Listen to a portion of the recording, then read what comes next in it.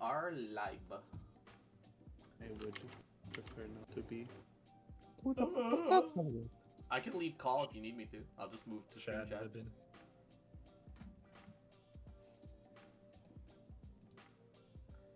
Umbro, Yahoo. But yeah, I can move to just stream chat. Yeah. Yeah. I love you guys. And I'm gone.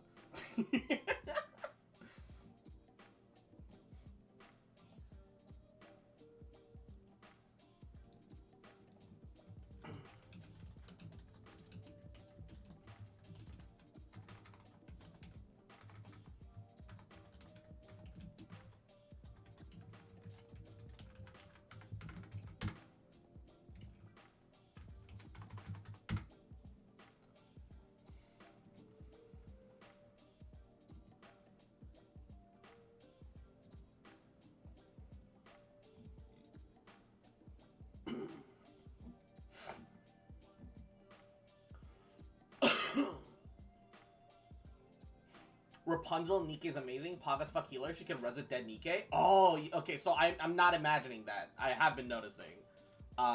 When occasionally I have to do dumb arena. Yeah. Foxboy time. Hell yeah, Norax. How you doing, cutie? How are ya? Thanks for reminding me that I need to make sure to be taking care of my Nikke while I'm in the middle of stream. God damn it. And Lana Love, mwah. Thank you for the folly. How you doing, cutie? Uh-oh, wait, the dedge is below the alerts. I just realized that's kind of slightly problematic. All right, it's below it now, so it should be fine. It should be fine now. 100 crystals away from being able to buy out Modernia too. Oh, I bought Modernia and I did get a copy. So I'm at 1-star Modernia. I'm very lucky. Very fortunate. I don't think I'll be able to get any more. But yes. Can we pretend that airplanes in the night sky are PeePeePooPoo? PeePeePooPoo. Poo-poo pee-pee.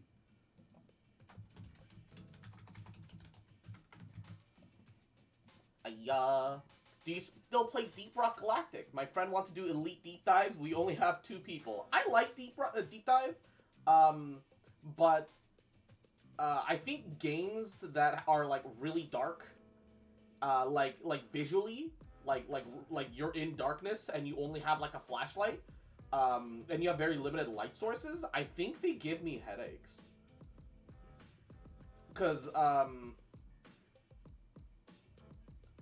genuinely, I just, yeah, because I have that issue with Darktide too.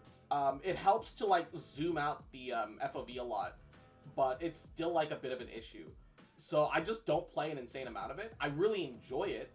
I really like it, but yeah, I don't play like a lot. And Senas, Yahoo.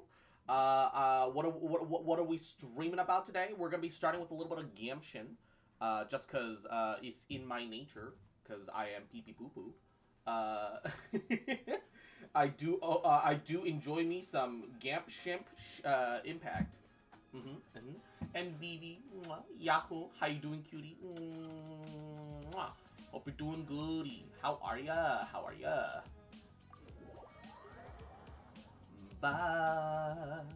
The free-to-play life is pain? No, the funny thing is that, like, I have never cared to spend money in Nikke. Even to buy the $5, like, monthly pass, right? For the first time, I want to get something, which is the little mini season pass, because it has that new skin for Sugar. I want that Sugar skin so bad. Solidify. By royal decree. The only issue is that I literally can't use the Google Play Store, because Google Play Store PeePeePooPoo.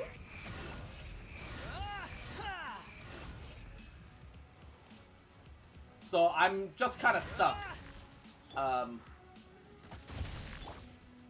Stabilize. So yeah, I like for the first time I'm like, okay, I'd be down to spend money in Nikkei, but I literally physically can never spend money in Nikkei. So no matter what, even if there is a thing that I actually want, I will never be able to spend money in Nikkei. I am like actually hard locked free to play. Haven't spent a cent on Nikkei, don't plan to. Yeah, no, like I like the characters and stuff, but yeah, Nikkei is not worth spending a dime on. Like, there are very rare exceptions when you're like, oh, I really like that skin. And even then, it's kind of... It's kind of like really like unnecessary. It's absolutely unnecessary. And Senna, Yahoo, how you doing, cutie? Hope you're having a goody day. Welcome, welcome. Gaboo.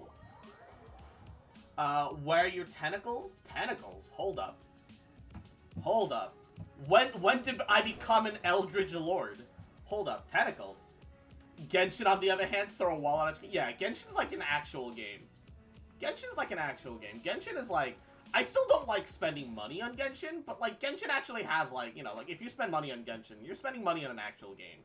So it's okay. It's all right.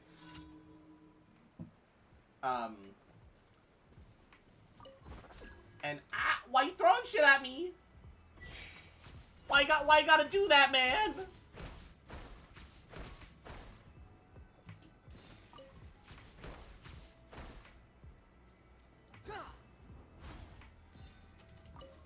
Why you gotta do this to me? Good old Gampsham. Yep.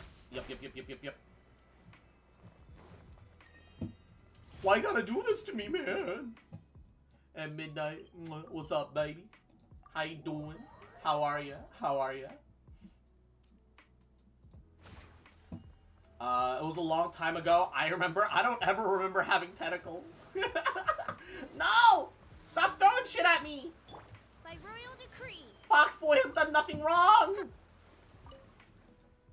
I'm happy. Rubber's breakdown is true. I'll have like 300 wishes for Deha when she comes out. Yeah, no. It's like a lot of pulls. It's like a lot of pulls. I called you Foxapus! Ah! Stop throwing shit at me! You've done nothing wrong.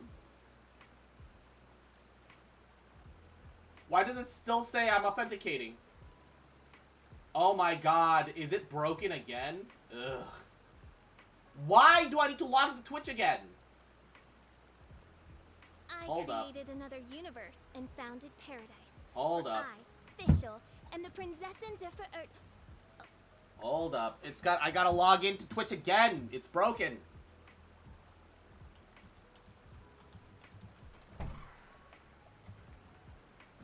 Wait.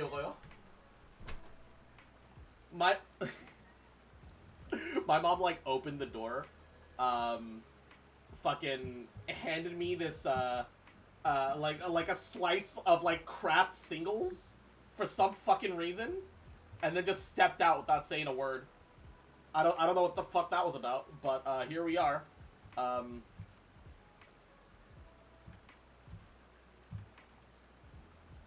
I created another universe and founded paradise. For I, Fischl, and the Prinzessin de Ver... Alright. Okay. Here we go. There we go. Now I'm actually seeing things being thrown at me instead of just feeling it. Alright? I'm really feeling it!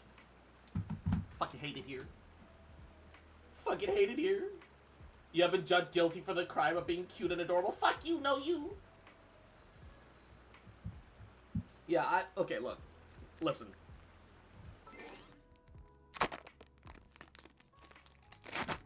It's the sound of me unwrapping the plastic of a Kraft Singles. Just like a slice of fucking American cheese. Which is to say, cheese-flavored edible plastic. I don't know why she came in and just fucking gave me that. I'm still gonna eat it.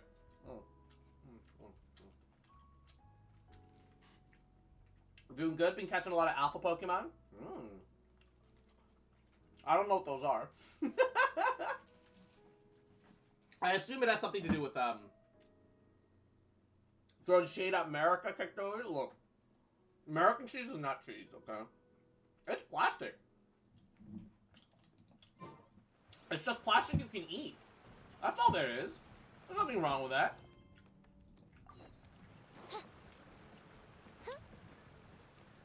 There's nothing wrong with admitting it, you know? It's probably better to admit it than to not. Wind rises. Alright.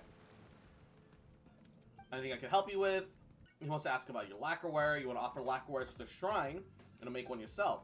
I want to have a wish fulfilled. I won't tell anyone your secret formula.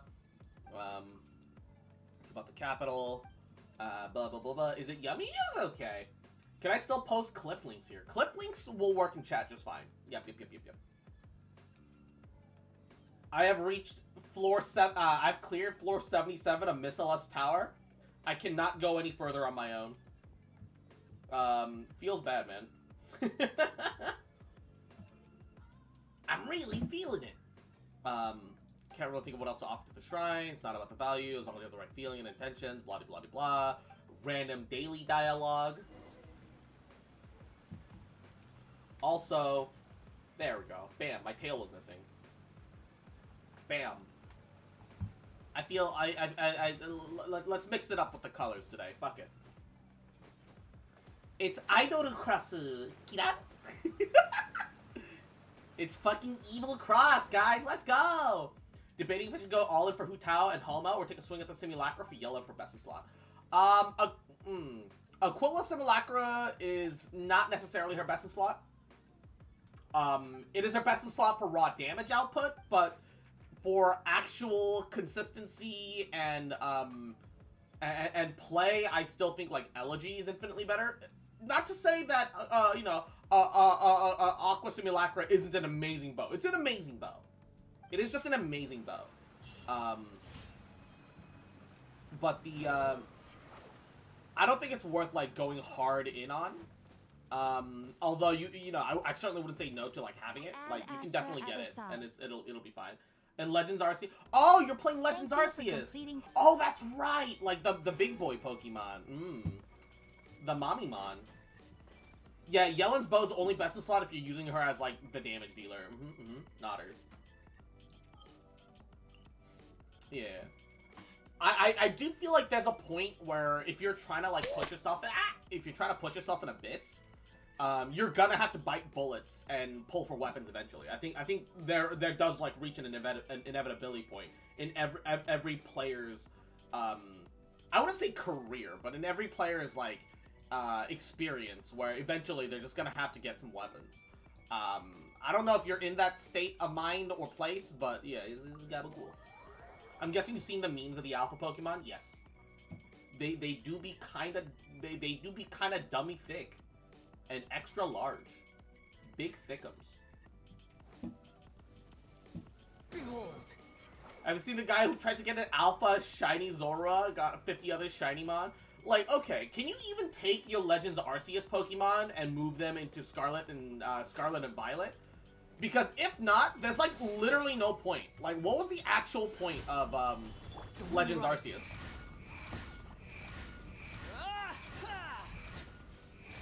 Can you even keep any of your Hisuiemon? Cry louder. If you can keep your Hisui Pokemon, that's like actually sick. But if not, like, what's the point? I actually don't know, right? Like, what actual purpose is it like actually solving?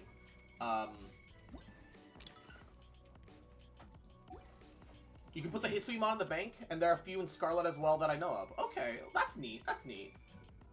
Because all I know is that I really liked the appearance of Hisui Arcanine as well as the Rock Scyther evolution. The Rock Scyther evolution was neat as fuck. I really like that. Solidify. Behold.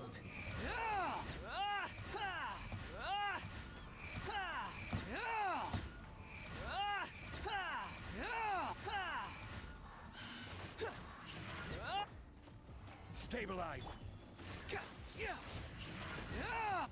The wind rises.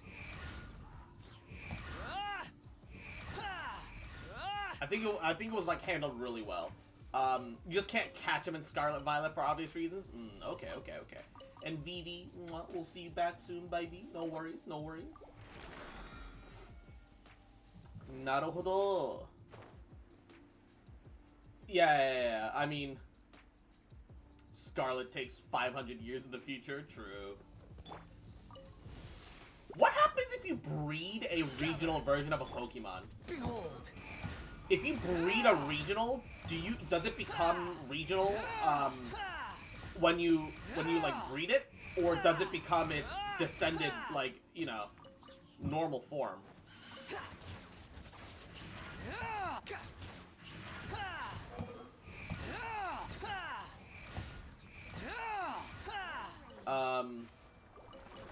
Like, actually curious. So, like, if you have, like, for example, like, an Alolan Vulpix. If you take an Alolan Vulpix and breed it, does it become an Alolan Vulpix when it comes out of the egg? The wind rises. Wait, Meowth in Sword and Shield was Steel type? It becomes normal in Scarlet Violet. That's weird, but okay. Weird champ, but alright. I mean, it is what it is, right? It is what it is. If you give it an Everstone, it'll be the regional version that it's based on. Oh! It's rather... That's fascinating! Happy to oblige. New country. Odds reveal that. Behold.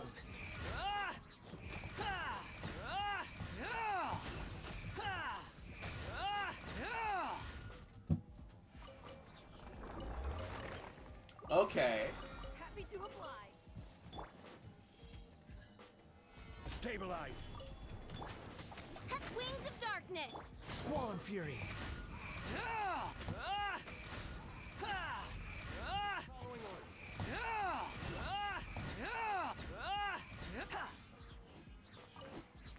That's actually really interesting. Okay. Hisuian Arcanine is Fire Rock. Cleavor is Bug Rock. Unfortunate types. I mean, they're not ideal, but they're okay. Fire Rock is truly unfortunate. Bug Rock is fine. I don't think Bug Rock has anything, like, truly terrible going for it. It's got a lot of weaknesses, but that doesn't make Bug Rock, like, inherently bad. Gather. I think the Bug Rock is fine. If anything, Steel Bug is kind of worse. Having two Pokemon for two different language versions, one German, one increases the chances of it being a shiny while breeding. Yeah, I mean, that part most people that were into, like, shiny breeding just knew inherently. I did a lot of shiny breeding back in my day, back when I used to play a shit ton of Pokemon. Definitely used to do a bunch of that shit. Gabagool. All right, so we need to do this new event where... Oh, great! Another compass! Because that's what I needed, another compass. Alright. How's this event gonna work? We're all the way in Mondstadt. Any other things you want to ask about Pokemon, by the way? Not off the top of my head.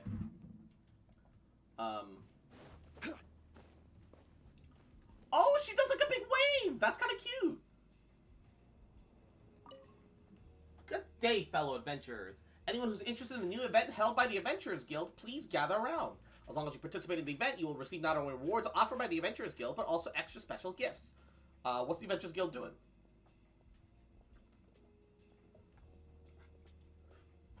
You're the Traveler. Oh, what a pleasant surprise. I wasn't expecting to see you at all. As you can see, I'm recruiting participants for an event held by the Guild. This is my first official job in the Guild, and I'm determined to leave a perfect impression. You must not have heard about the event. Jack has named the event Across the Wilderness. In his words, this is going to be a simple yet fun, and at the same time, contest the capabilities of participating adventurers. To be more specific, we're going to set up wilderness balloons in various locations. All the participating adventurers need to do is find the wilderness balloons according to the prompts and venture along, blah de blah de blah de blah de blah. More wilderness balloons, the higher the rating. Okay, what if I accidentally pop them? The balloons aren't ordinary. They can withstand arrows from afar, can only be popped from close range. When similar events were held before, the first thing most adventurers did when they saw the balloons was just pop them with arrows, and we told them not to, but they never listened. That's why we customized the balloons to work for this event, and hopefully it works. Please excuse me, but I actually need to go now. I need to recruit some more participants for the event. If you're interested, if you're interested, please do come participate. If you're willing to take part, I'm sure Jack and Master Cyrus will be thrilled. Tyler, Yahoo, how you doing, cutie? I don't have Nintendo Online though. I can't get foreign dittos. I used to have a shit ton of them. But I'd have to like dig out my old 3DS and charge it up and all that shit. So, you can do these co-op. You need to equip the Wilderness Compass. Okay.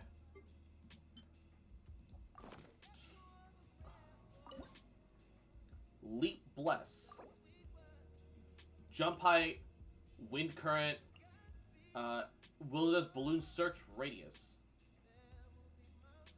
Okay.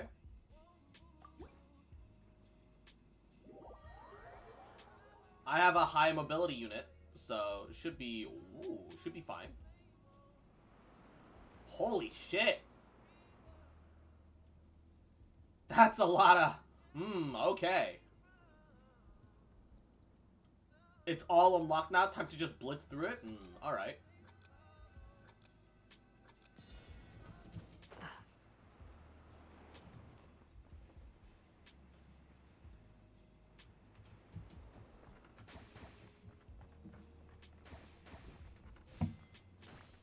The wind rises. All right.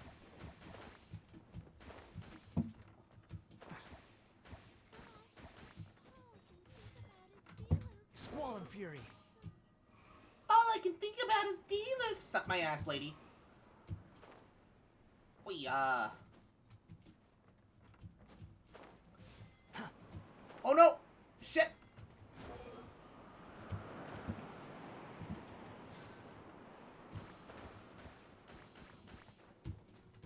Oh, come on.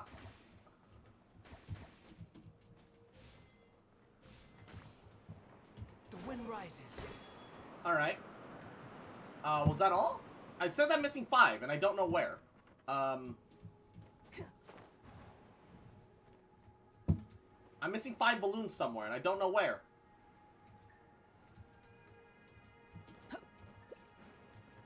Oh, there it is.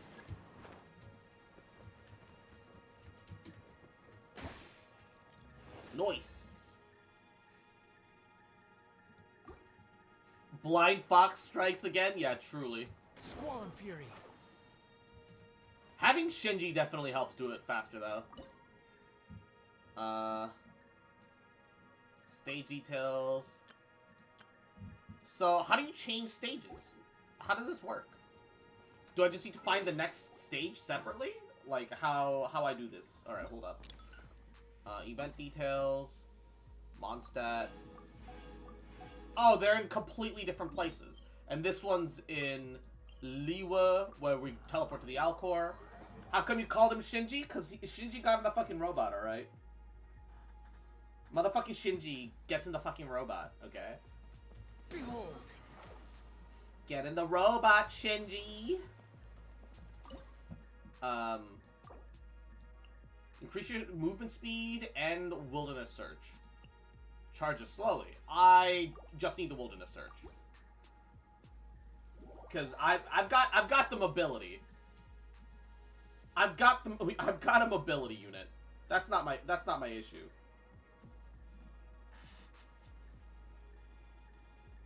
Imagine naming him Paimon. Wait, can you name him Paimon?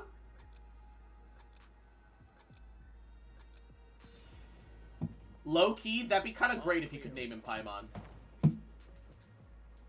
Like, unironically. Actually would be kind of great if you could name him Paimon.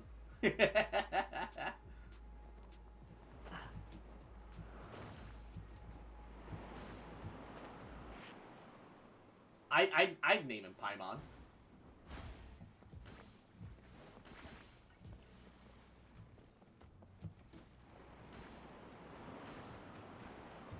wind rises. Alright. Take me up. Ba da da da da da da.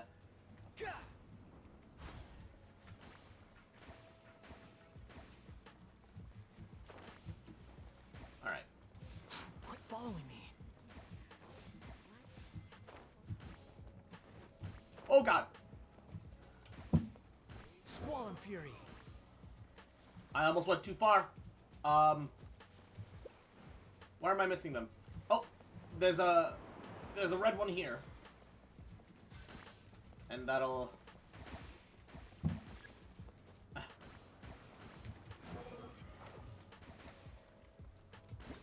That's it! Kaboom boom!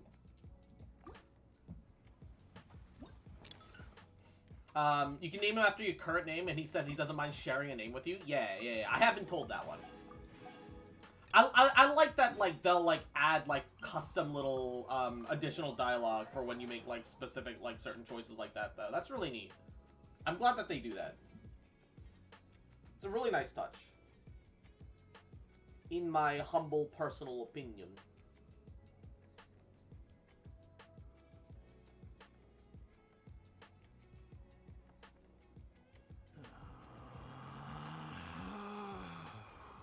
Relax. I still need to get around to doing the quest. Understandable. Alright. I like Treasure Bless. Ah! Relentless! Yahoo! How you doing, cutie? Oh, Mongol. At least the purple pops against the green a bit more. That's a lot of balloons, man! That's so many!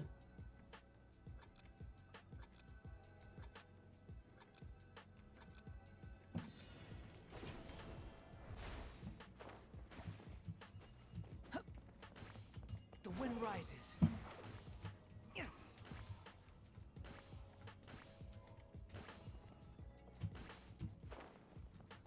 There's so many balloons!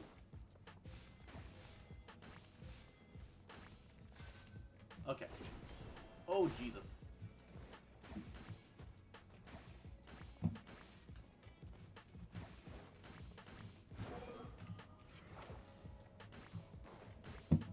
Alright. That's the big central one. And now we get all the auxiliary stuff. Behold. Uh-oh. I'm stuck! Help! Door's stuck! Alright.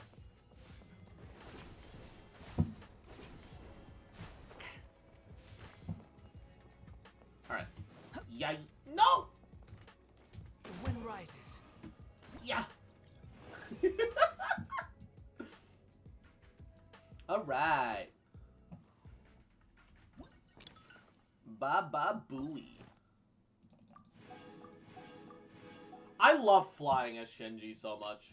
Like, genuinely, being able to fly as Shinji is like the most satisfying thing for me.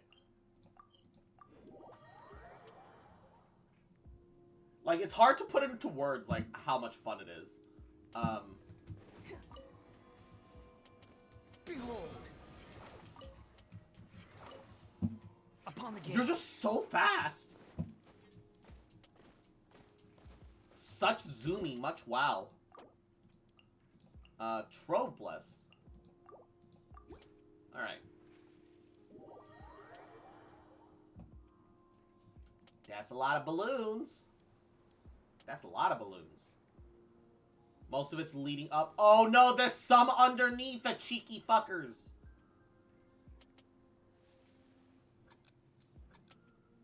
Why am I starting here? Alright.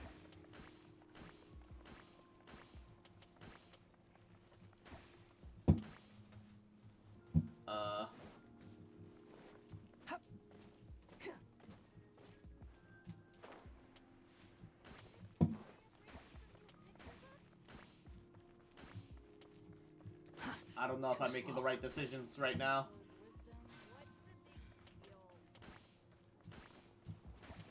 Alright. The wind rises.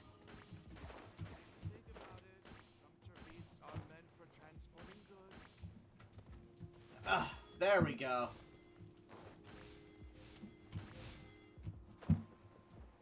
Yay. Huh.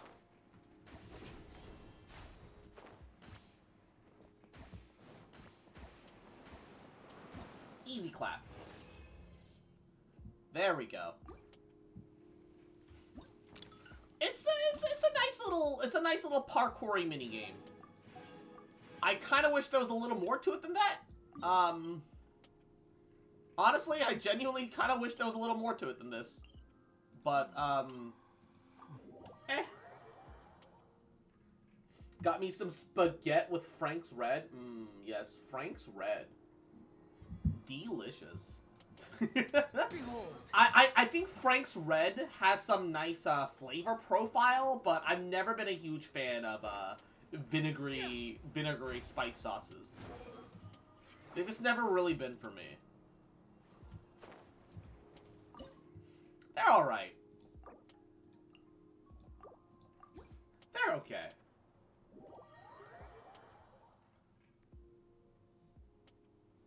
Oh, it's all below. Ooh, yikers. That's a lot of balloons. And that's an air current in the middle to fuck with you. Oh, no. Oh, God. One silver ticket away from 200 in Nikkei, not the gold one. Still need 50 more of those. Oofers. I borderline only ever spend my gems in Nikkei for the gold stuff. Like, don't get me wrong. Like, I still have, like, a good amount of silver tickets. I've already used one to buy a Pravati, so I have a 3-star Pravati. So it's not like I haven't been pulling on that other set either. But...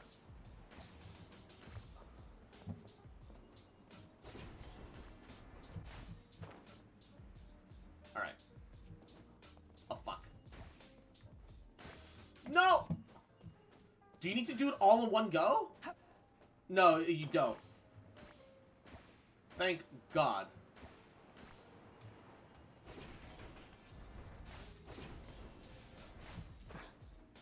Thank God you don't have to do it all in one go. Could you imagine if you had to do it all in one go? Awful.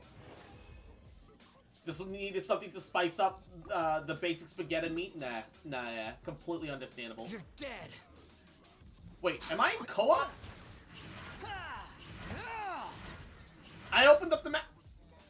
I'm in a co-op state. I was like, I opened up the map. Why am I being attacked? What is going on? Oh, also, because of the rewards, we have enough for another temple. Let's go! We have 30 pulls saved up right now, and we're literally like 2-3 pulls away from actual like actual soft pity. Let's go. The event forces co-op mode. It's dog shit. Yeah, like, look, if I'm already in co-op, or if I'm doing it with a friend, sure. I really like that they give you the option of playing this with a friend. That's really neat. I'm glad to have that option. I don't think it should be forced upon me if I'm not, you know, gabagool. Why are you forcing shit on me, you know? What is this bullshit, man? And unfortunately, outside of the TCG stuff, we are now out of content once again. Oh boy, I love being out of content. Man, that's my favorite thing, y'all. I love being out of content. TCG, poggers, yeah, I need to do my weekly matches, and I need to be... Ooh, Mona! I'ma make her a Mona. You mean astrologists shouldn't be allowed to play? Really? I would never use hydromancy to cheat. She said she lied as easily as she breathed. Alright, let's play a match then, girl.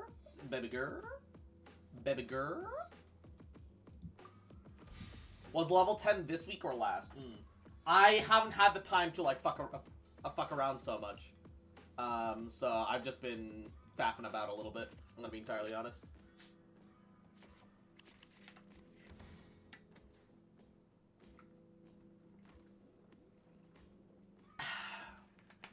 I mean, it's only weekly challenges. Keck W, true. I still haven't done all the world challenges though.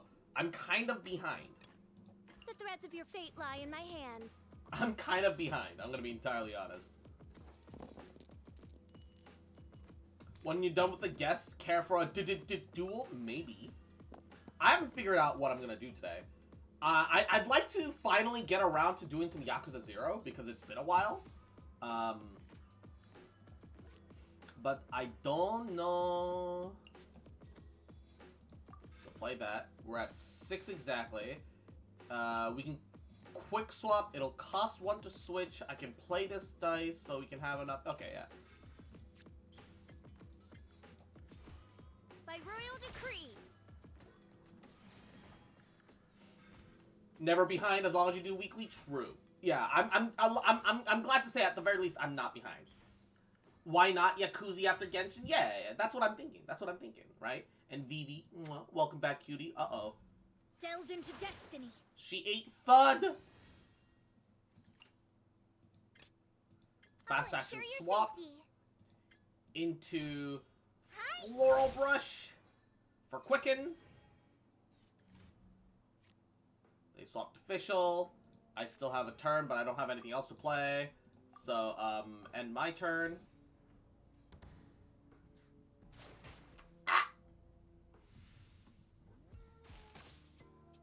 This isn't exactly hyper ideal, but you know, here we are. Everything is alright. Everything okay. Everything gonna be A-okay, baby. Please no Hydro. I need a bunch of Dendro and Electro. That's some Electro. Can I get some Dendro? No! By royal decree. Alright. Play this to get the ult that we need. Play this to give her exile, so give everybody energy. Play this to turn one of the Electro into Dendro, so that I can use my ultimate! Try this on for size.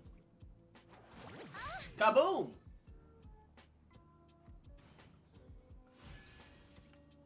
And then everybody else got a little bit of energy.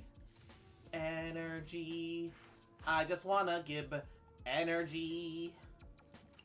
Fast swap. In the name of the princessin. Fish of Greed! Get 2 cards, and we'll play that and enter. Alright.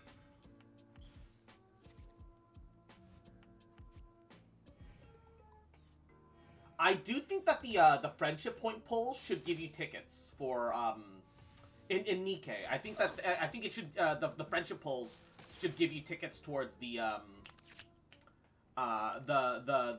getting copies of like characters, because you need 5 3-star limit broken gold characters in Nikkei, and that's dog shit. That's awful.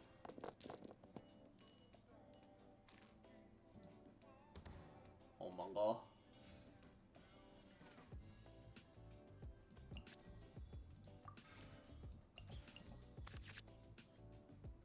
Ooh, hello.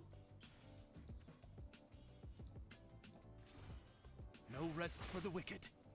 Knight Rider doing a little bit extra damaggio. Nice. Get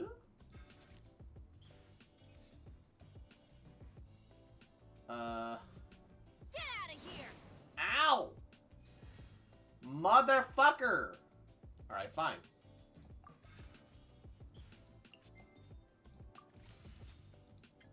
Perish. Midnight Phantasmagoria. This is just my... Perish. Nika got waifu though? Yeah. Delve into destiny. Oh no! Fräulein.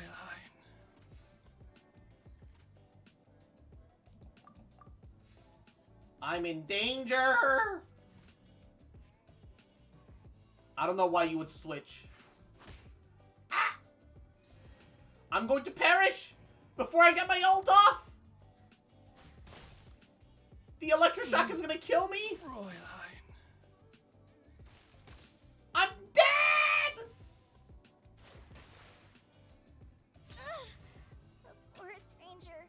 Overconfidence is the slow and insidious killer. Truly a Pain Pecco moment. Wow, literally no Dendro, no Omni. No Electro, no Omni. Not a single Electro. My god. You're actually joking, mate.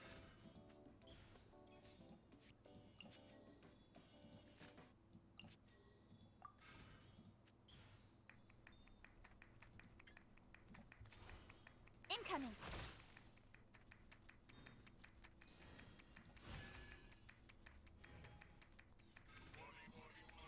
A singular strike.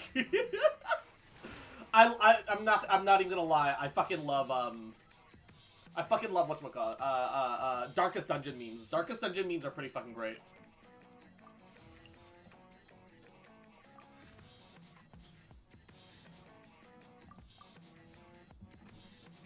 And now she dies.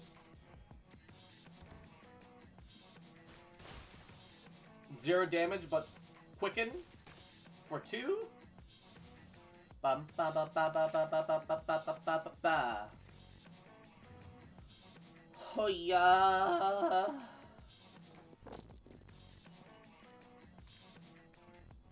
Give me the Electro.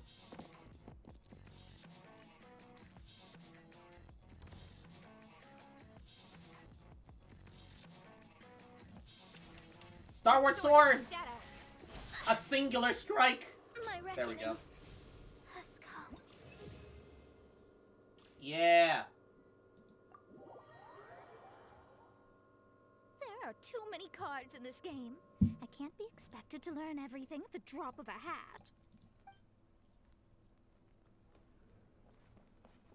Oh, Lan! Can we get your dumb fucking sword completed so I don't have to worry about you anymore, bitch? Bitch? Finish your sword bullshit, lady. Alright, I don't need 2 of these. That can still be useful. Alright. I'm letting you know, not this drip marketing, but next, if the leak I saw on accident is true, I'm straight up screaming the Genshin section of Discord. Just give me some images right now in the Discord, all right? Don't talk about it out loud. Just share some photos. Spill the beans, Homodachi.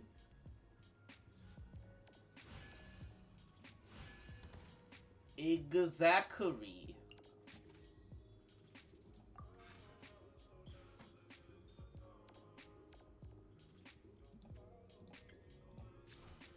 No rest for the wicked. Fall before me. Ow!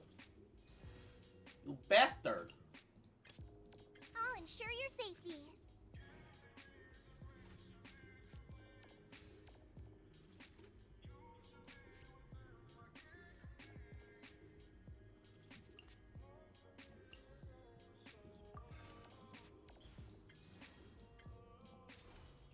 Floral brush.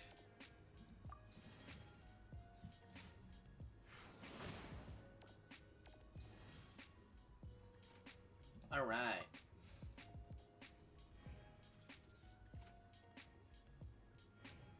And that's their end of turn.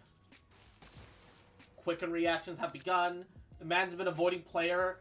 Got leaked for 3.6. The other husbando next to Sino. The other husbando next to Sino? I'm not 100% sure what you're referring to. Not 100% sure what you mean. Other husbando next to Sino? Kabe? Maybe?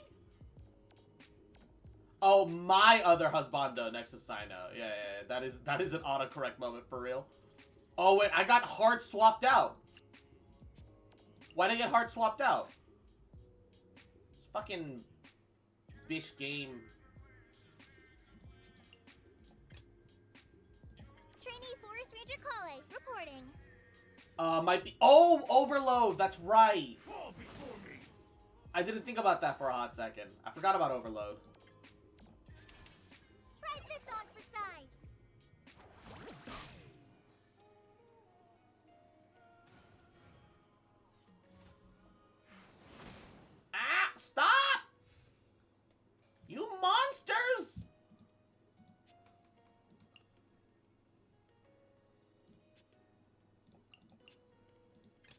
Switch. Let's finish this quickly. I would assume Kave is 3.6 or 3.7. Yeah. It feels like a pretty safe assumption at that point.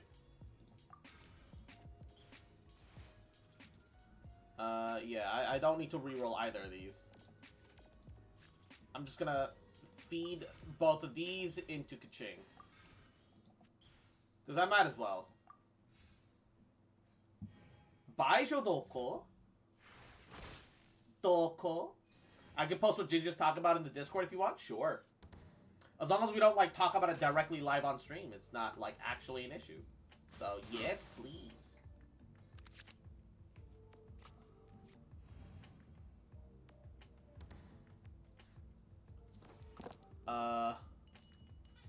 Gabagool. Gabagool. Ooh! Ooh, I see. Ooh, let's go. Ooh, let's go. It's why I'm not saying names. Nodders, nodders. I getcha, I getcha, I getcha. Nodders. Nod champ.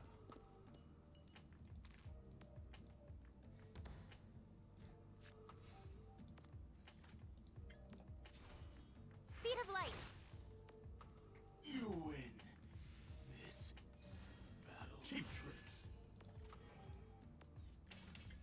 This will end you.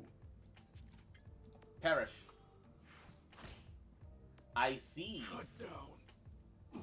Yeah, I was honestly still, like, I'm still to this day. I'm still to this day, I am surprised that they're prioritizing Al-Haytham over Baiju. I genuinely thought that, because it was gonna be, you know, Lunar New Year, I honestly thought that instead of Al-Haytham, we were going to get Baiju this patch. This upcoming patch in 3.4. I was so convinced it was going to be Baiju, right? It's weird. It's weird, man. Because it'd be weird to do, like, Al-Haytham now and then Baiju later, when we're literally going to Leeway soon, right? I mean, there's like, no reason as to why they can't, but, like, you don't really think about that, you know? It seems kind of ass backwards for some reason.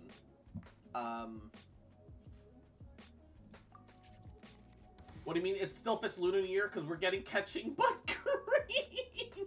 I mean, shit, you right. I mean, shit, you right, man. No. Checks out. You right. Truly, it is catching but green. Nodders.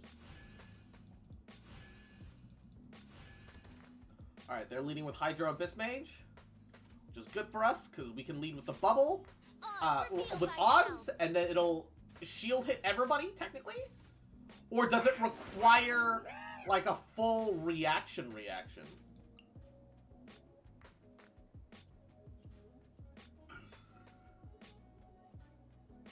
2 Hydro applications. Oh, so it's not...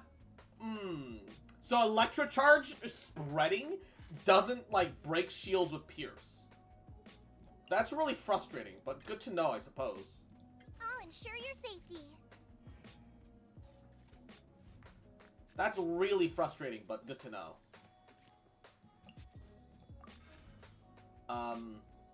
Pierce isn't a reaction, makes sense. Yeah.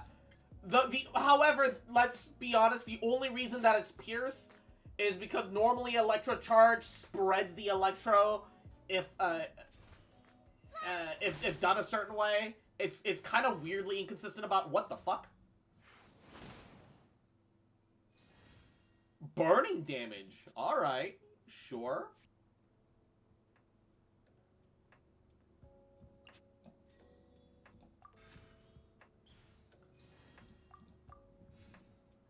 Alright. So burning becomes like its own little summon. That's neato. Yeah, get fucked. And the burning follow-ups of melt. Oh, get fucked! I hated the Abyss match where they had some on-field thingy that made them refresh shield easier. Ooh. That's awful. That sounds actually awful.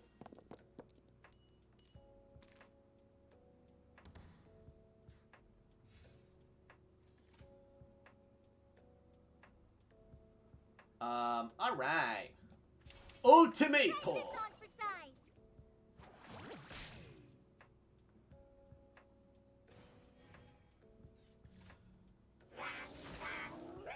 That's so much damage. Why does Melt slap so Let's hard? go. Time is against us. Burn can be good. Burn can actually be good in this game, I think.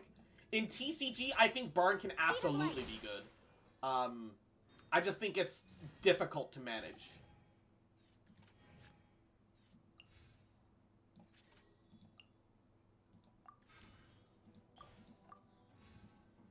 In base game too, burn damage did get hard nerfed compared to its initial release stuff.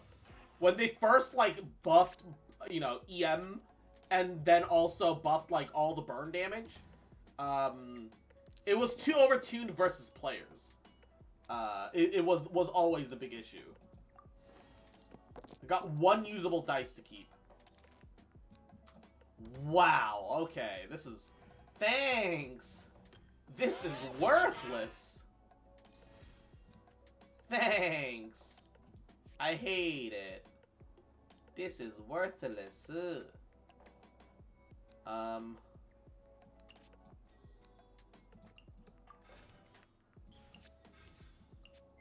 Consume.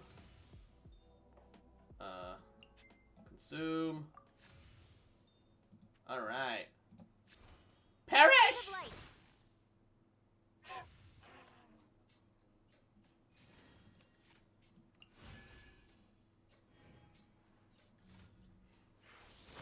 Ow! Stand in a fire as Nahida with 1k EM and normal. See how fast HP drops? True. Honestly, fucking true. Incoming.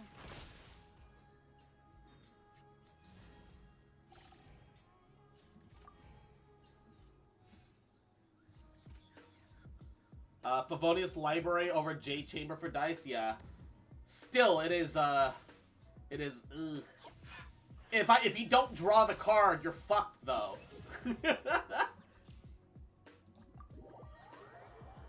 If you don't happen to draw the card, you're fucked anyways, though. So you're just still kind of stuck there a little bit.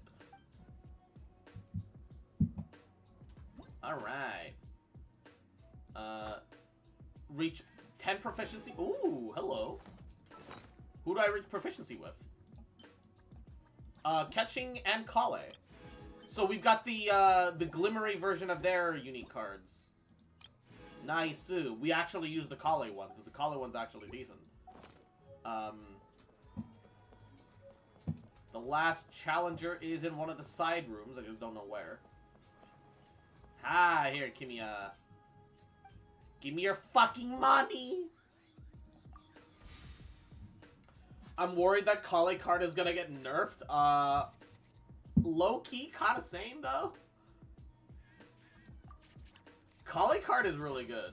How many decks do you have? A decent amount. So, if I remember correctly, I want to start, like, especially if I pull Floral Sidewinder, I want to start with, fate lie in my hands. yeah, I want to start with, like, Official and then move in, right? If I remember correctly. Yeah. I feel like regardless, I always tend to do Official summon, you know, Official into Kale anyway. I feel like I just gravitate towards it for some reason. Oz, reveal thyself. Yeah, you just do 10 damage. I feel like I just tend to gravitate towards that regardless. For one reason or another.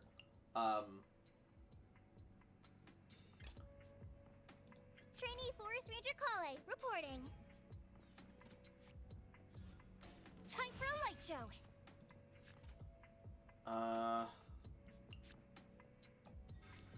Which card do I want to sacrifice? I kind of want to keep all of these, though.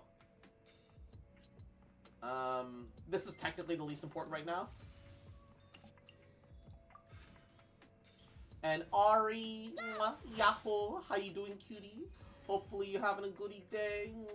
Welcome, welcome. Uh-oh. Viridescent Venereer. Alright, alright. Don't like that.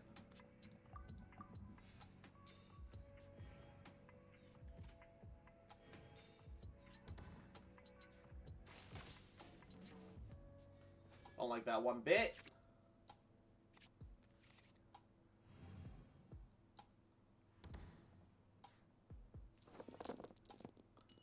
Alright. Dendro and Electro, please. Please and thank you. Okay, thanks.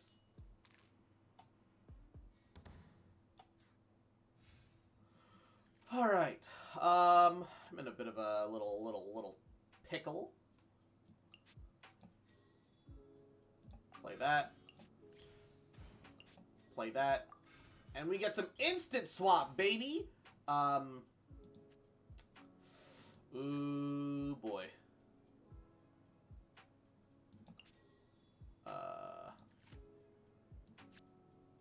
I kind of don't win no matter what. Fuck it. Go! Fuck it.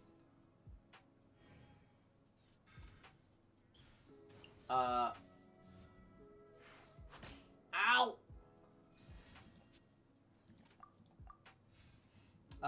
We're sad we're only getting 2 cards next patch. Honestly, a little bit, yeah, same. It feels like we should get a little bit more, somehow. At the very least, you know, only 2 character cards can still be, like, okay.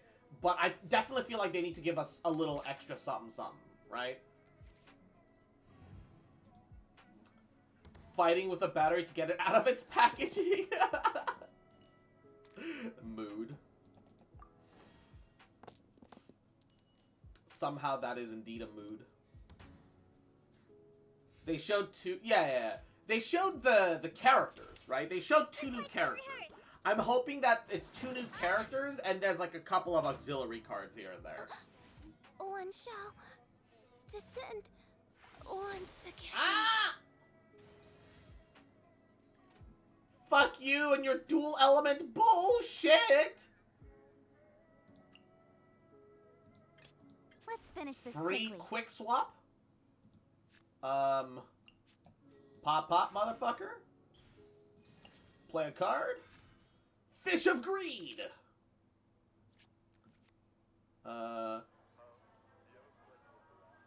Heal off field. And we'll end round. No way that happens unless it's a massive TCG update. I know, but a boy still got dreams, man. A boy still got dreams, man. Alright, maintain quicken.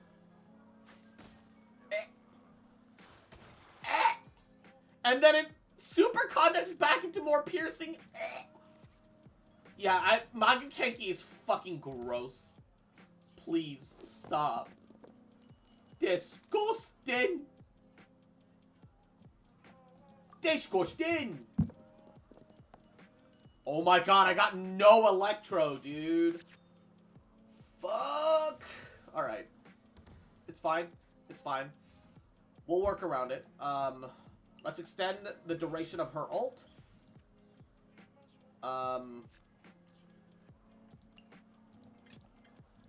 Quick swap into a floral brush because luckily we still have that going.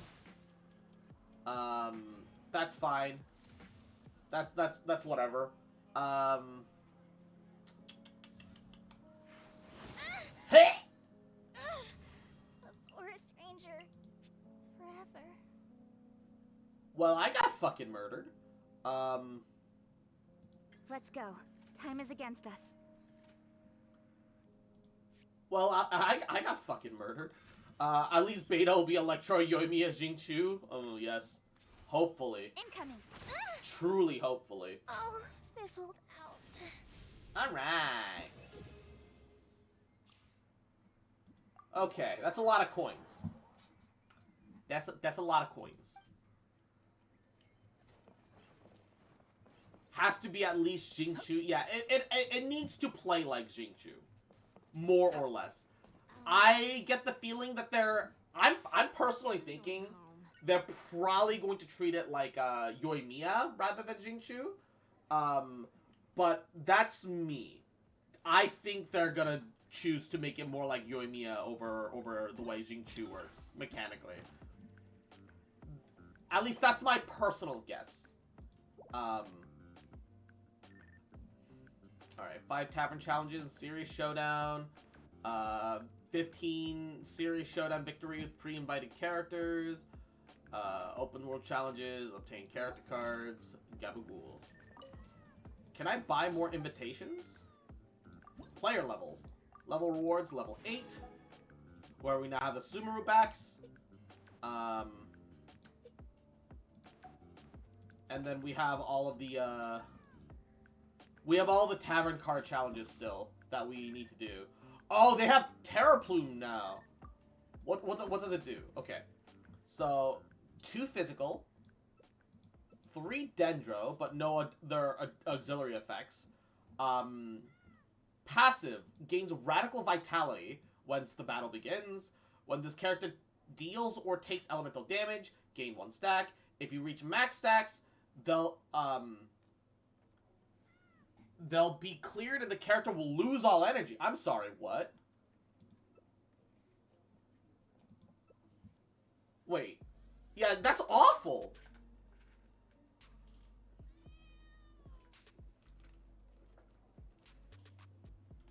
It's so easy to get 3 stacked. Yeah, if he ends up 3 stacks, you lose all stacks and energy. And you start with a stack, too. So if you get reacted twice, that's it. You're dead. It is literally the worst card in the game. That's dog shit.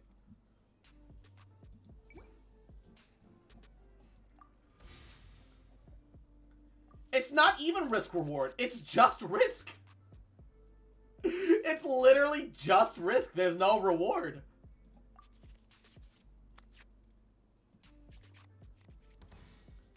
It's literally just risk.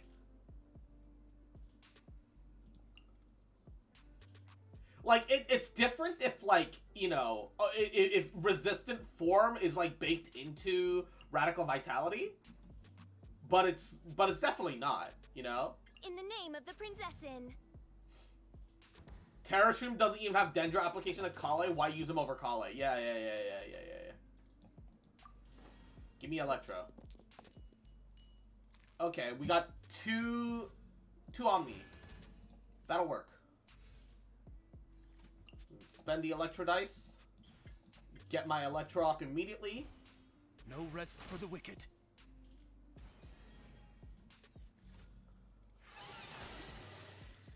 Ooh, it do some chunkers damage though. I'll ensure your safety. Can call it, so can call it, but she casts standby Dendro application and doesn't lose energy. Yeah, true. Hard agree with you. Infinitely better. Go!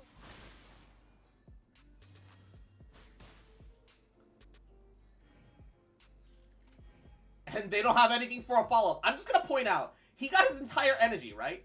He's at 4 radical vitality only because he has proliferating spores, which lets him have 1 more radical vitality. I'm gonna point out that he should have been he should have lost all of his stacks already. He should be out of stacks in his base state. In his base state, he is stackless right now.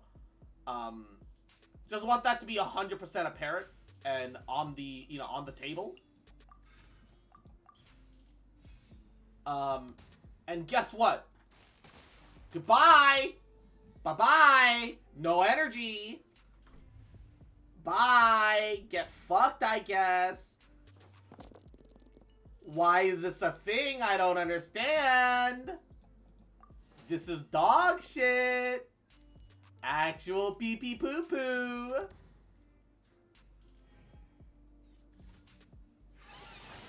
Ow. Did you like fucking not?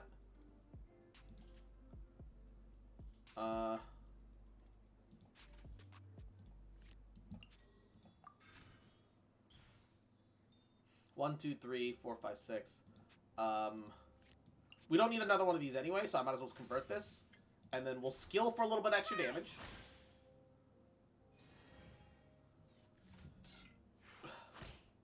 Ah, I'm gonna die.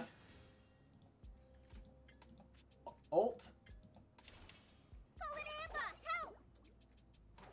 It's a condition you have to play around, but it's so easy to counter. Yeah, it's silly. It's dumb. It's just bad. Like, I don't know what they were fucking thinking when they incorporated that into its design. Like, that's just bad, right?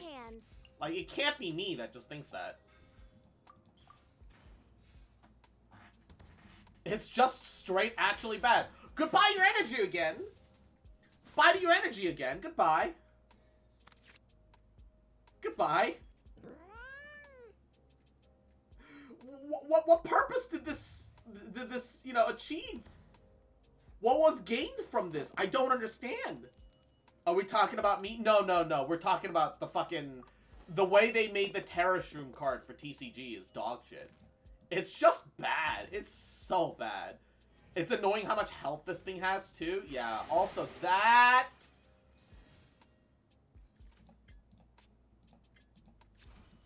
Oz, reveal thyself. It also just has so much health. Agreed. Stop. You bastardo.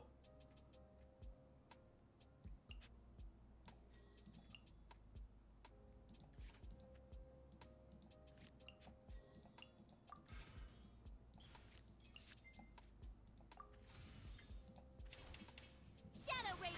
The grass chocobo? Yeah, grass cobo. Nodders.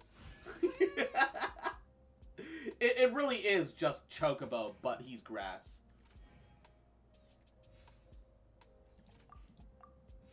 It really just do be grass chocobo, for real, for real. Perish. There's another NPC that has a ton of health, too. True. Nodders. Okay. Immediately use Volatile Spore Cloud. You can accumulate one more stack of Radical Vitality. Oh, wow! Thanks. This is worthless. Thanks. Thanks, I hate it.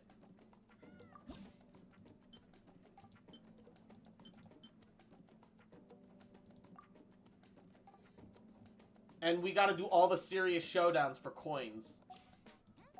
Although I think I'm pretty good on coins right now. Purchase invitations up to 5. Okay, I think it's most important to get all the cards.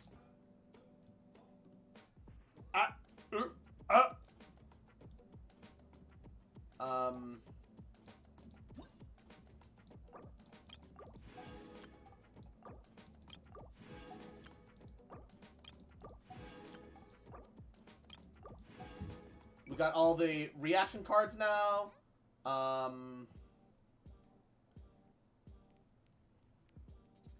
Master of Weaponry and Divine Relics installation are actually dog shit. Changing shifts is okay, but I wouldn't really recommend going too hard on that. Guardian's Oath is dog shit.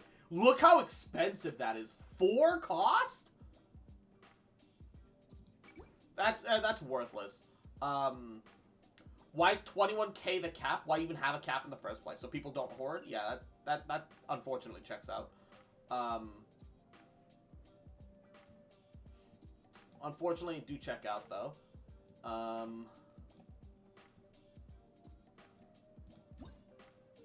Tubby is like an interesting setup card, but eh. If physical or piercing damage or an elemental reaction, this gains inspiration. Discard this card, draw 2 cards. It's alright. I don't really see that being that useful, but I bought all the cards last week, and now I get 4.8k coins a week, so a skin a week. Nice. I still need to get, like, all the invites, though.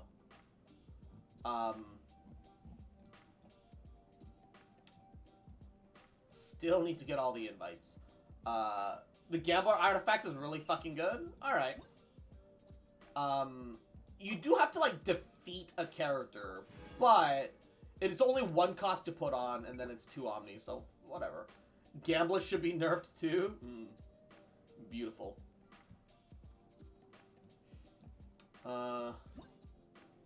Elemental damage, gain progress, 3 different basic elemental die. I don't see Parametric Transformer being that good. You know? 1 dice cost can give you up to 4 Omni die. True. True. Timmy is like worthless. 3 turns to get 1 Omni element and 1 card. It's so much buildup for like no reason. NRE with Mao is pretty fucking broken though. That's, yeah, I can see that combo being really good.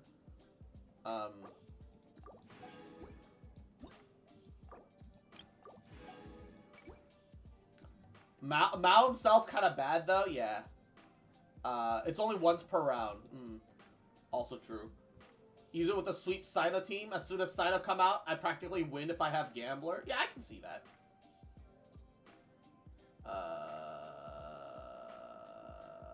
Let's see here. What else should we buy? Just get both of these to get that out of the way. I like the Ellen card. I don't think it's that good anymore, but I do like the Ellen card. Buy Chang the Ninth. Oh, you need to buy both copies of Chang the Ninth. I'm out of coins. I have run out of coinage. Alright. I could just power through, but I'm also kind of feeling lazy. So I don't wanna be going too hard at it. Play a total of 100 summons in victorious matches. Nice. We're swimming in coins at the moment. True. Also true. Not denying that for a hot second. Also true. But I'm lazy. I kind of want to don't want to. I kind of don't feel like doing more matches right now. I will get around to finishing it. I will get around to finishing it. It's fine. Everything's gonna be fine. It's fine. It's fine. Bought all the cards, 6 dynamic character skins, still have 6 coins left over. Yeah, my plan is to buy all the coins. Buy all the cards. My plan is to buy all the cards and then start collecting the cosmetics. I'm just not in as much of a rush for it as I maybe as I should be. Always fishing? Nah. I'm good. Fuck fishing. All my homies hate fishing. This realm is true. Yeah, exactly. TCG is permanent, right? I don't want to burn myself out and like push it. I'm defeated my cat once. She's outside in 20-degree weather. The fucking weirdo. Look, I think the sooner you just acknowledge that you'll never win against your cat, If you is ever the have happier any you'll questions be. about The happier you'll be. That's the reality of dealing with cats. Is that they're just gonna win. All right. I just want to do chat duels like we used to do Pokemon Sag. Yeah, I'm gonna get around to like building more decks and getting more things together, and then we'll do more. We'll do some more TCGs. You know the thing that upsets me?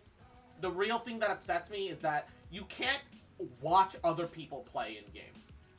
So if you invite 4 players, right? If you invite 4 players, and yeah, where's the spectate mode? Where's my spectate mode? They need a spectate mode. For real. Yeah, they need to rework how TCG co-op works. I think they said that they're gonna add it. That's good. That's good because it needs to get added for sure. Like for real, it needs to get added. All right. Now the question is, what next? Because I'm done with Genshin for the day. I'm out of Genshin, and I'm okay with that. We could do Yakuza 0, because I still need to finish that and make G7 eat pineapple pizza. We could do Gundam. Pokemon Fusion is on the table too. That's true. That's true. We need to be able to duel anywhere in the world and not just World Host. That would be nice. I think TCG should ignore regions too. I don't see why TCG has to be region locked. Because right now, as it is, you can't realistically play with somebody from Europe for TCG, right? So yeah, I'm divided between Gundam and Yakuza 0 at the moment. I don't know. In the game world? What do you mean? What do you mean in the game world? Like what? I feel like I'm not understanding something. I'm definitely not understanding something.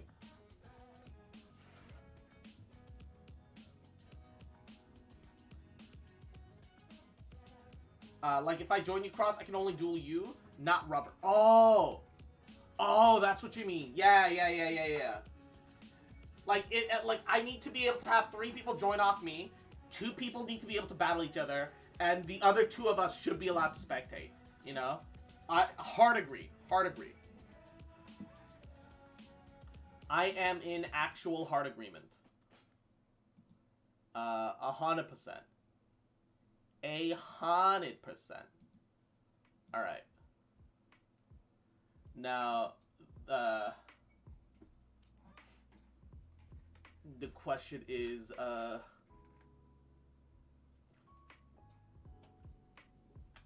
what to do? I thought you meant, like, in-world, like, dueling at the Adepti table or on Aokang. Oh, that would be cool, too! That would be cool, too. Imagine if they just gave you, like, a table that you could put down, and then you could duel anywhere. I got my mother one of those things that shoots water to your butt clean. Oh, bidet! I turned on the highest setting. Oh, God, your butt got pressure washed? Hey, look. You know, I'm just saying that, you know, that awakens shit in some people, alright? Some people pay for that experience.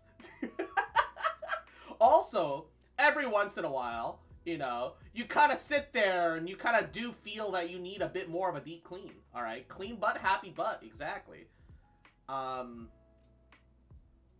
Yeah. I need a bidet. Bidets are amazing. Bidets are amazing, alright? The one thing that I truly missed being up in Canada was bidet, alright? Like, yeah, you can get a little toilet paper, wet in a little bit of water, and, like, do a little wet wiping, but it's not the same. It's not the same, alright? It's not. It's not. There's nothing wrong with admitting that it's not the same, you know? It just ain't. It just ain't. Oh gosh, I'm a little gassy today. I'm a little gabagool.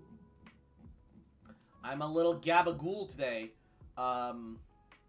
There's also Cult of the Lamb. Why do I still feel like playing Baldur's Gate? Fuck, what's wrong with me? I don't know what to do. I actually don't know what to swap to. I don't have plans right now. I just want to play something. I just don't know what I want to play. Witcher 3. I don't have Witcher 3 installed! It's such a big game. I have to uninstall it so I can install Yakuza. Dorktide? Dorktide could be good, but I'm not really looking forward to a headache right now. I haven't been in a mood for it. Tower of memes. I uninstalled Tower Fantasy a while back, and I have no intention of going back. Really, I don't know.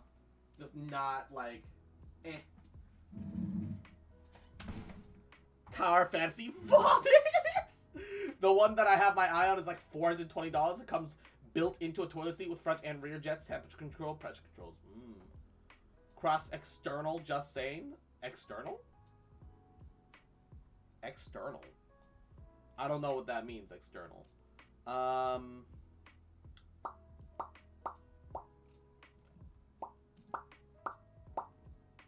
External SSD? I should get one.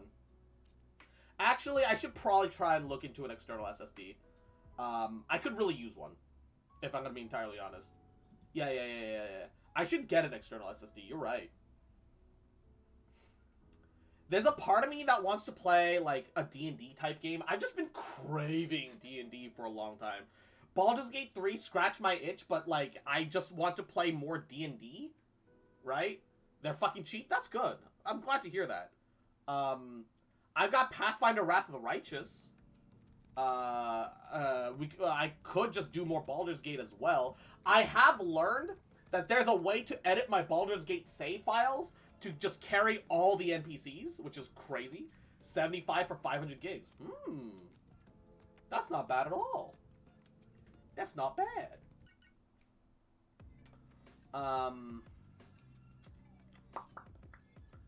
But like, I don't know what to do. I'm not in a hyper Yakuza mood, but I feel like I should play Yakuza. I don't want to get back into Potionomics because Potionomics is it's a stressful beast of a game. Not that I didn't enjoy it. I think Potionomics is an amazing game. I still want to get around to beating it at some point. I just haven't gotten around to it.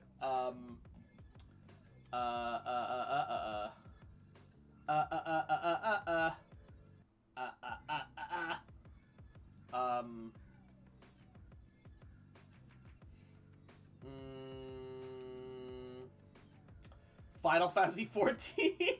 I think my sub ran out. My sub ran out in like December. Yeah, my sub ran out December like 14th. I'm not even subbed for 14 at the moment. Same. What to do? What to do, chat? $600 bidet, but it's on sale. Game has been dead.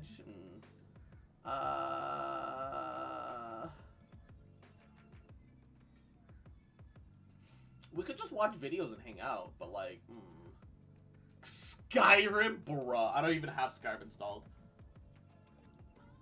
I do have special edition Skyrim. Wow. With the anniversary edition DLC. Wow. I'm not doing that.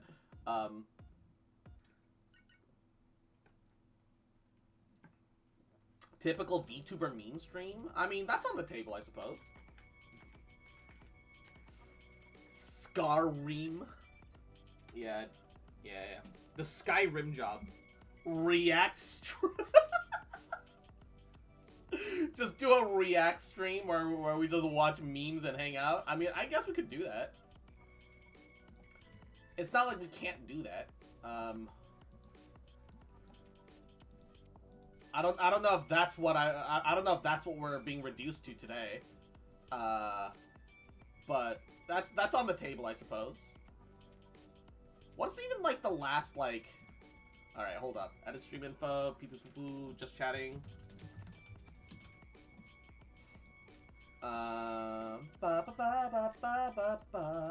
There's always Cult of the Lamb. Everyone's thoughts on that AI VTuber. Didn't that AI VTubers, you know, deny the Holocaust? Or whatever? I feel like it did. There was some sort of meme about it spreading for a little bit. Gabagool. Gabagool. It definitely feels like there was.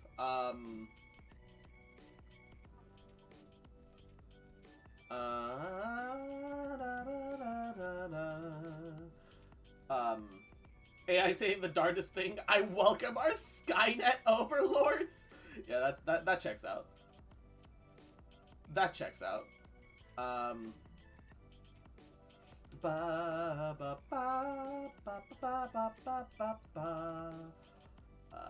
What else? What, the D&D video that I didn't want to make. Wait, hold up. I'm trying not to like, I'm trying not to like hard limit my, like, what I can and like can't do, whatever, blah blah blah. There's something that says the D&D video that I didn't want to make. I'm curious. My curiosity is Two big things piqued. happened this week. One you may have heard about, and one you likely didn't. Let's get this over with. D&D news is on the table for me. I'm curious. I know that they're making like one D&D which is like their finalized version of like updating, like, you know, taking all the elements of like the older games and 5th edition and making like a new form of D&D. Even as I sit here in this wizard study, no. But in front of this green screen, I haven't looked into any of the 1D&D and content. not just because I'm sitting on top of a wooden stool with no cushion. I didn't want to make this video. Watch I wanted Genshin to animations? bring in the That could be new year fun. with new content I was looking forward to working on. But until this is done, most other D&D topics will be overshadowed by this elephant in the room. I feel somewhat disenchanted by my favorite hobby. I feel saddened by the people that create it, and I feel worried for the other creators like me and others much, much larger who just want to contribute. You haven't heard about what was leaked by Hasbro? No. I'm very out of the loop D&D wise. Genshin off-brand animations? I'll get fucking kicked off Twitch. Disservice to the community by turning a blind eye to what I personally believed to be false fears until just the other day. If the rumors being circulated everywhere are now to be believed, Wizards of the Coast and parent company Hasbro have some big plans for the OGL, or Open Gaming License, that affords Open us Gaming so License is many screwing over the amazing industry? homebrew settings, items, classes, subclasses, and content in general. So what is it that's so bad about this new rumored version of the OGL deemed 1.1? Well, so much that it's hard to know where to start, so I guess I'll start at the beginning. On November 18th, they make money off what you make if it's related to D&D? Focused on the possibility of Wizards of the Coast doing away with the beloved OGL with the release of 1D&D. Wizards refuted the claim, stating that the OGL wasn't going anywhere, quelling many fears and satisfying what I felt had to be true. Little did I know that it was only technically true. When more and more social media posts, articles, and videos popped up claiming to have new information supporting the former claims that they couldn't... I'm gonna make a guess that it's like, hey, you can make content based off our system, but if you make more than a certain amount of money, then you owe us royalties. Which could be fine if it's not an insane cut, but I'm pretty sure it's going to be an insane cut, isn't it? Couldn't share.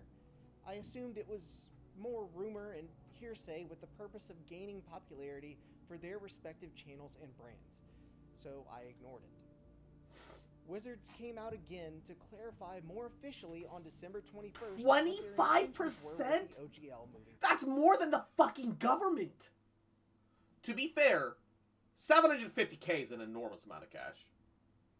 If you make like over $500,000 using their system, you definitely owe them some royalties.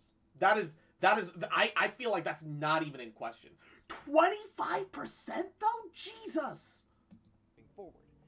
Within this post made on D&D Beyond, they focused on many points that I felt were at least... I'm sorry, what? They have the right to take your content and work and publish it as if they... Okay, that's bullshit. That's bullshit. You can't take a quarter of somebody's profits and then also take credit for their work. That's bullshit.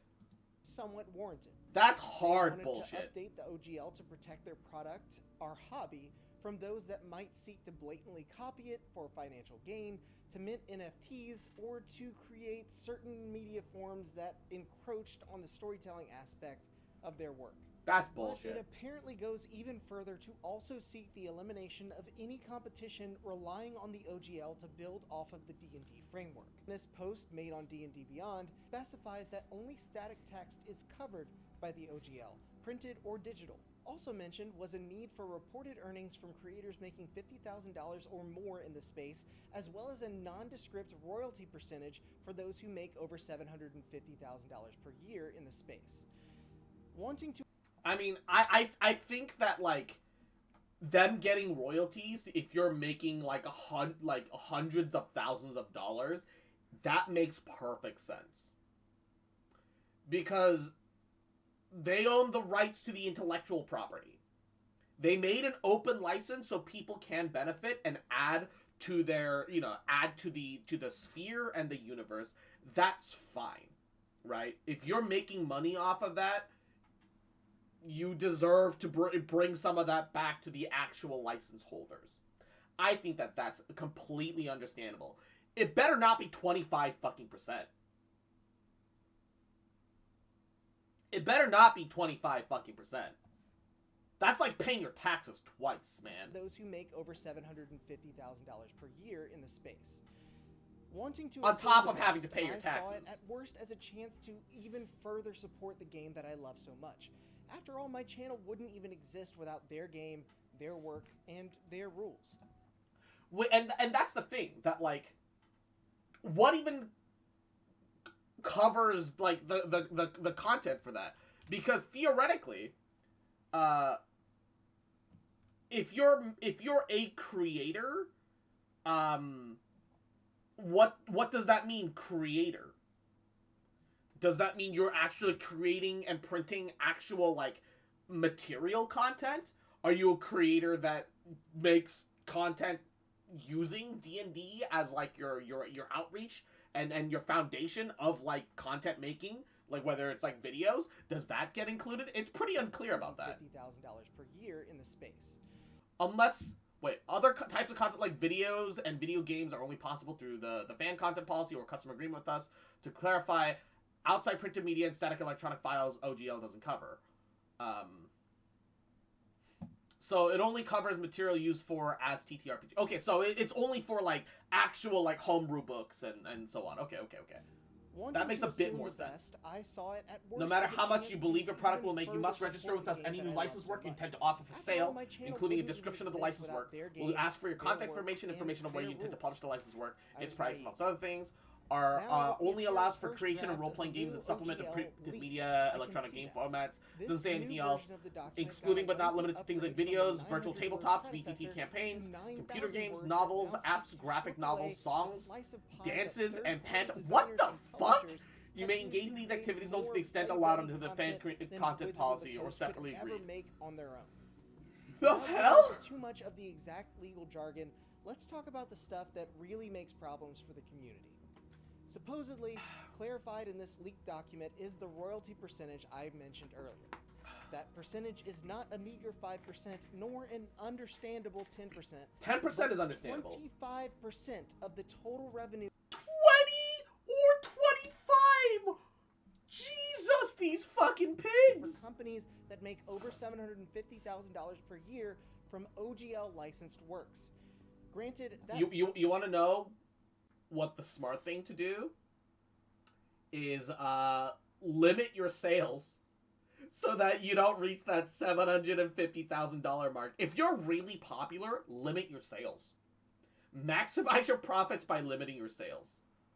Just limit your sales. Have it be a limited product. Have it sell out every year. We're only willing to sell this much amount of material. These are limited sales. Yeah, make $749K, and then legally, by their own definition, they can't take actions. All right. I would even argue hit 740K to be safe. Just don't go over 740K to be safe, right? Have limited sales. Don't just print it out endlessly.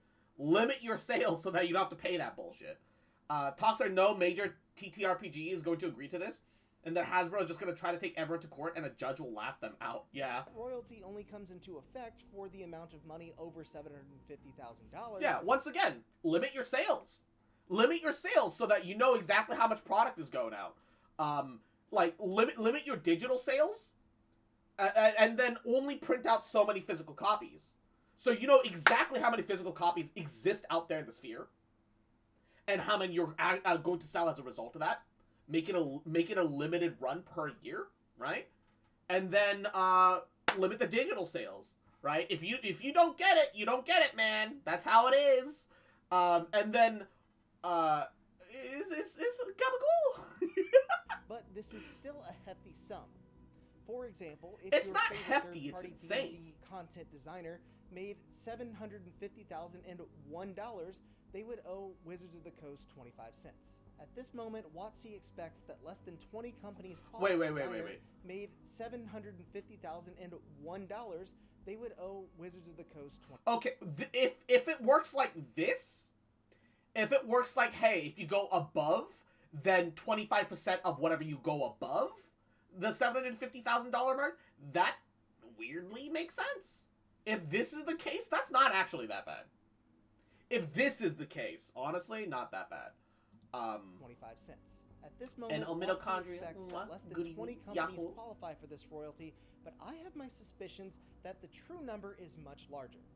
But what really concerns me are the unseen implications of But even this so, royalty. that's an insane Firstly, amount. if you run a crowdfunding campaign and somehow raise $1 million, congrats by the way, Wizards of the Coast isn't taxing the money you make after expenses. They're hitting you with 25% of all of it, unless you fund it on Kickstarter, which managed to talk them down to just a 20% cut to help offset their own hosting percentages. But what's even more worrisome is the Jesus. potential for the qualifying number to change without much warning. 1 second. Yes, in this document Oh is my God, apparently just some don't do that. verbiage that conveys Okay. the ability I gotta help my for mom with the phone WotC call. I'll be to right lower back, the guys. bar from Mwah. this lofty $750,000 of revenue or increase the percentage by just simply giving you 30 days of notice. That's insane. I remember the days of my youth when my father, a practicing attorney, warned me of credit cards, loans, and other deals that have this kind of flexibility. I took those lessons to heart, and I cannot, in good conscience, put my trust into something with caveats like this. But wait, there's more. WotC further indicates their intention for clearer markings and symbols to represent what is and what isn't WotC intellectual property in your OGL works, while also stating that they, on the other hand, have full, unrestricted, irrevocable free use of your content made with the OGL. So for example, let's say I publish a compendium of magic items for use in D&D. Perhaps I reference certain spells and mechanics and end up using the OGL as a result. As soon as the very next day, presumably, WotC could publish my work in their own compendium without paying a dime to me. Keep in mind that I, myself, am no lawyer. But if I'm right on this, that's upsetting. More than the reporting of income, more than the royalties, more than the misdirection, it upsets me. Sure, this is probably in there to help cover WotC in case they accidentally use art from, say, Pathfinder on a movie poster like they did here. Whoops. But I don't think it has to go this far. Could they not simply state that they are under no obligation to pay penalties for such accidental uses and would seek to remove such infringements in good faith on future printings? Maybe, but again, I'm not a lawyer, so I really don't know. What I do know is that none of it sits quite right with me. I want to support my hobby and do right by the people that make it. I want them to do well so that we have the chance for more awesome products, movies, games, and stories. But this seems to go way too far. So what can we do about it? Can we just continue to create third-party content for 5e? Nope. This document also intends to do away with the old OGL that so many companies operate under, putting their work and staff in jeopardy. Well, screw it. Let's just play Pathfinder then. Can't do that either. Paizo, the creators of Pathfinder, operate under the original OGL and may be in a heap of trouble themselves if all this is true. In my eyes, there is only one logical recourse. We voice our concerns. It's what I'm doing right now. And at the end of this apparently leaked document, there is a bit of flavor text from WotC that talks about the possibility for change as a result of pushback. It states that they're open to being convinced that they made a wrong decision. It's my own personal opinion, and not fact, that this document may have even been intentionally leaked in order to suss out the full opinion of the D&D community.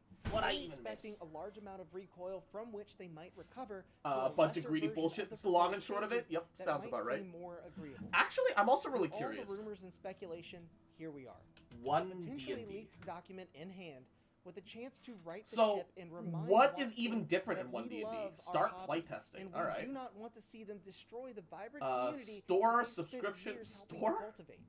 After all, Playtest time I've material spent only. reading about the OGL, All right. the implications, Wait, do I need to and pay creating this video for would have been much better playtest spent writing material? New stories and adventures with my friends.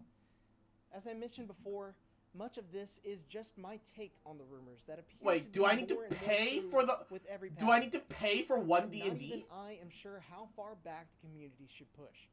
If the old OGL Wait, worked I so need to well, pay and for Wizards of the content Coast that's just truly want playtest to make their material. terms What? clearer, perhaps they should completely remove any talk of royalties And and Ultra, unhindered free thank use you for the works lurk, I made under the appreciate it. umbrella of the new OGL.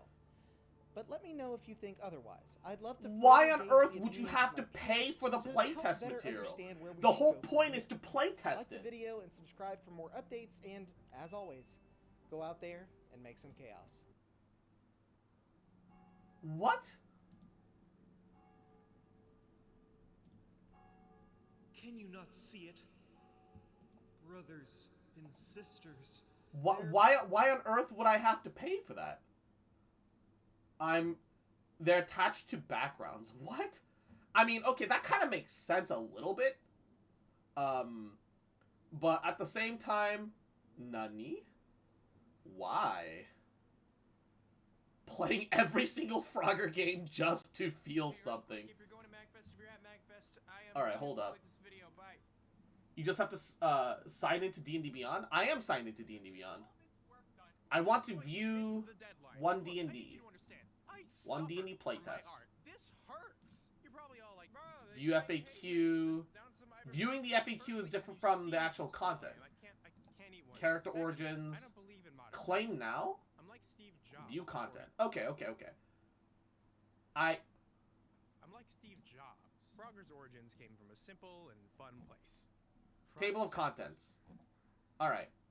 Download the PDF. 1981 BC. Alright. Unearthed Arcana 2022. You know what? Hey, I'm gonna pause you there, buddy. I'm curious. Let's read this content together. Okay. So this is Unearthed Arcana for 1D&D. Violet. Yahoo. How you doing, cutie? You little cutie. You motherfucker. You little rat. Little bitch. Just fucking remember. Little shit. Adorable little fuck. That I love you, bitch. And I never gonna stop loving you, bitch. Alright, right. These are the race options being considered for the handbook. Feats. Every first level feat mentioned here. So they have levels for feats. I'm okay with this. This is playtest material. Bloody blah. Power level. Bloody blah. So you choose a race, a background, and a language. Okay. Race represents your ancestry and confirms game traits to the character. Background is a collection of characteristics that represent the place and occupation. Alright, so creature type, size, speed, lifespan, special traits,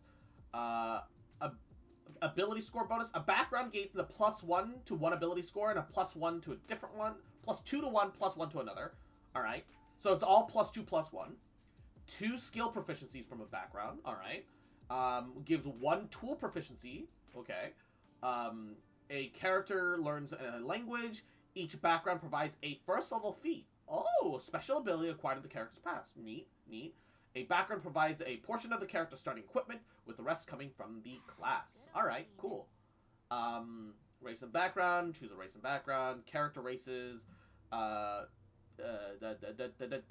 This document provides stuff for human, Ardling. I don't know what the fucking Ardling is. Dragonborn, Dwarf, Elf, Gnome, Halfling, Orc, and Tiefling. Nice. The description of each race includes a section of game traits, which your character gains if you select that race. NPCs of the same ancestry don't necessarily have the same traits. As explained in the monster manual, the traits pertain to player characters. Okay. Ardling is a holy fur... I'm sorry, what? Nani?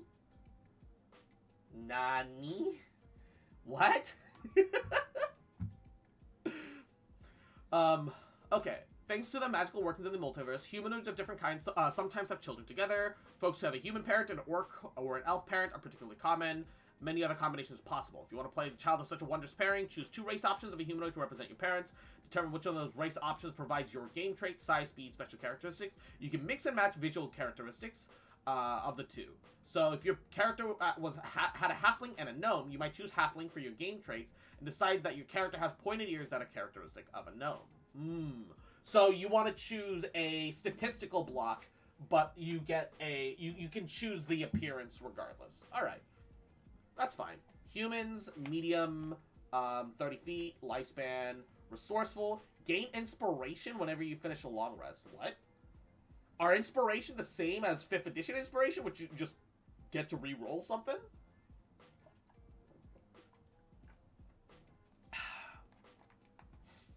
Gain proficiency in a skill of your choice. You gain the skill feat or another first level feat of your choice. You get to choose. Nice. Ardling is a holy furry. I don't know how I feel about this. Ardling. Supernatural beings who are either born in the upper planes or have more than one ancestor who originated there. Their bright souls shine with the light of immortal beings who call the upper planes home. An Ardling has a head resembling that of an animal, typically one of virtuous association. Depending on the animal, the Ardling might also have soft fur, downy feathers, and supple bare skin. The Ardling's celestial legacy determines the animal that it represents. So, what I'm hearing is Ardlings can either be furries, or they can be, you know, more animal, you know, more human, but with animal traits. Because you can just have supple bare skin. So you can just have the cat boy, cat girl, fox boy, fox girl of your dreams. I don't know why it has to be holy, but I can work with this. I don't know why it's gotta be holy, but I can work with this, alright? And Kofi, how you doing, cutie? Fierce Passions of Arborea, the Heroic Heart of Ysgard, Wondrous Nature of the Beastlands, blah blah blah blah blah, Heavenly, Blissful Harmony, blah blah blah blah blah. 200 years average, Jesus, why? Angelic Flight, as a bonus action, you sprout spectral wings. I'm sorry, what? So you get short form flight? Excuse me? Is the direct opposition of tieflings? I guess? You can use this bonus action a number of times equal to your proficiency bonus. Oh, neat. Things are actually tied to your proficiency. And you expend all expended uses when you finish the long rest. Okay. Ooh. Exalted, Heavenly, and Idyllic. Suggested animals, 1st level, 3rd level, 5th level. Interesting. Alright.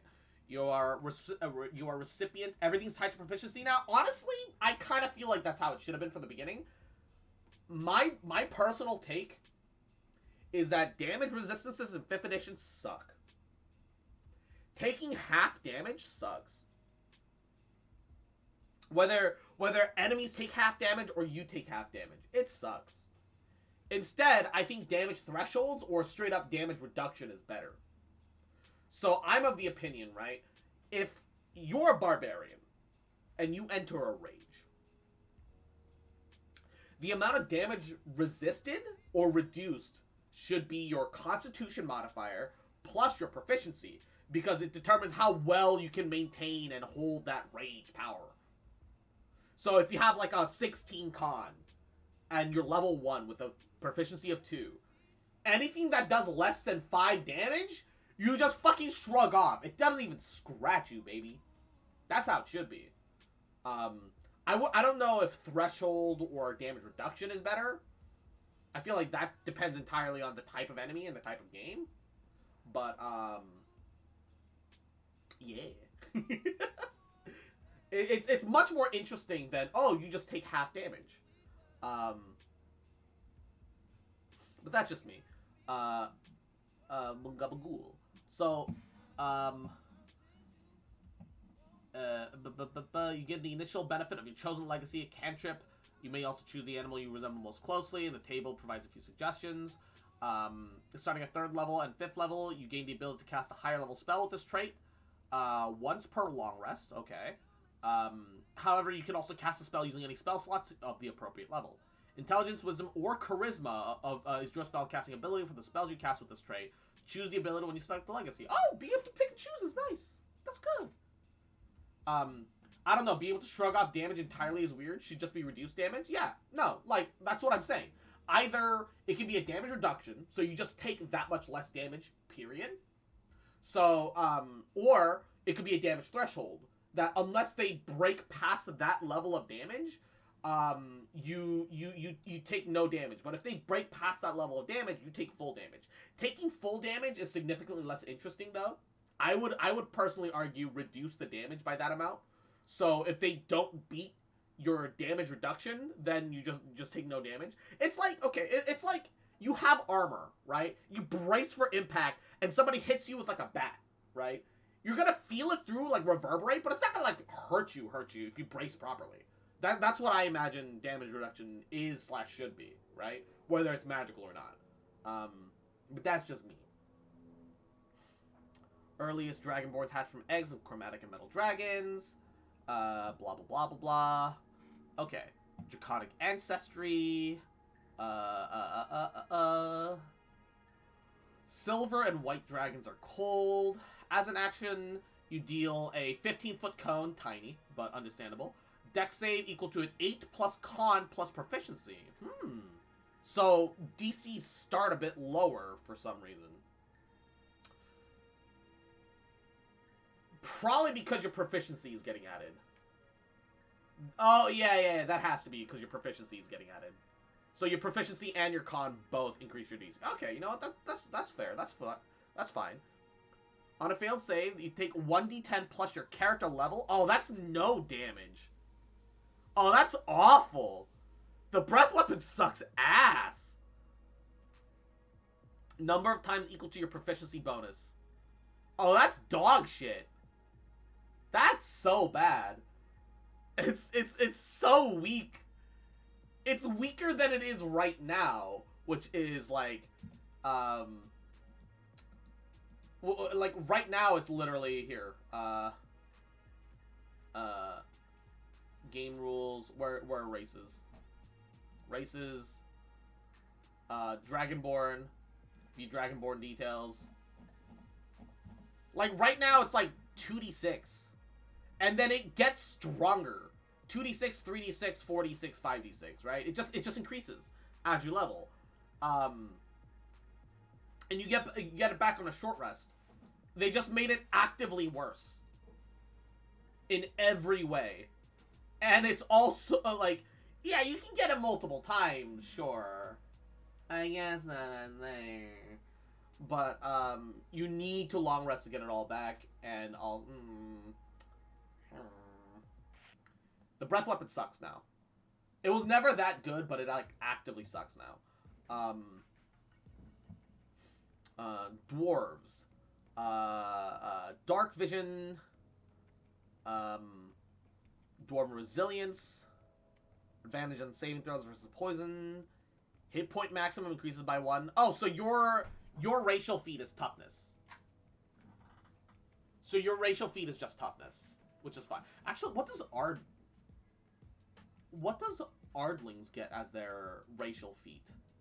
Because everybody gets a racial feat, right?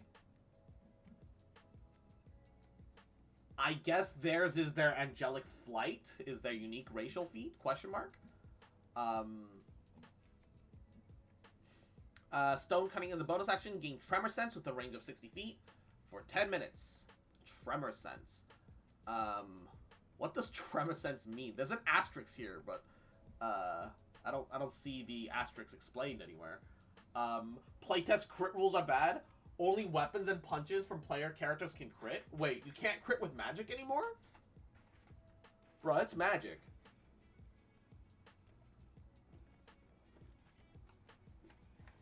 Firing an arrow through somebody's eye versus hitting a bolt of fire through somebody's eye should have the same result. Criticals are criticals. In the playtest, magic can't crit. That's dog shit.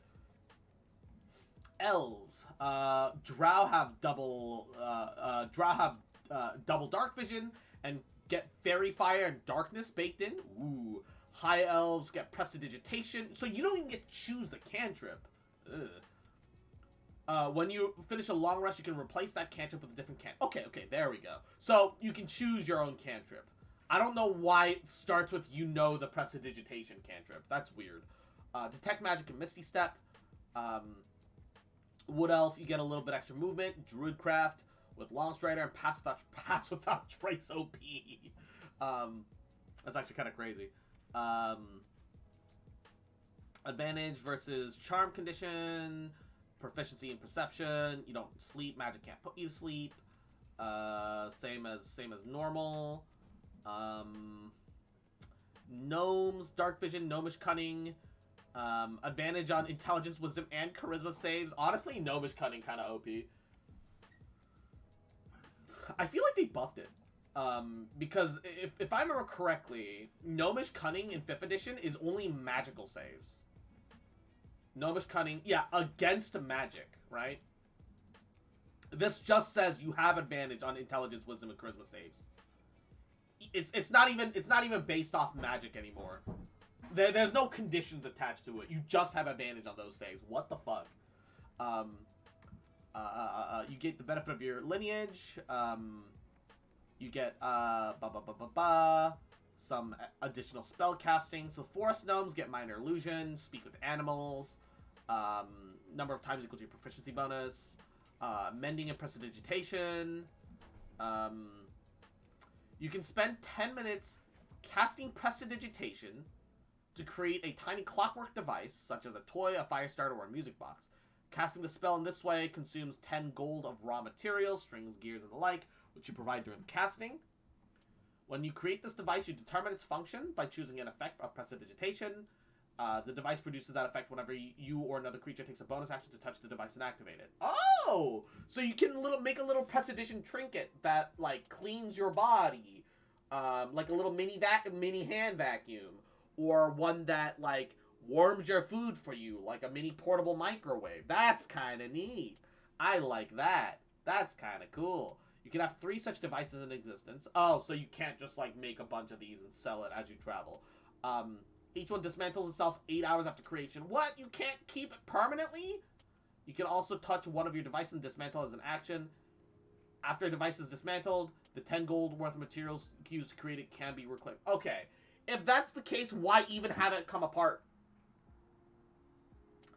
Is this the new D&D edition? This is the playtest edition for 1 D&D, which is what their attempt at making like the new Form 5th edition, something that's a little more flexible, and a little more agreeable to like more parties. But frankly, yeah, it's like 5.5. There's no reason, zero reason, why either A, you should be able to reclaim that 10 gold's worth of materials, or B, that it should even fall apart in the first place. Just say you can only have 3 at a time. Make up your own reasons as to why. You can only have 3 at a time. That's dumb. Okay. Halflings, brave, advantage on saving throws, to avoid or end frightening conditions. Interesting. Halfling nimbleness. The brave is new. Luck. When you roll a nat 1, you get to reroll. Alright. Naturally stealthy, proficient in stealth. But can you homebrew? Nothing's ever stopped anybody from homebrewing in D&D. Most people homebrew something. You know, even table rules is technically homebrewing. Orcs. Adrenal Rush, take the dash action as a bonus action. Huh. When you do so, gain temporary hit points equal to your proficiency bonus. Neat. You may use this trait a number of times equal to your proficiency bonus. Regain all expended uses when you finish the long rest. That's cool. Adrenaline Rush is cool. Not super powerful, but cool. Dark Vision, powerful build, 1 size bigger. Relentless Endurance, when you're reduced to 0 hit points but not killed outright, you get 1. Oh, you lose Savage Crit. A little Sag.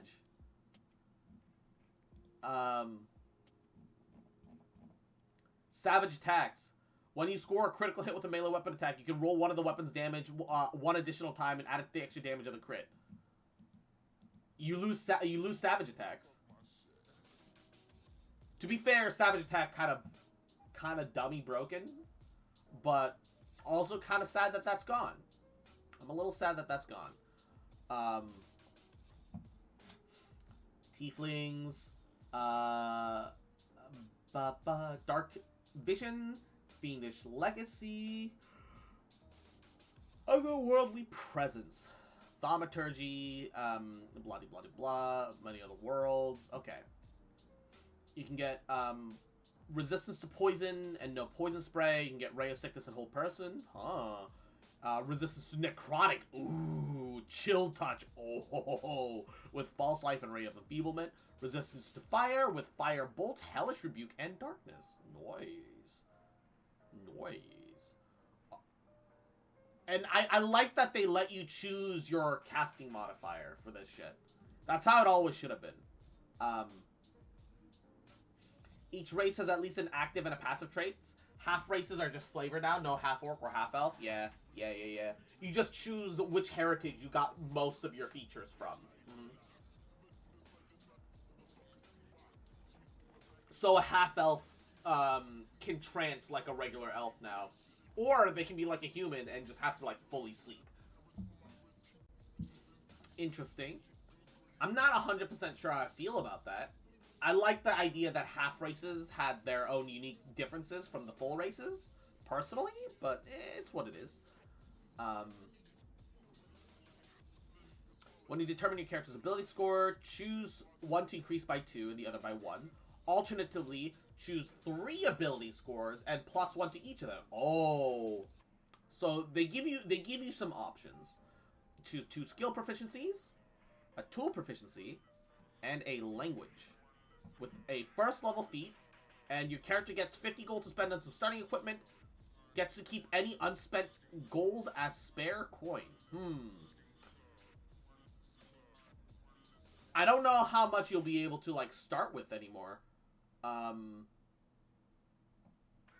allow someone to pick one trait from both. They do let you mix and match.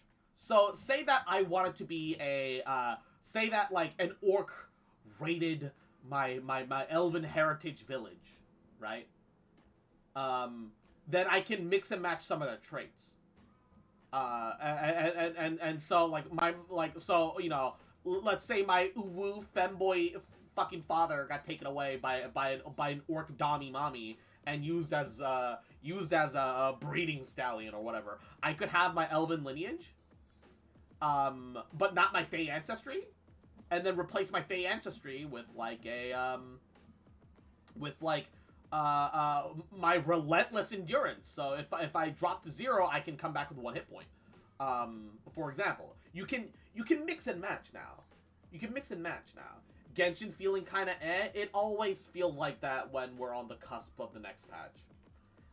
Super Blue, I 100% feel you. I get it, man. I get it.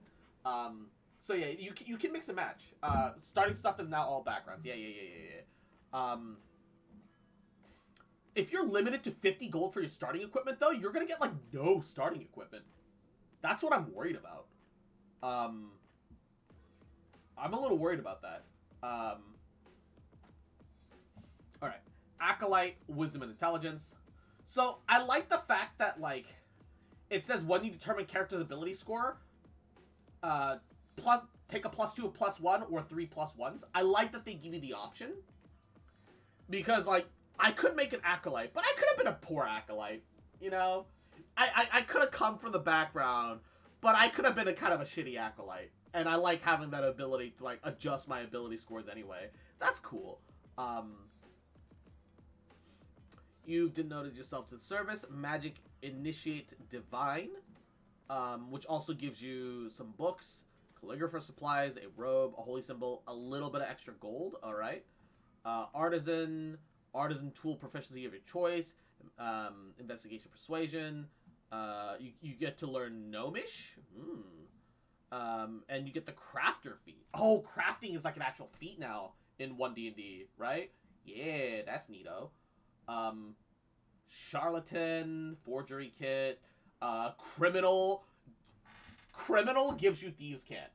You can make a Gish pseudo-rogue by just getting the criminal background and getting Thieves' Cant with the alert feat. Interesting. And that also gives you some gold. Okay. And your background can also give you a little bit of equipment too. Like thieves get daggers and shit. Cultist. Ooh. I don't know how I feel about that, but you can be a cultist. An entertainer, musical instrument, traveler's clothes, musical instrument proficiency. Alright. Farmer. Carpenter tools, healer's kit, traveler's clothes, iron pot, a shovel, and 23 gold as a farmer? The fuck? Okay, how do entertainers get 8 gold and farmers get 23? What? Huh? Oh, they made orc savage attacks a feat. Ooh, savage attacker is a feat now. I need to look up what Savage Attacker does in this context, though. Guard, Alert, Guide, Hermit, Laborer, a Noble, Pilgrim, a Sage, a sailor, a soldier, urchin gets lucky. I mean, if you survive being an urchin, I suppose you do have to be lucky. Alright, alert. First level feat. When you roll initiative, add your proficiency bonus to the roll. Huh, okay, that feat gets stronger over time. Neato. It's not like it's just a flat +5. Crafter. You're adept at crafting things and bargaining with merchants, granting you the following benefits. Tool proficiency with 3 different artisan tools of your choice. When you buy a non-magical item, receive a 20% discount. Oh, shit. And faster crafting. When you craft an item using a tool with you have tool proficiency, required crafting time is reduced 20%. I don't know what the new crafting rules are, though. Old crafting rules sucked ass. And everything took forever. But, like, healer, if you use the healer's kit, that creature can expend one of its hit dice, and then you roll that die. The creature regains a number of hit points equal to that roll plus your proficiency. Whenever you roll a dice to determine the amount of hit points you restore with a spell, or with this feat's battle medic benefit, re-roll if you roll a 1. Take the new roll. Okay. Lucky, you have a number of bonus luck points equal to proficiency. Oh, so they made the lucky feat stronger. They didn't need to make the lucky... I mean, it's weaker initially, but it becomes better in the end.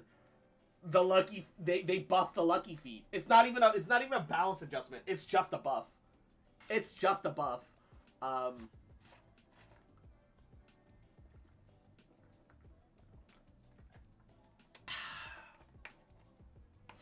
It's just a buff. And you can directly give people disadvantage with it, too. Which is a thing that didn't happen before. Magic Initiate, repeatable. You must choose a different spell list each time. 2 cantrips of your choice, alongside a first level spell, without a spell slot. Regain it every long rest. Intelligence, Wisdom, or Charisma is your spellcasting ability for the spell. Choose that when you... Oh, so you can get divine spells and still be a Charisma caster. Neato. Whenever you gain a new spell, you can replace one of the spells that you chose for this feat. Musician. You gain music proficiency. After a short rest or a long rest, you can play a song to give inspiration to allies who hear the song. The number of allies you can affect this way equals your proficiency bonus. Savage Attacker. When you take the attack action, hit the target with a weapon as part of that action. You can re-roll the weapon damage twice and use either roll against the... Oh, so you roll damage rolls with advantage once per turn. So it's not based off critting, but it's just based off raw attack rolls.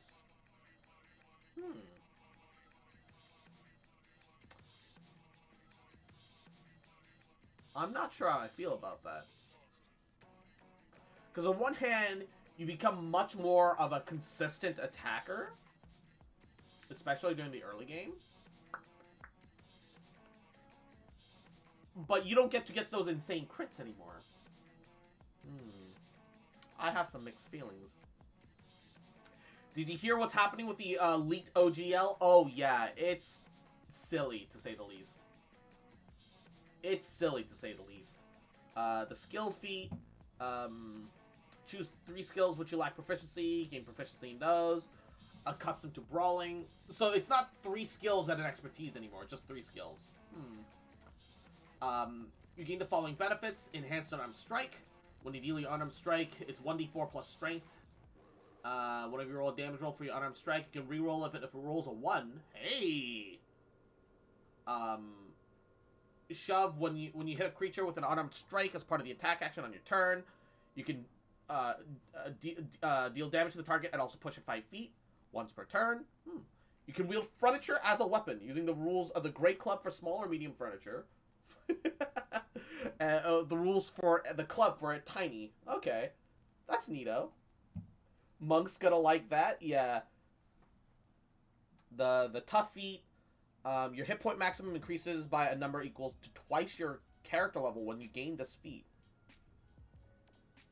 Oh shit, they buffed tough. You get 2 hit points per level now. Oh fuck. So if you're a dwarf and also get the tough feat for your level 1 feat, that's 3 extra hit points a level that you get. Holy shit, that's like having an extra 16 con. That's fucking gross. Oh, like, why would you ever take anything else as a barbarian now?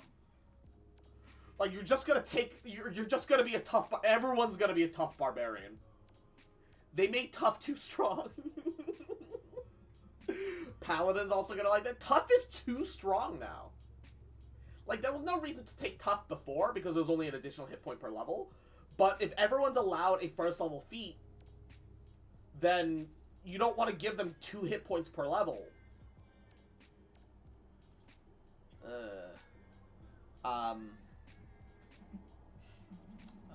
Creature type.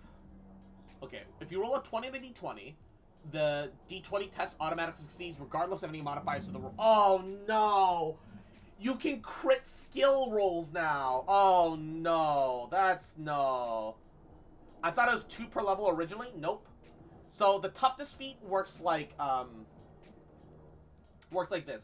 You get 3 hit points until you hit level 3, and then once you're past level 3, you start getting an additional hit point per level. So if you're level 3 or before, you get the toughness feat, you know, ahead of time, preloaded.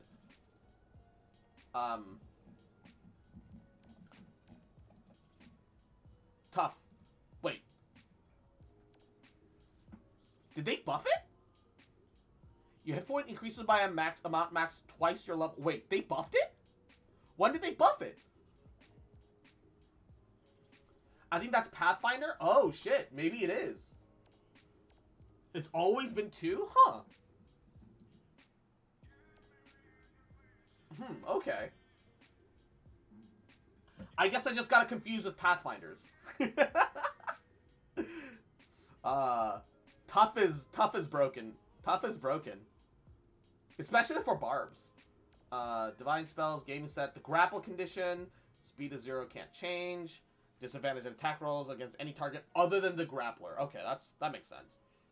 Grappler can drag or carry you. The grappler suffers a slow condition unless you're tiny or 2 sizes or more smaller. When grappled, you can make a dex or strength save against the grappler's escape DC. Escape DC? What the fuck is an escape DC? So it's not just a roll-off anymore. There's like an actual DC. Interesting.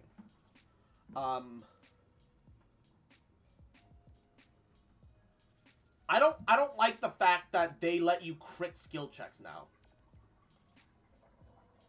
If you roll a 20 on the d20, the d20 test automatically succeeds, regardless of any modifiers to the roll. Hey, DM, can I roll a d20 to see if the BBEG falls in love with me? Yeah, I guess. Alright. I'm gonna take my portent roll of a natural 20 this morning. Your BBEG is now my fucking waifu. No. That's awful. Escape DC, my guess, is probably like 10 plus athletics. Yeah, that seems reasonable.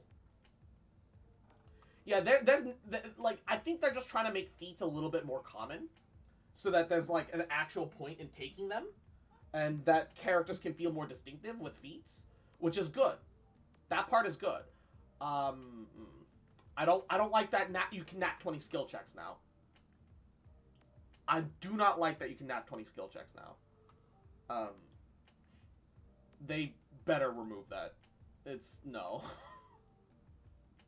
DM can just say no, true, but you're always gonna get some of those rules lawyers that try to ruin games because they think it's funny. Yes, sure, realistically, at the table, a reasonable group is gonna be like, we can just say no to things. But sometimes you don't get, sometimes you don't get to choose the people that you have to play with.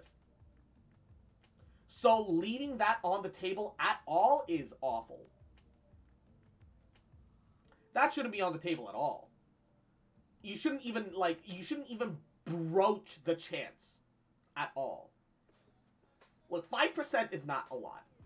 5% is not a lot, but you know, it's hittable. You know?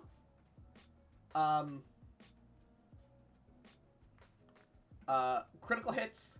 Weapons and unarmed strikes have special effects for characters. If crits, and blah, blah, blah. If a critical hit deals extra damage to the target, you roll the damage dice of the weapon unarmed second time, and add the second roll as extra damage to the target. Mace deals bludgeoning damage equal to 1d6 plus your strength. Score a crit becomes 2d6 plus strength. So you can't crit with magic anymore. Ah, yes. If I thread a needle, you know, if I thread a needle and shoot an arrow into your eye, it'll do extra damage. Meanwhile, if I fire a magical blade of ice into your eye, it'll do the regular same amount of damage as hitting you in the leg. Nodders. That's also dumb. No, I agree that stats being tied more to the background is good. I think that personally, I think that stats can make sense tied to both things, right? So, for example, say that I am an orc, right? You know, an orc is like a strong species, so you'll get some strength. But say that, you know, you're magical acolyte, and you've researched magic, then it also makes sense for you to gain intelligence. So whether it's +2 to strength or +2 to intelligence, getting one of that and then getting the other thing, it can make sense that way. It can make entirely sense, however, just purely off of the job that you come from, what you've trained in, what you're better at. But, like, at the same time, jobs can vary. Like, one gladiator is going to be strength-based, and another gladiator is going to be dex-based. Like, things are flexible. Yeah.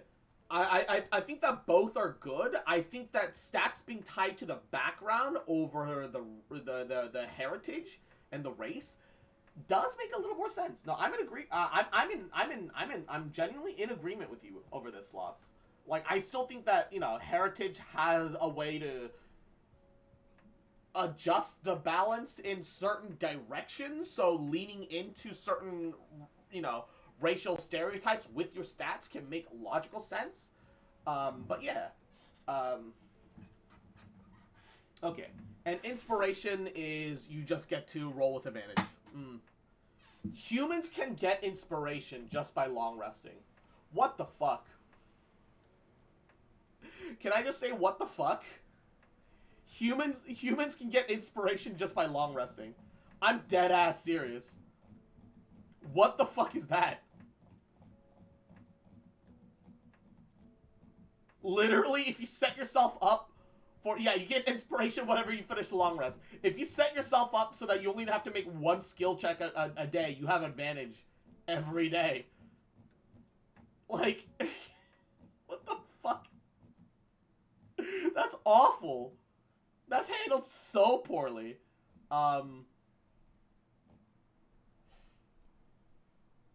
And also, okay, also, rolling a nat 1 on a skill check is an instant fail, too. I hate this. These are the worst fucking judgments. Rolling a nat 1 and rolling a nat 20 on skill checks is nat fails and nat successes. That's awful. That's so dumb. That's so dumb. 5th edition doesn't do that, and that's good. I don't know why they're forcing that. I don't know why they're forcing that onto people with this playtest. That's dog shit. Like, don't get me wrong. I tend to try to honor nat 20s on skill checks. Like, you know, most times if you nat 20 a skill check, you'll succeed anyway, right? But B, even if you can't succeed with a nat 20, I'll, like, give you something. Like, I honor it a little bit, but you can still fail nat 20s on skill checks because, you know, you fail the skill check even though you roll the mythical nat 20. You have a 5% chance of something extra good happening to you. That's all it is. That's all it is. Is it not like that? We always kind of run it like that? In 5th edition? No. And I think it's better for it. I mean, if you want to run it that way, you're completely free to. I think that's a great optional rule. If your DM is willing to be that flexible. But, you know, it's hard to have some semblance of an actual world with living characters when one bard goes like, yeah, can I seduce the fucking king? And rolls a nat 20. Can I seduce the evil king? Rolls nat 20. Yeah, that evil king's my bitch, DM. I mean, within reason. True. All things should be within reason. But regardless, you're always going to get that one player that, even if they are not normally like that, they're like, yeah, I rolled a nat 20. Let me have the thing that I rolled. Even if the DM hadn't said beforehand to make a roll. People, sometimes people just jump the gun and they make a roll, and then it's expected to be honored, and it gets messy. Having that rule not be on the table at all is better for everyone, I think. Personally, but that's me personally. If you guys still have inspiration when you start a long rest, you lose that inspiration. Makes sense, but also kind of dumb. Never have more than one instance of inspiration? Sure. Losing the resource that you have? That's bad. The way that they're handling their inspiration system kind of sucks in 1D&D. Okay. Benefits of the long rest, regains all of its lost hit points. I still hate that. Creature also regains spent hit dice up to... Ooh, wait a second. You full heal, but you only get half of your hit dice back? I have a personal rule where we always do the rule persuasion is not mind control. Yeah, true. I just don't like critting on skill checks. I just think that it's dumb.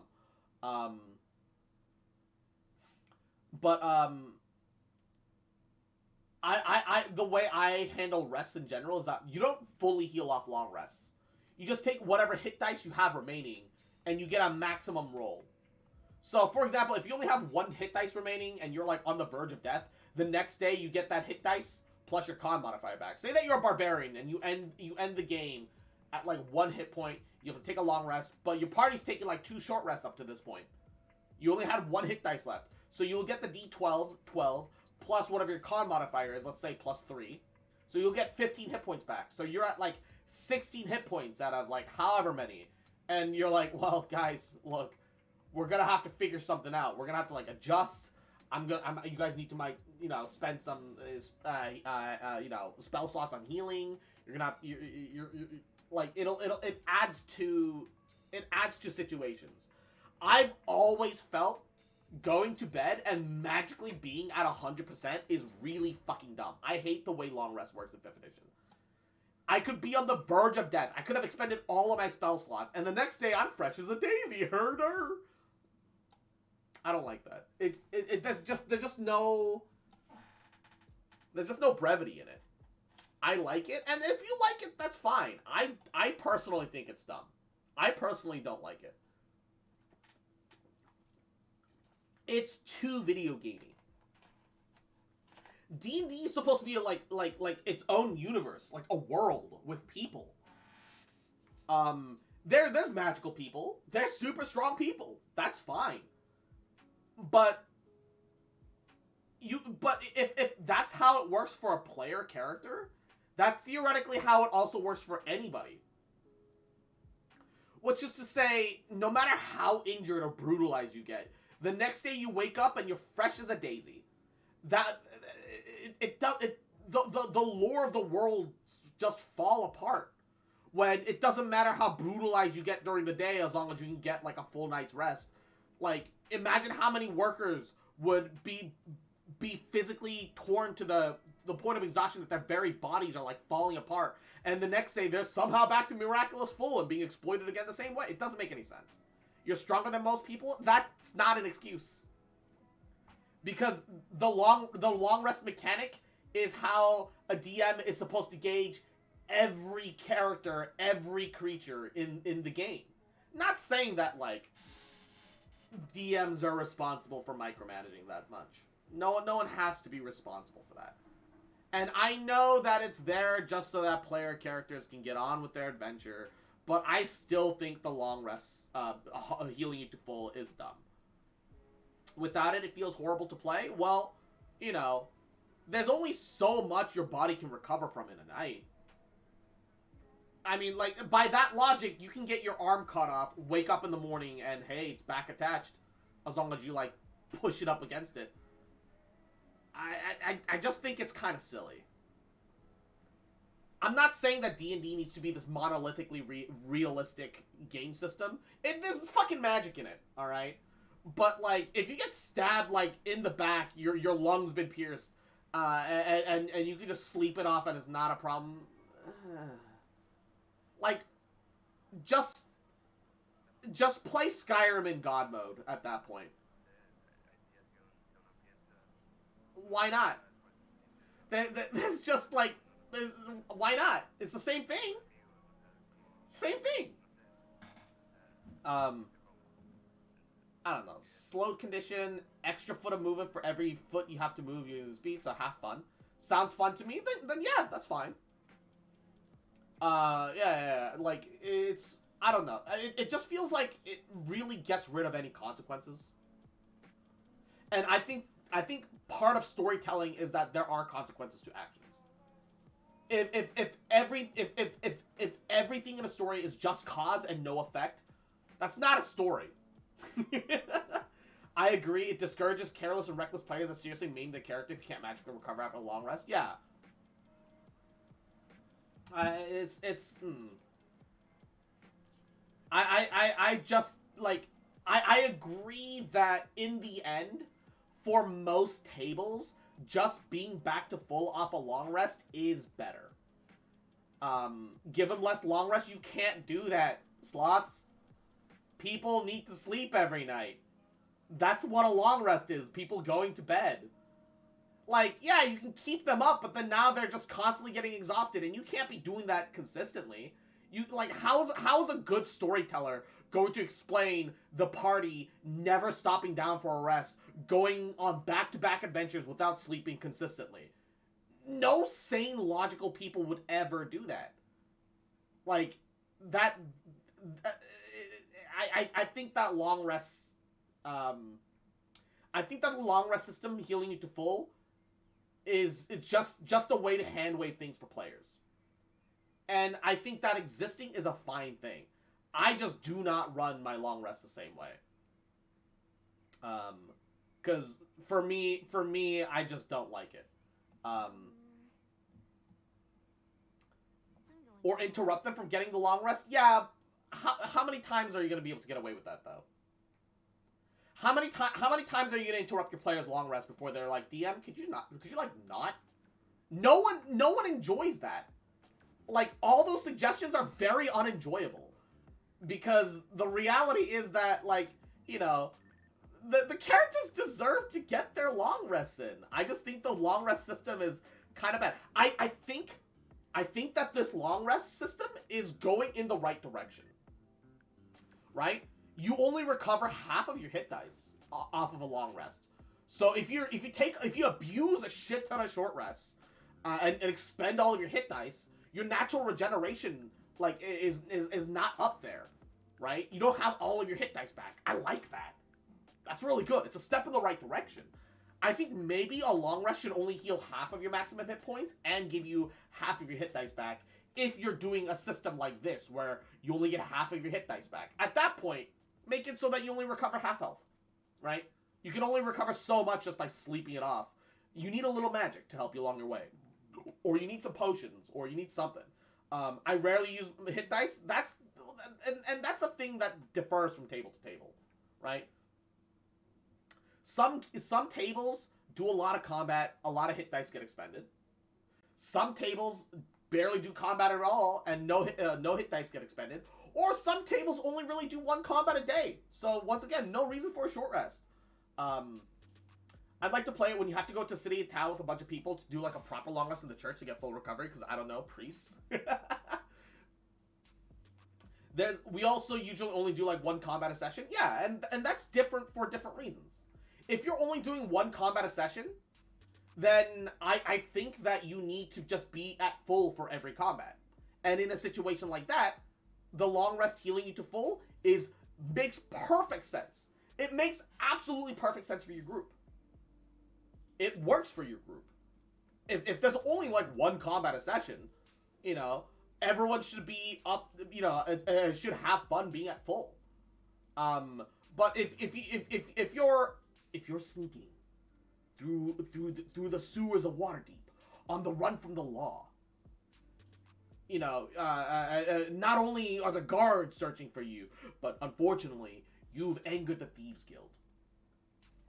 Your paladin, or the Oathbreaker, the former paladin, has taken a poison arrow to his shoulder and can't get a good night's rest in. So that character is automatically excluded from your long rests. However, the rest of you are tired, dirty, smelly. You're sleeping in unstable and inconsistent conditions. You have your sleeping bags. A little prestidigitation does go a long way. But despite your long rests, you're tired and harrowed after multiple combats that day. You don't know if you'll be able to survive tomorrow. And you wake up at full HP. What happens to all that tension? It's gone. The DM could set up so much cool shit for you guys, and then it's just gone because you just heal to full. Which is kind of like I said, it's like a story thing, right? It's like the story. It's like I can't help but to view everything in like the narrative perspective. I think that's where house rules come in. Yeah, and I think that's also a fair point. Like I said, I agree that overall, 9 out of 10 times, long rest healing people to full makes sense, and it just works. Nobody has to stress anything too much. The DM can plan for you to be at full HP, throw all the crazy shit at you. I just feel like the story can just lose a lot of tension. And there is something that is lost in that. But once again, it's just like people's personal preferences. It just do be like that. Tremor Sense can pinpoint location of creatures and moving objects. Can't detect creatures or objects in the air. Tremor Sense is really neat. It's like Blind Sight, but as long as it's on the ground. You can play Toph from Avatar, The Last Airbender. That's neat. I like Tremor Sense. People just get that now, especially dwarves. Like, people just get that now. That's cool.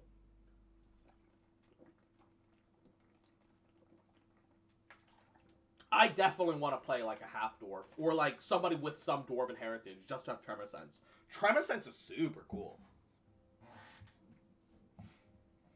Unarmed Strike, bludgeoning damage equals to 1+ strength modifier. You can use your Unarmed Strike to grapple, which is 10 plus strength plus proficiency. I like this. I like this system of 8 plus proficiency plus your stat. In 5th edition, it's just 10 plus your stat. I like that your proficiency comes into play for DCs. Does it make DCs at higher levels kind of fucking insane? Yeah, it is. It is actually going to make DCs a little crazy. But it's cool. How's it going to work with Dex Monk? I mean, monks get to use Dex instead of Strength. That's just how it is. I don't think that necessarily applies to Grapple, because Grapple is like holding onto somebody. That's not Dexy at all. I would argue that Grapple is still Strength-based, even for a monk. But, you know, your damage will be Dex-based, just fine. I think that is what it is. Although, personally, I don't like how easy Dex to damage is. Dex just already is so good. It's initiative, it's armor class, it's to hit, it's to damage. It's one of the 2 best saves in the game. I'm of the opinion that unless specifically you're a monk or you have a magical weapon, in my games you don't get Dex to damage until A, you have a magical weapon, or B, you're a monk. Until then, it's strength for damage, baby. You can still have Dex for accuracy. So if you have like a Dex of like 18 at level like 3 or 4, you still have a +4 plus proficiency to hit, baby. But your damage is going to be a little bit lower. It's fine, because you have extra initiative, extra accuracy, extra saves. Yes. Bows make sense? No. Because the damage to the bow is still based off your draw strength. So that is actually no. If you've ever drawn like an actual bow, if you're weaker than an average person, you're not gonna draw that bow nearly as well. You might still be plenty accurate. But drawing a bow takes strength. It takes strength. But yeah. So they got a bunch of spells. I don't like splitting stats like that. That is completely understandable. And that's why 5th edition didn't do it that way. Older editions did. But modern editions don't, because they just want to make things easy to play. I understand. I don't disagree with the make it easier to play logic. I still don't like it, you know? Not saying that that's bad or anything. I just don't like it. It is what it is. Alright. Expert classes? Let's see. You just don't get enough stats to make a build work well like that? Like I said. That's why once you get a magical weapon, then you get extra damage. No question. It's not like it's like a bonus enchantment that you need. You just need the weapon to be magical. Because the magic weapon just cuts better. It guides your blows and does more damage. And so it lets you be like finessey in a way that a mortal weapon never could. You don't need the stats to make a build work like that, because you're just gonna get magic weapons eventually. This is the way it is. Fair enough, DMs tend to run very low magic weapon stuff. That depends entirely on the campaign. Entirely upon the campaign, entirely upon the world. I'm of the opinion that by level 3 to 4, all of my players should either deserve A, a big armor upgrade, or B, a big weapon upgrade. So whether a fighter is able to get their hands on splint to plate mail, or like a rogue is able to get a magical dagger or a short bow. I think that's like the perfect like level when they can start getting some magic items and stuff. We don't get magic stuff till like 5 or 6. That's boring. I don't run super high magic item worlds. I don't. But I think that, you know, you guys are protagonists and should be treated a little specially. You should get a little treat. You should get a little treat pretty early. I also, like, recently started doing a thing where I'm like, hey, I want your characters to live, by the way, because I like your characters. I want to have a story with them. So I kind of preemptively let you get your third level character hit points, even at level 1, ahead of time. And so when you level up to 2 and 3, you don't get any hit points. But, you know, I don't accidentally one-shot you with a goblin critting you with a fucking club. Oh, yes! I'm Ragnar, the strong. I'll defeat, you know, this goblin infestation threatening your village. Raw! A goblin rolls a crit with a club. 1d6 plus like 1 fucking rolls max damage. So it's 13 damage, and just borderline one-shots a barbarian. Because he hasn't gotten to rage in yet, and now he's suddenly at like 3 hit points, 1 hit point. Which is enough to down literally anybody else. That'll happen. That'll just happen. Alright. So classes. Expert classes. What the fuck are expert classes? Where are the regular classes?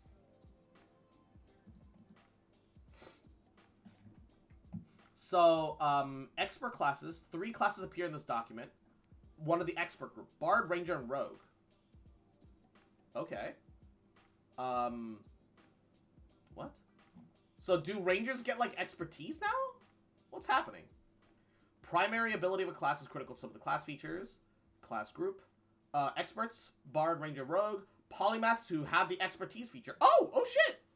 And the elements of, and some of the elements of other classes. Mages are sorcerers, warlock, wizards, priest, cleric, druid, paladin.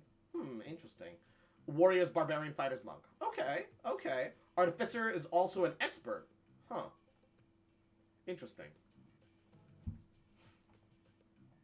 I'm waiting to see if monk is any good. Class group has no rules in itself. Prerequisite to these blah blah blah blah blah.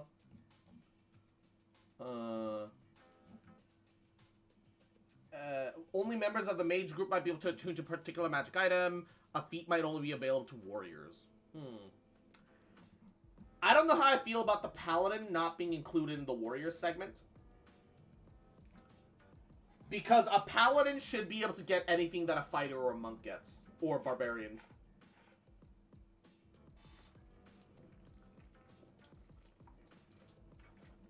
Yes, they are a bit more stewards of the divine and holiness in the traditional sense. But even in 5th edition, paladins aren't holy knights. Yeah, sure, they get some divinish abilities. But they get their powers purely from the oaths that bind them. That they swear to. There's nothing necessarily holy about a paladin. Despite anything. I don't know how I feel about paladins being in the priest group. I don't like that. I don't like that. It feels like we've gone back in time and made paladins worse. So it looks like proficiency still works the same as 5th edition does. Jack of all trades is level 5? You get expertise way earlier, though. Jack of all trades is level 5? Jack of all trades isn't even good! Did they buff? They better have buffed Jack of all trades. They better have buffed Jack of all trades to make it a fucking level 5. Also, yo, these bardic dice buffs! What the hell? I know it's level 15, but it goes up to a D12, my guy! Holy shit! Bard buffs, let's go! Bard buffs, absolutely massive! That's what we're fucking talking about! They got rid of level 1 subclasses. I don't think there's anything wrong with having a subclass at level 1. But nothing had level 1 subclasses. Everything was level 2 or 3. So, there was no such thing as a level 1 subclass. Gabagool. Alright. Level 2? F? Oh, so all subclasses are at level 3 now. Okay. That's probably better in the long run. It never made very much sense why some classes got subclasses at 2 and some classes got it at 3. So it's probably better in the long run.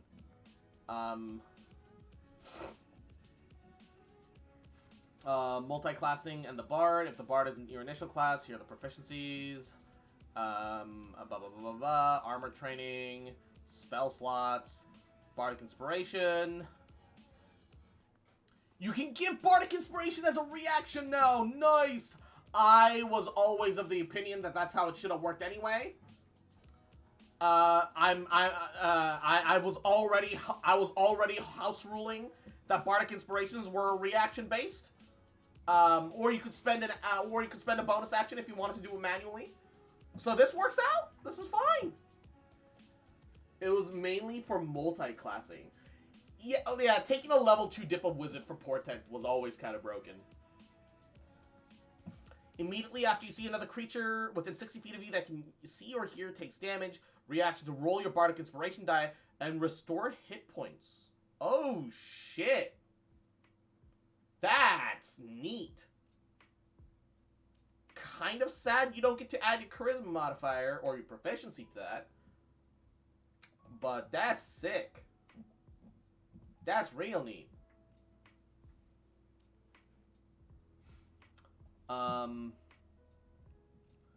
Bardic Inspiration that is expended when rolled.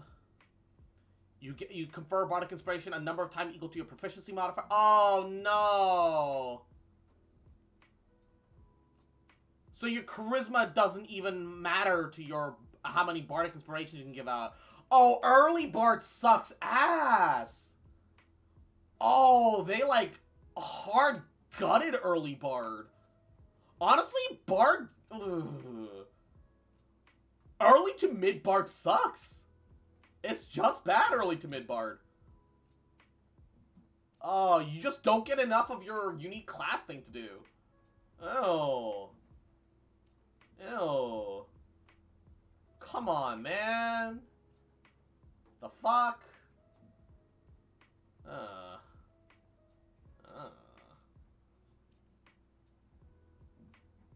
Level 2, you get expertise and 2 skill proficiencies.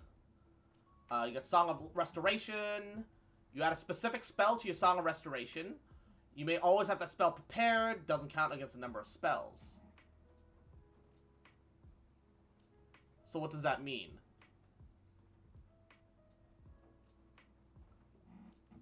When you reach certain levels in this class, you add a specific spell to your Song of Restoration repertoire. So, what does it mean to use your Song of Restoration? Does that mean you just know more spells? Does it just add to the amount of spells you have memorized and prepared? Does that mean when you do your short rest, you cast your Song of Restoration? How the fuck does that work? It's very unclear about that.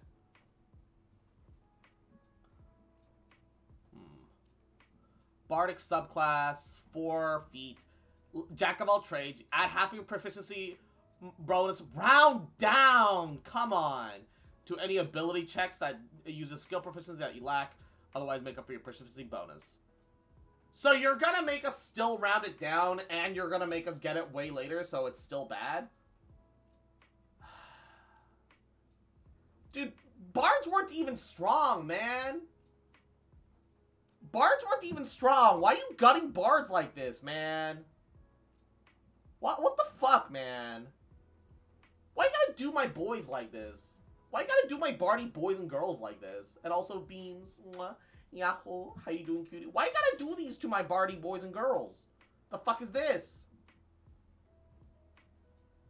It's bullshit. It's just wrong. Can't believe they're doing this to us. Alright, subclasses. College of Lore. Staying as before. Bonus proficiencies. Cutting words. Cunning Inspiration. Twice roll, use the higher roll. Okay, that's good. Improve Cutting Words. You can deal psychic damage equal to the number rolled on the Bardic Inspiration die plus your Charisma modifier. Oh, shit, that's good. They got rid of additional... They got rid of your additional magical secrets for improved Cutting Words. Mixed feelings about that. Peerless ability. When you make an ability check and fail, you may expend 1 use of Bardic Inspiration. Roll that die. Add that number to a rolled ability check. Potential turning into a success. So Peerless skill lets you add Bardic Inspiration to yourself. Neat. You can't do that normally. Alright. Level 20, you get the Epic Boon of Luck Feat or another Epic Boon of your choice. Wait, do all classes just get an Epic Boon? At level 20? Instead of, like, having been class-specific? I sense an increase of pun-wielding bards? Yes. I don't get me wrong. I like the fact that improved Cutting Words is effectively, like, adding a guaranteed damage version of a whatchamacallit. Of Vicious Mockery to your Cutting Words. That's really neat. That's great. Honestly, so much flavor. Done so well. Pretty fucking awesome. But the amount of Bardic Inspirations you get is not enough. You just don't get enough Bardic Inspirations, man. Can't believe they did this to our Bardy boys. You only have 4 Bardic Inspirations at level, by the time you hit level 9, man. It should be proficiency plus charisma. Or proficiency plus half charisma. I don't care. It should be one or the other. I like that you get additional as you go, but no one ever is gonna get to that point where they're playing at a high enough level that you like having 5 or more like bardic inspirations is even gonna be a factor. I'm disappointed. Like they took a step in the right direction and then they took 2 steps back. As Wizards of the Coast has tendency to do. And they only give you College of Lore. Yeah, exactly. No one ever plays level 20. Things being tied to proficiency is fine. Things should be tied to proficiency plus the stat, though. The stat and you allocating points to a stat should matter. I think the way 5th edition handles it isn't very good either because it's purely charisma. So you just have 3 until you hit level 4 where you buff your charisma and you now have 4. And then at level 8 you buff your charisma again and now you have 5 and you capped at 5. That's not great either. But like, yeah.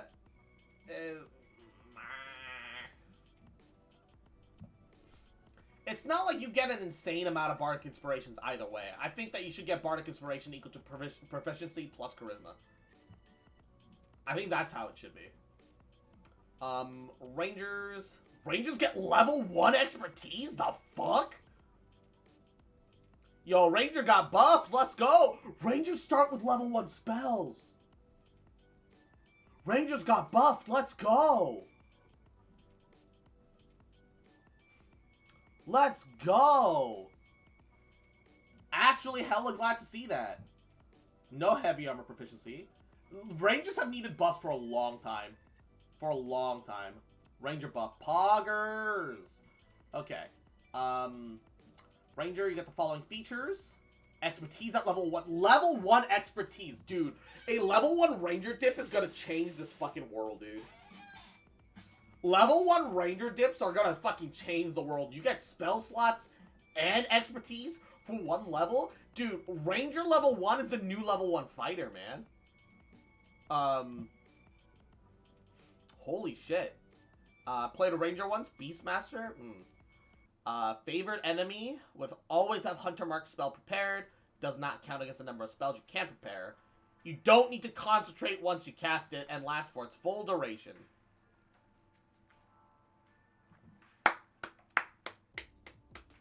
Thank you for buffing Hunter's Mark. It needed it. Thank you for buffing Hunter's Mark. Hunter's Mark should have never been concentration. Level 1 spell casting. Fighting style at level 2. That's fine. Archery, defense, 2-weapon fighting. Whenever you get a feat at later levels, fighting style feats are amongst your options, even though you're not a member of the warrior group. Hey, nice. Paladins better get that too. Paladins better fucking get that too. The thing that confuses me is at level 4 it says you get a feat. Do you get an ASI plus a feat, or do you just get a feat? Oh, ability score improvement feat or another feat of your choice. So you still have to, you still have to choose. I was hoping that they'd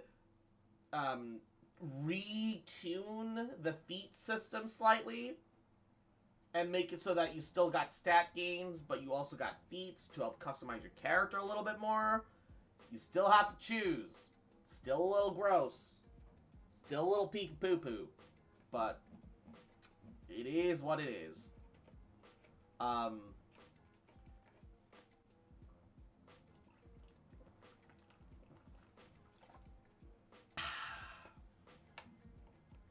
Alright.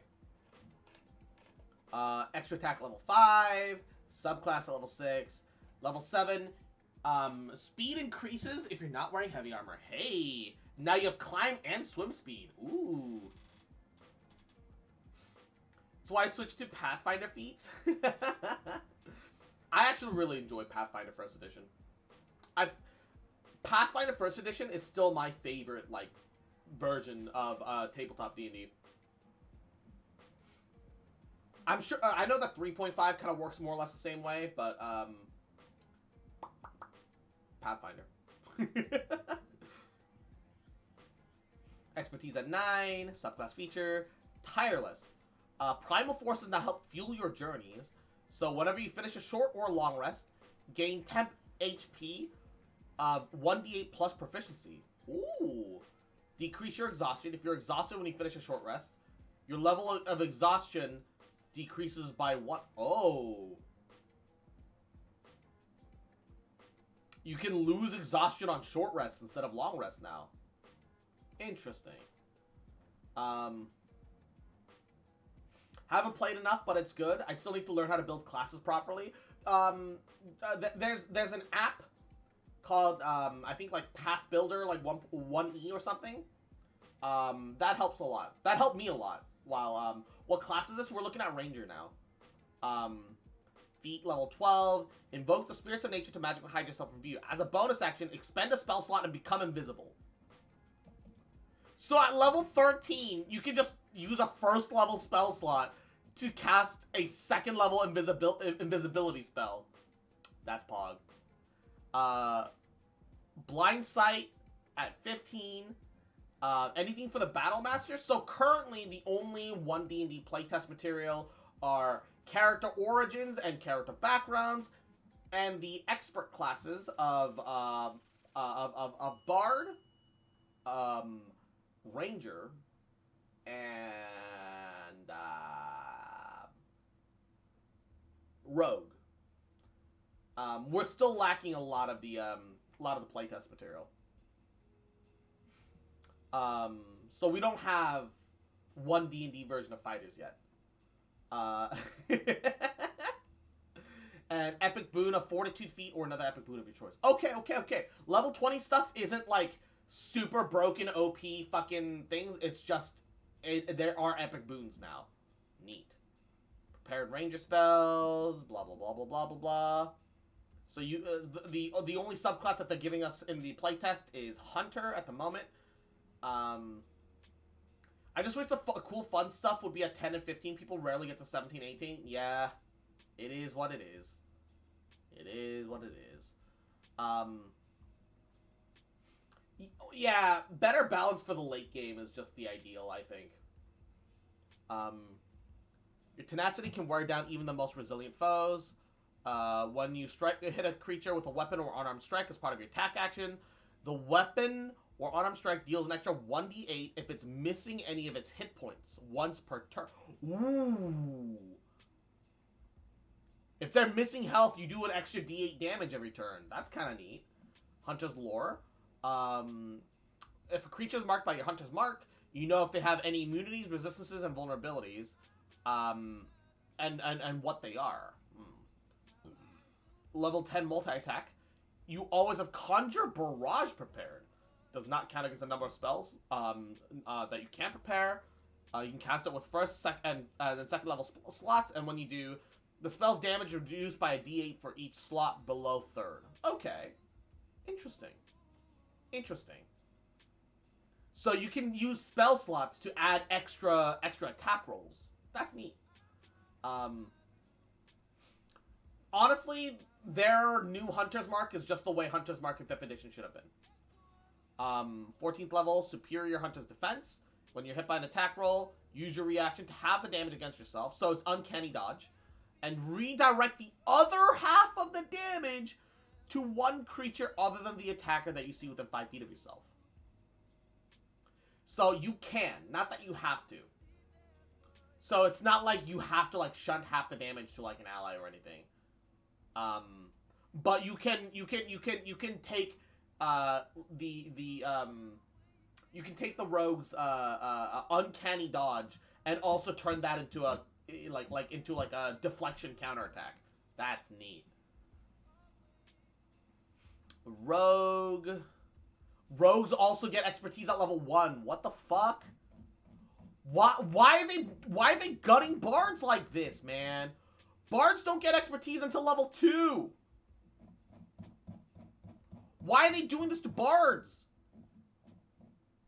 they finally made bards look kind of good, and then you start reading over and you realize how much they fucking, like, you know, it's like, oh, bard, oh, look at this delicious plate of food that we're baiting you over here with. Yeah, let me come over you. And while you're sitting at the table, there's a hole at the bottom of your chair where we go with that fucking scissors and neuter you.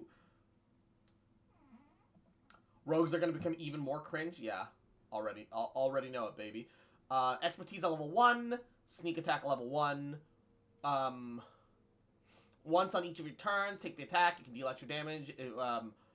With the attack roll, if you're hitting with a finesse weapon or range weapon, and one of the following advantages are met. Advantage adjacent to ally. To determine the extra damage, roll a number of d6s equal to half your rogue's level rounded up. And add that dice together on the rogue table. It shows the number of sneak attack dice. Rogues, like, why the fuck do rogues at, like, level 7 get 4d6 additional damage? Sneak attack is too powerful, dude. Genuinely, sneak attack, like, it's once per turn, thank God, but sneak attack is too powerful. Why can rogues sneak attack every turn? And bards get, like, 2 bardic inspirations at level 1. A rogue can add a d6 damage every hit, every turn. Bards get 2 of their class features. What the fuck is this? It's fucking so dumb.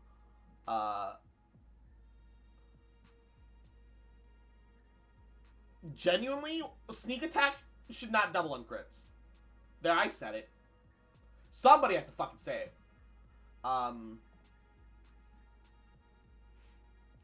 As a rogue that's not gonna be abused, yeah, right?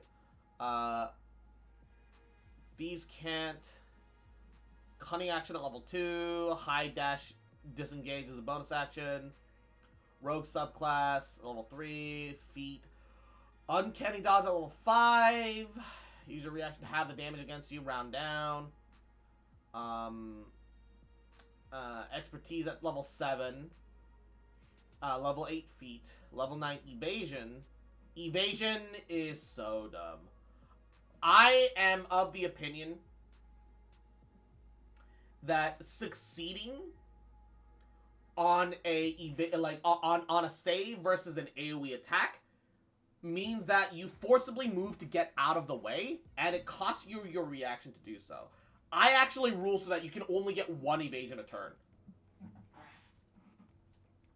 Genuinely. Not, like, to be fair, I'm not gonna make it so that you can't make multiple saves, right? But evasion, once per turn. If you're getting rained on by like 3 fireballs, you deserve the 3 fireballs. All right, you can evade 1, you can cheat 1. That's entirely viable. That's entirely fair. 1. But that's just me personally. Taking 0 damage by evading an AoE perfectly, somehow, magically. Once again, it's a game with magic in it, right? I try not to be too judgmental, but at the same time, 0 damage? Reliable talent. I hate reliable talent. Reliable talent is such a fucking awful ability. Auto force all of your rolls to be base 10. For a level 11 ability, that's... Why the fuck? Why is that so good? I love evasion basically because I fuck up so often. You underestimate how fucked up my rolls are. Yeah, I still think it's too powerful. I think evasion in general is too powerful. Monks don't have the most hit points anyway. Yeah, same as the rogue. D8 hit dice is about average. D8 hit dice is about average. It is what it is. But if you make a monk and you don't at least give yourself like a con of 14, that's on you. Like, what are you doing? Subtle strikes at level 13. You have advantage on any attack roll that targets a creature that is within 5 feet of one of your allies who isn't. So you get to crit fish with free advantage now. I fucking hate rogues. They're so boring. They're so dumb. Rogue sneak attacks don't crit. For me. Rogue sneak attacks don't crit. It's dumb. I don't like it. It's so dumb. Wait! They buffed Rogue further! Slippery Mind gives proficiency in Wisdom and Charisma saves now instead of just Wisdom. Yeah, I'm nerfing Rogues. I'm just nerfing Rogues. I don't give a fuck. They give Rogues so much. It's actually cancer. Slippery Mind. Proficiency Wisdom saving throws? Slippery Mind. Wisdom and Charisma save. I don't give a fuck. When one D&D comes around, your sneak attacks don't crit. Your sneak attacks don't crit. I don't give a fuck. Slippery Mind exists. You don't get to crit your sneak. You don't get to. You don't. No. I'm removing rogue sneak attack crits personally. I personally refuse to let rogue sneak attack crit if they're gonna pull bullshit like Slippery Mind and Reliable Talent. Reliable Talent, pretty dumb to begin with. Slippery Mind, they get 2 proficiency saves. Monks, I get. Monks are training their body to the pinnacle. Monks, I give that. I get it for monks. Monks get a free pass when it comes to that shit. Fuck rogues. That's level 15. I don't give a fuck. Also, keep in mind that, like, say that you hit level 5, right? Most average play hovers around 5 to 8, right? Most average play hovers around 5 to 8. Every turn you get a free 3d6. Every turn you get a free 3d6. Every turn. No spell slots consumed. No resources consumed. No resources managed at all whatsoever. 0. And rogues get the literal most. If I play a bard,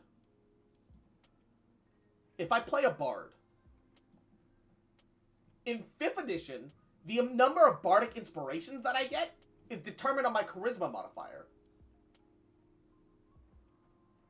In 1D&D, it's based on my proficiency bonus. On average, bards will get to inspire even less than before. It'll take level 5 before we break even with the starting 5th edition bard. They nerfed bard. Bards were already shit. They nerfed bard, but they buffed rogue.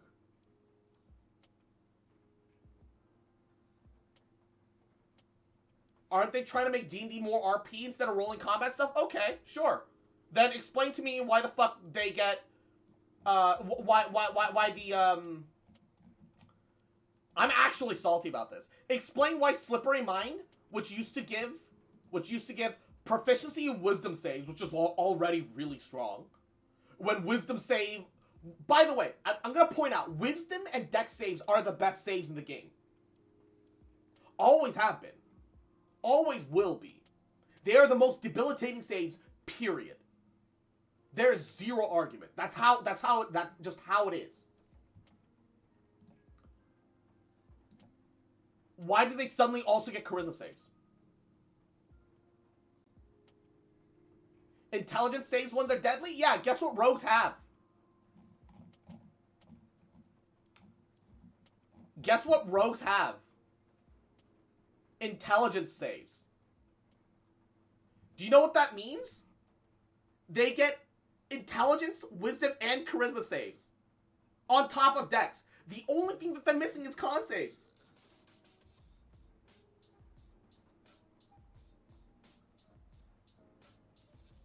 Actually fuck rogues and actually fuck wizards that keeps buffing rogue. Actually fuck wizards. Actually fuck Wizards of the Coast. Actually fuck Wizards of the Coast.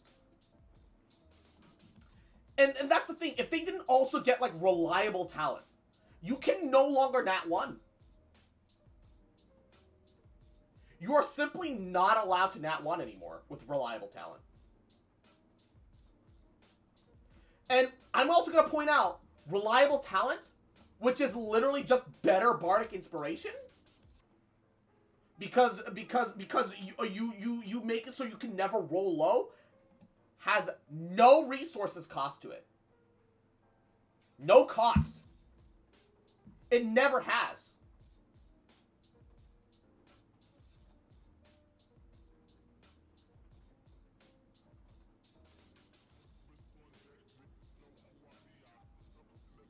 Reliable talent has always been a piece of shit. Any visible nerf for Rogue? No. None. 0 significant changes except buffs to Rogue. Rogue has only gotten buffed. You get expertise at level 1 now.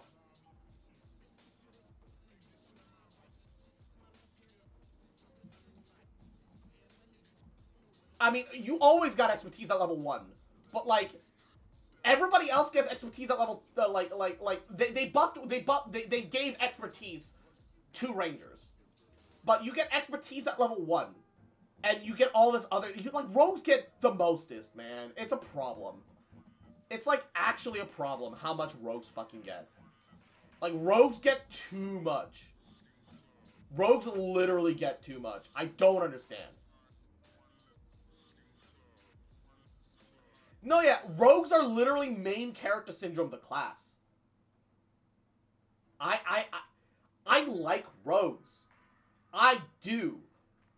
But Wizards of the Coast makes me hate rogues. Genuinely makes me hate rogues. They get way too goddamn much.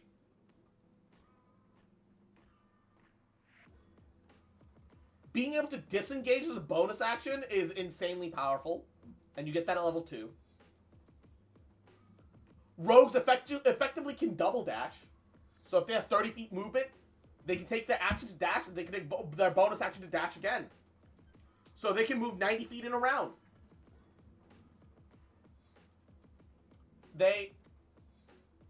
You can stab somebody and back away for free without the mobile feat.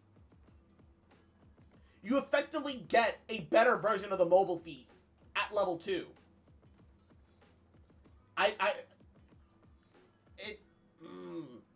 Wizards of the Coast makes me hate Rogue. Genuinely, they make me hate Rogue. Not only that, oh, you want to know another thing that they buffed? You now have advantage on your sneak attacks. Period, at level 13. What was level 13? Roguish Archetype? Yeah, you used to get like a Roguish Archetype feature. Now you just get free advantage. And get to crit fish your sneak attacks.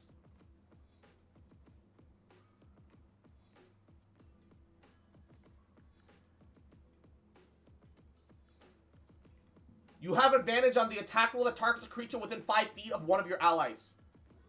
You just get free advantage.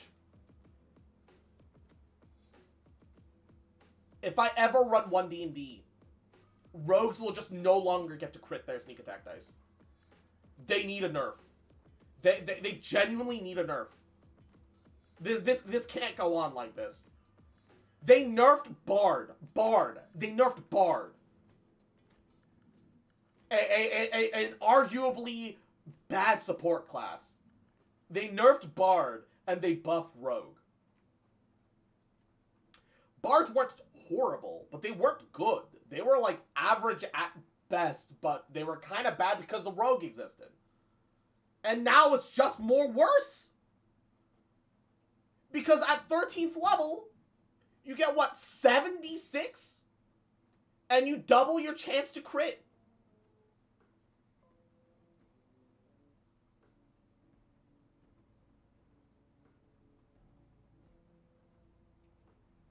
You're doubling your chance to crit with 76, which is realistically 76 plus a d8 or 8d6 depending on your weapon. I've never seen such bullshit before in my life.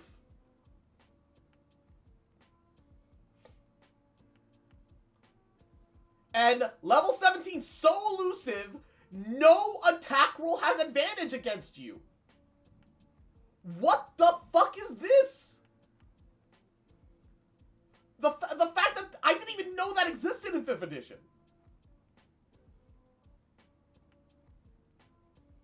So if you're stunned, you're not incapacitated. You can't even have advantage on a stunned rogue. What the fuck is rogue, dude?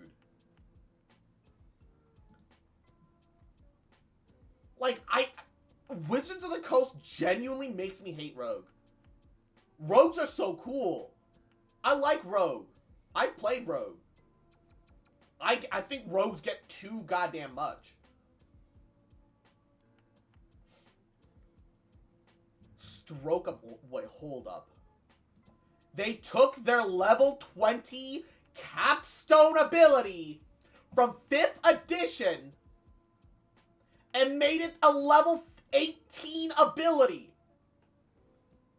They removed capstones from every class in the game and gave it to rogue. Because now at level 20 you get an epic boon.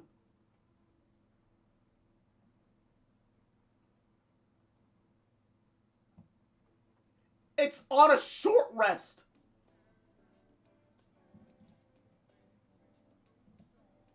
They took a level 20 capstone ability and didn't remove it from the game like they did for all the other classes.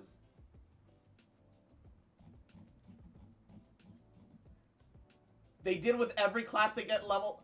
Okay, do they? Because rogues were the only ones with an actual good capstone. Let's see here. What does Bard get? Superior Bardic Inspiration. When you roll initiative, you gain 2 expended uses of your Bardic Inspiration. Oh, wow. Because you had so many Bardic Inspirations to begin with anyway. Genuinely, that should be more of like a base part of your kit. I'm going to point out to you, you get fucking 2 of these when you start. Rogues can sneak attack every turn. You get 2 of these when you start. Rogues can sneak attack every turn. You get 6 at best later. Rogues get their thing every turn. Foe Slayer. Hunter's Mark deals an extra D10 rather than a D6. Barely an improvement. Why? Because you can still roll 1s, baby! Wow! The average has gone up by 2 damage points. Wow! So good! Meanwhile, rogues say, oh yeah, every short rest, I get a free nat 20. You want to know the other thing that's worse? You want to know the other thing that's worse? Where is it? Is it in this one? Is it in the other one?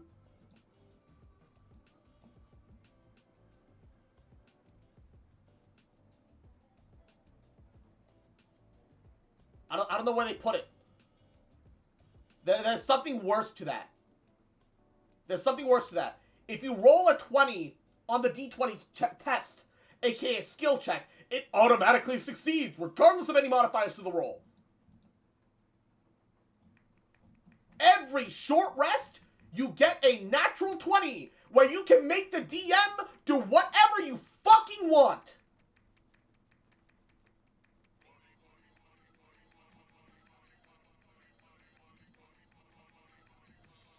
You turn the roll into a 20.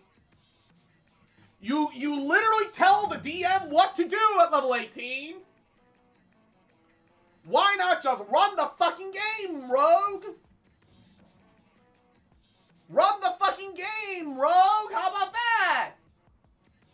Auto succeed. Tell the BBEG to fucking go screw himself. Jump into a volcano. Auto succeed checks. Let's go. I'm actually mad. I'm fucking malding IRL right now. What is this? Actually, fucking spitting outside. Actually mad. Let's go. Fucking malding.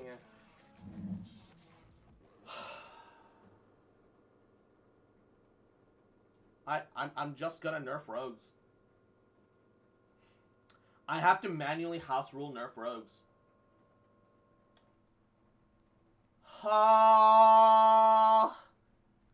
My penis is inverting right now, and I am becoming biologically a woman, and not just mentally gender fluid. I'm just becoming female right now.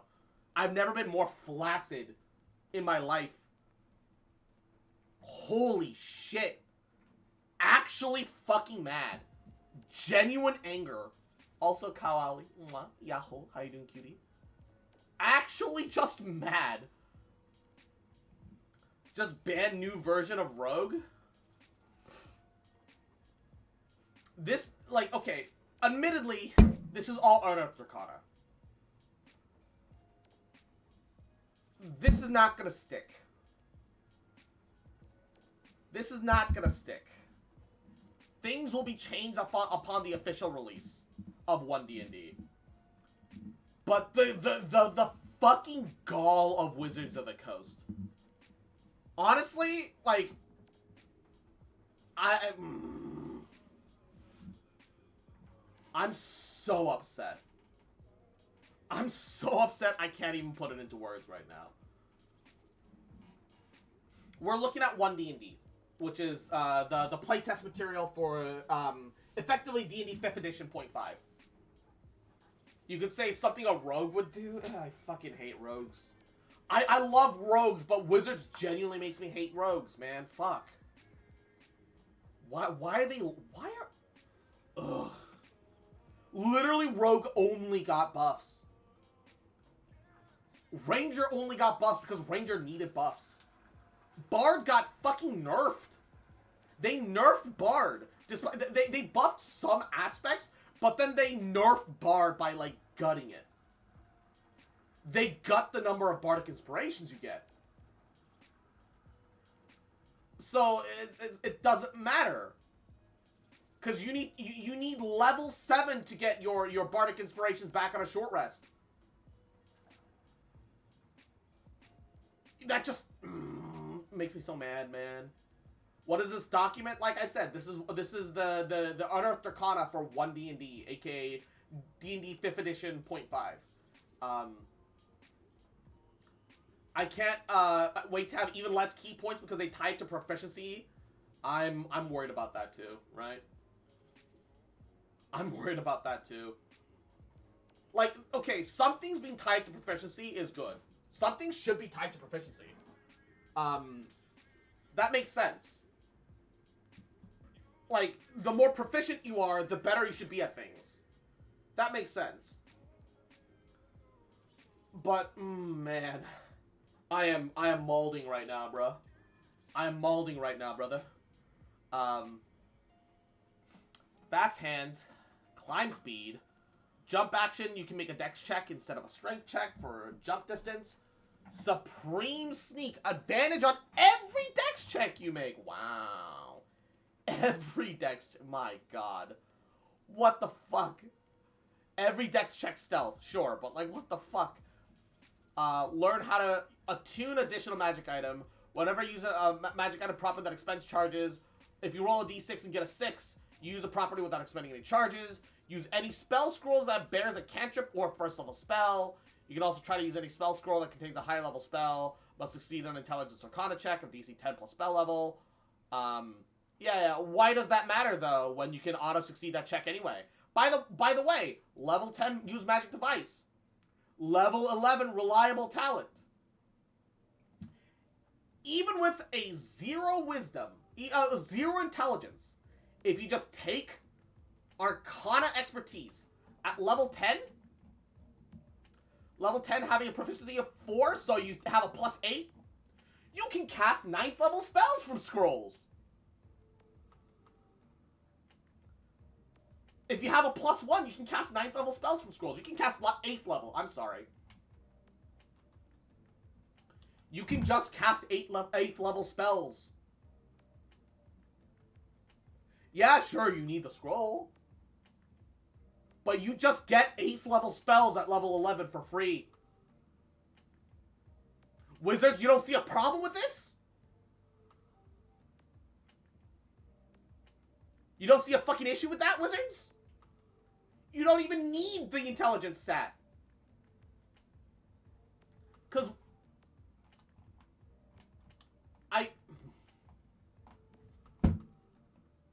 now take the second bonus action on your turn, provided it's a bonus action for cunning action. Number of turns equal to proficiency bonus. You spend all. I hate rogues now. I actually hate their Unearthed Arcana rogue. It's so dumb, so bad, so bad. There's literally no point in going Arcane Trickster. You can cast all the spells you want as a thief. Feeling pretty sick. I'm just gonna lurk today. No worries, and take care of yourself. Take care of yourself, baby. This is dog shit. My god. Alright. Feats have levels now, which is kind of weird, champ, but whatever. Actor. Athlete. Athlete's a garbage feat. Oh, you get a climb speed now with athlete. Hey, that's not too bad. Advantage on jump checks. Ooh, hey, that's actually kind of not dog shit. Despite the fact that Gabagool. You know those problem players that want to be the main character? They clearly, yeah, that's my problem with rogues. They're literally main character syndrome of the class, and that should not be encouraged. It's so dumb. Charger feat. Is charging actually decent now? When you take the dash action, your speed becomes increased by 10 foot for that action. If you move at least 10 feet in a straight line immediately before hitting an attack as part of that attack action, you add an extra D8 to that damage roll. Or push the target up to 10 feet. It should do both. For an ability score increase, it should do both. Only once on each of your turns. Crossbow expert. Crossbow expert increases your ability score now? Oh, so all feats give you a +1. Why ever take a proper ability score increase when every feat now gives you a +1? Plus additional bonuses. Just gear yourself for the level 4 bump. For getting a stat bump plus a feat bonus. You literally never... There's no point into not taking a feat ever now. There's no trade-off anymore. So you're only going to ever be taking feats. Okay, good to know. I'm sorry. Dual wielding? You can dual wield hand crossbows now?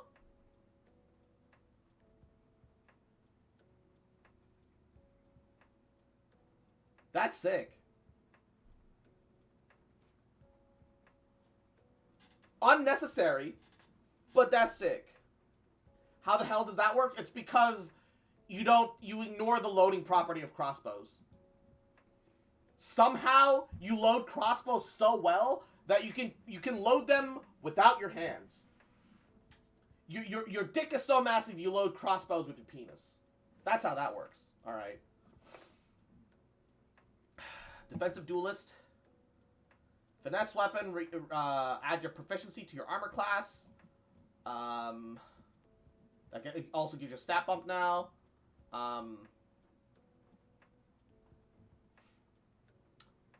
Defensive duelist got low-key kind of a huge buff. Defensive duelist is so good, actually. What the fuck? Dual wielder. Light property. Treat a non-light weapon in your other hand if it had the light property.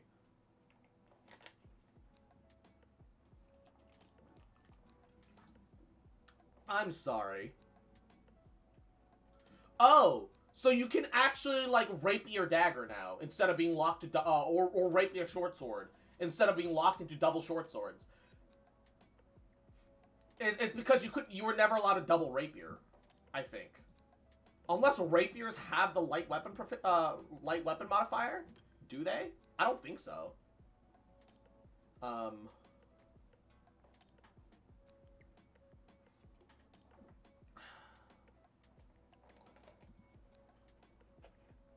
Hold up.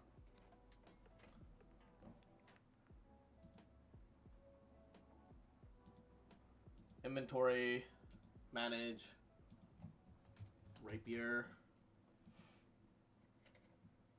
Yeah, rapiers don't have light property. So now you can't dual wield rapiers, but you can have a rapier plus a short sword.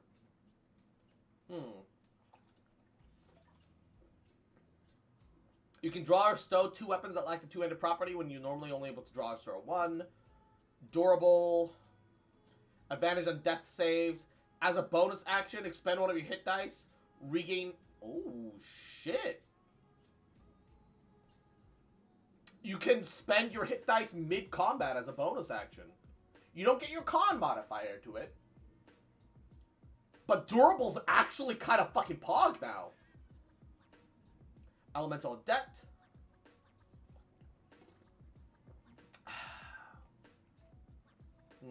Okay.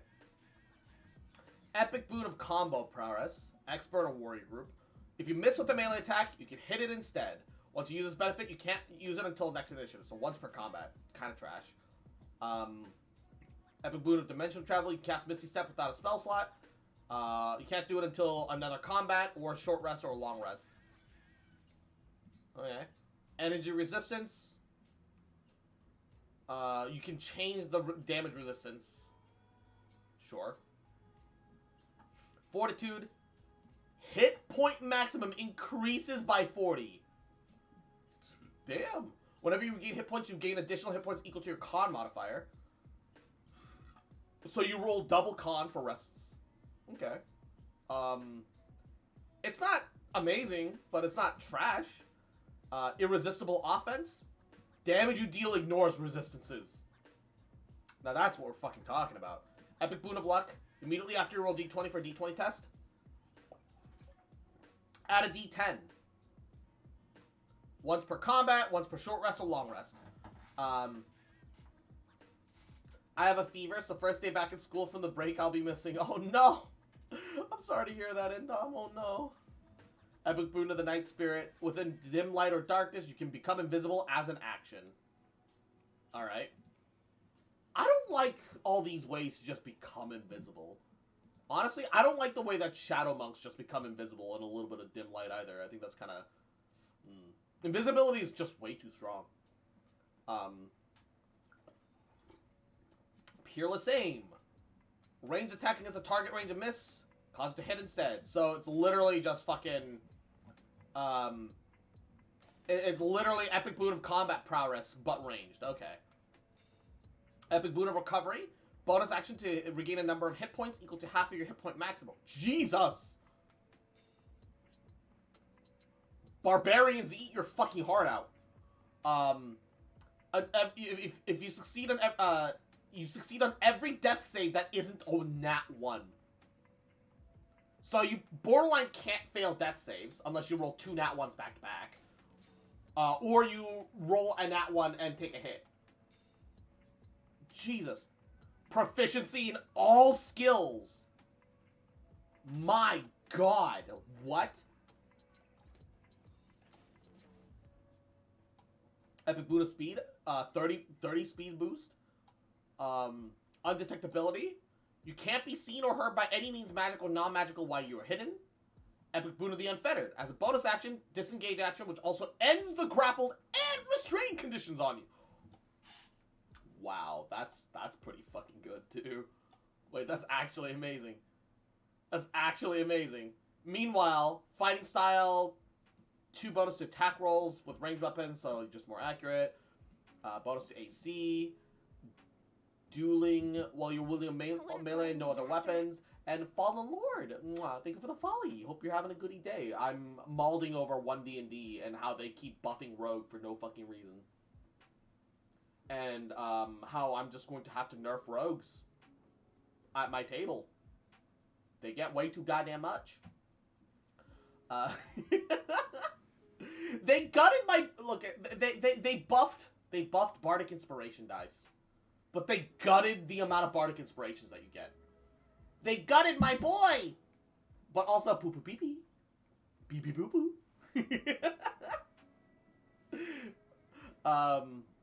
Too angry to die meme. Yeah, great weapon fighting, protection. Blah blah blah blah blah. 2 weapon fighting. Oh, you know what I just realized? Dual wielder got nerfed. Because,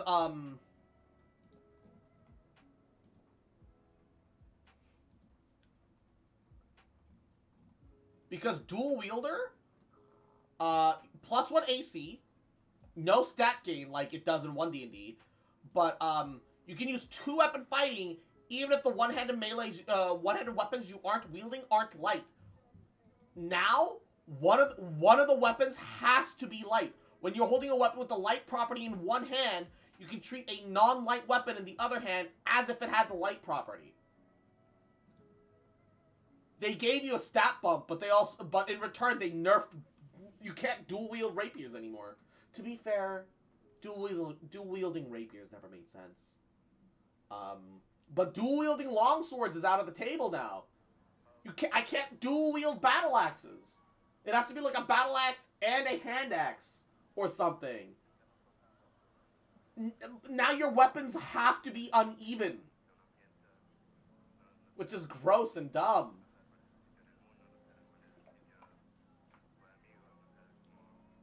Aesthetically, hard nerf. Mechanically, still nerfed. Especially since dual wielder doesn't increase your AC anymore. So they removed the AC bonus of dual wielder, and they're forcing you to only and they're forcing you to wield asymmetric weapons. I'm just gonna run OG dual wielder.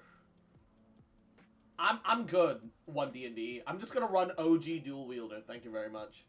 I'm gonna keep that ability score increase though, because because every feat gets ability score increase now. But yeah, I'm just gonna keep old dual wielder. Old dual wielder just makes infinitely more sense.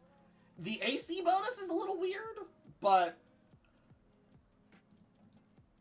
saying that like, oh, if I want to dual wield long swords or dual wield battle axes, I have to make one a battle axe and the other a hand axe, or I have to make one a long sword and the other a short sword, or dagger. Just let me dual wield long swords. What's the big deal? let me be the anime Kirito fighter. I don't give a fuck. Let players have that. What the fuck? Also, Izzy, mwah, little cute fuck, little shit, little bitch. Just fucking remember, you little rat.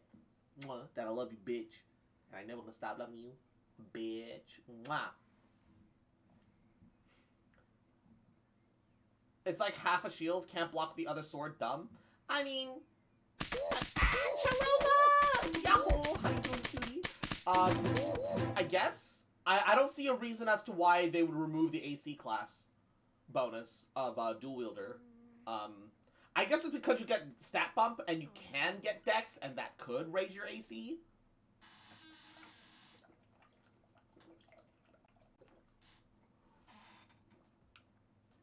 I get it.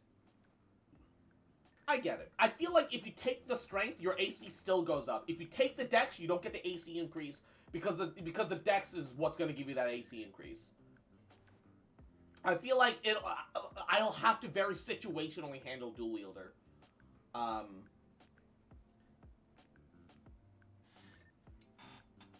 feel like because of the way fucking 5th edition and the way it handles dex really poorly is, I'll have to like actually like manually be like, hey, if anybody wants to dual wield, tell me. I have some personal house rules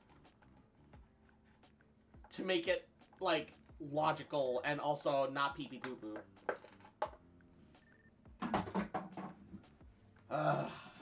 1D&D is gonna make me work so hard for shit.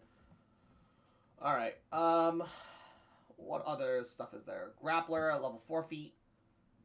Strength increase. Advantage and attack rolls against a grappled creature by you. Okay. Great. You're not slowed when you grapple a creature. When you hit a creature with an unarmed strike as part of the attack chain on your turn, you can deal damage to that target, but also grapple it once per turn.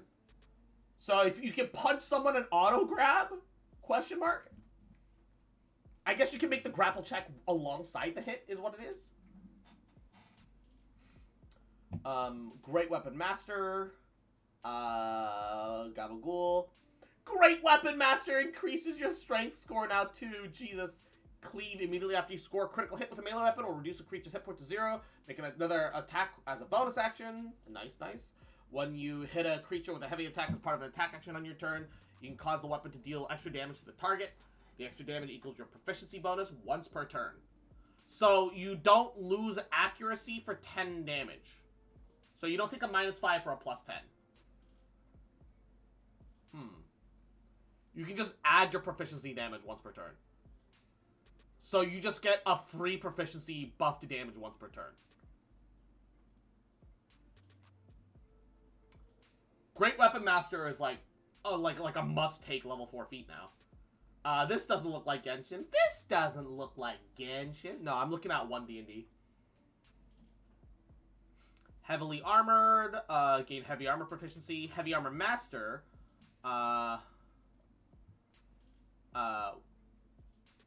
When you're hit by an attack, damage is reduced by your proficiency bonus. Hey! Heavy Armor Master is actually good for fucking tanks now.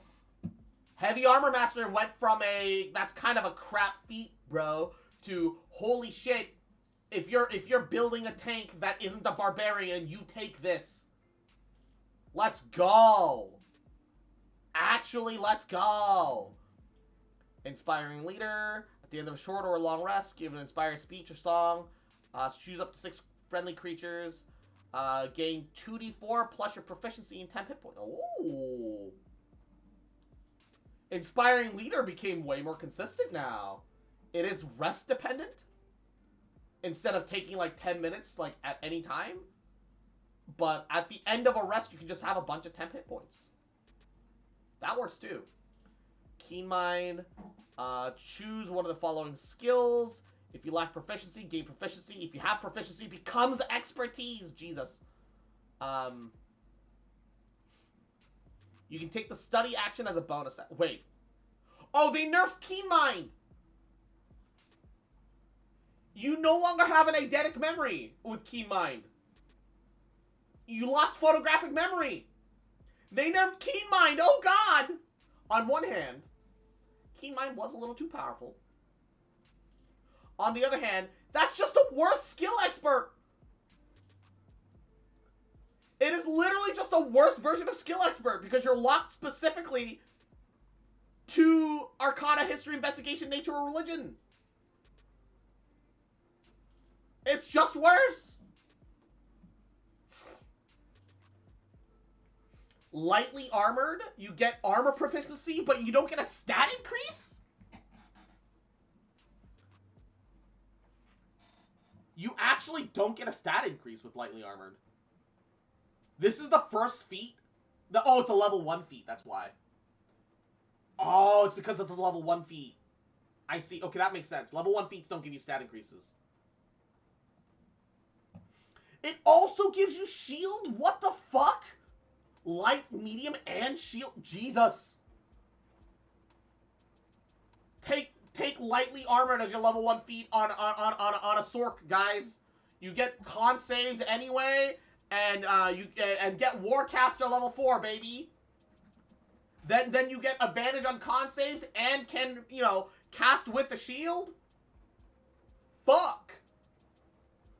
Holy shit, man. Mage Slayer level 4. When you damage a creature that's concentrating, has disadvantage on the save. If you fail an intelligence, wisdom, or charisma save, cause yourself to succeed instead. Whoa. Magic Indomitability. Okay, now that's Mage Slayer. It's once per long rest, too, so it's not, like, utterly broken. Oh, it started to rain outside. Give me 1 second. Oh no, my shoes are wet. I'm gonna have to slant this. Mitigate that water buildup. Holy shit! Keymind was DM. Can we continue? No one remembers even the DM. What? Medium armor master. While you're wearing medium armor, can add 3 instead of 2. Medium armor master still kind of sucks. Rain, I love Rain. Yes, I feel like medium armor master should have half proficiency rounded down damage reduction. Because it's not as good as heavy armor master in terms of damage reduction, but it's close. I feel like that's how it should be. Mounted combatant. Develop a bond with your mounts, granting you the following benefits. You have advantage on wisdom checks for animal handling to handle or train horses and other beasts employed as mounts. While mounted, you have advantage on attack rolls against any creature that was within 5 feet of your mount and at least 1 size smaller. If your mount is subjected to an effect that makes it make a dex save to take only half damage, it instead takes no damage if it succeeds and only half damage if it fails. You must be riding it, and neither of you must be incapacitated. While mounted, you may use your reaction to force an attack that hits your mount to hit you instead. Which, I'm just going to point out, if it hits your steed, and you veer it towards you as a reaction, but its roll to hit doesn't beat your armor class, it doesn't hurt you. So, effectively, once per turn, you effectively buff your steed to your armor class. Which is good to know. Observant. Oh no! Observant got hard nerfed too! Ah! Observant just became... Observant got keen-minded. To be fair, Observant was a little powerful. It wasn't keen-mind level of broken, but Observant was a little powerful. Observant got nerfed! Uh-oh, stinky! Polearm Master. Immediately after you take an attack action, if it has a heavy and reach properties, bonus action to make a melee attack of a d4, dealing bludgeoning damage. I'm gonna point out, it doesn't say a d4 plus strength. So I think that means it's just a flat d4 now. So it did get nerfed. While you're holding a weapon that has the heavy and reach properties, you can use your reaction to make 1 melee attack against creatures that enters reach that you have with that weapon. Which is the same as before. Resilience, same as before. Ritual Caster. You've studied Ritual Magic, granting the following benefits of a stat increase, plus choose 2 first level spells that have the ritual tag from the Arcane, Divine, and Primal. You always have those 2 spells prepared, and cast them with any spell slots you have. Spellcasting ability is increased by this feat. Wait. Oh. With this benefit, you can cast a ritual spell that you're prepared using the regular casting time rather than the extended time for a ritual. Doing so does not require a spell slot. Once you use the spell in this way, you can't use this benefit again until... Ooh, quick ritual. Poggers. A d4, well, that's never going to be used. I mean... People use Polearm Master now. Polearm Master is busted now. Oh, no, it says the weapon's damage die is a d4, doing bludgeoning damage. So it's still a d4 plus strength. So it's still a d4 plus strength. Okay, the wording is weird, but it's a d4 plus strength as a bonus action follow-up. So it's still there. It's still there. Ritual Caster actually became good because you actually get spells on top of it now. So, getting Ritual Caster as a sorcerer, not fucking bad at all. Actually really good getting Ritual Caster as a sorcerer. Actually kind of recommend. With this benefit, you can cast a ritual spell. Sentinel, immediately after a creature within 5 feet of you takes a disengage action or hits a target other than you with an attack, you can make an op attack against that creature. When you hit a creature with an op attack, their speed becomes 0 for the rest of the turn.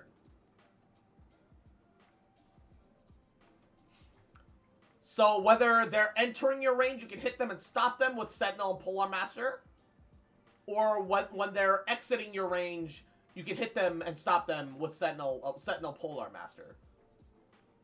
As long as you hit with the op attack. You do have to land the hit. I love how I don't understand this shit. I'm still intrigued. Sharpshooter, ignore half and 3/4 cover. Being within 5 feet of an enemy no longer oppose disadvantage in range attack rolls. Long shots no longer provide disadvantage. Sharpshooter is like borderline mandatory for range attackers not to. Shield Master gives ability stat increase. Let's go! If you attack a creature within 5 feet of you with the attack action and hit with a melee weapon, immediately bash it with your shield, forcing them to make a strength saving throw. Oh, it's a strength save now! It's not a contested athletics check, it's an actual save! Strength saves are becoming more prolific, let's go! 8 plus strength plus proficiency. On a failed save, knock the target prone or push it away 5 feet. Interpose shield, dex save to take half damage, reacting to take no damage.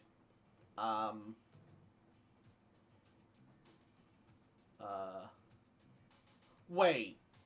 You don't get your shield's AC bonus of 2 to your saves anymore, though.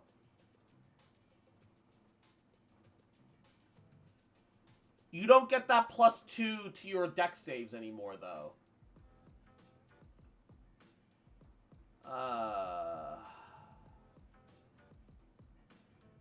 Shield Master kind of got nerfed.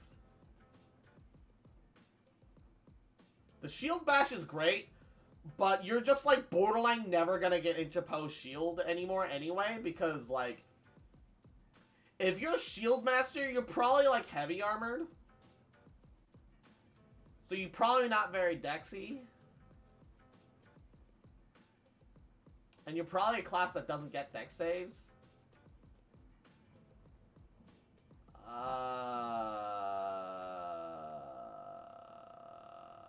Well, you're fucked.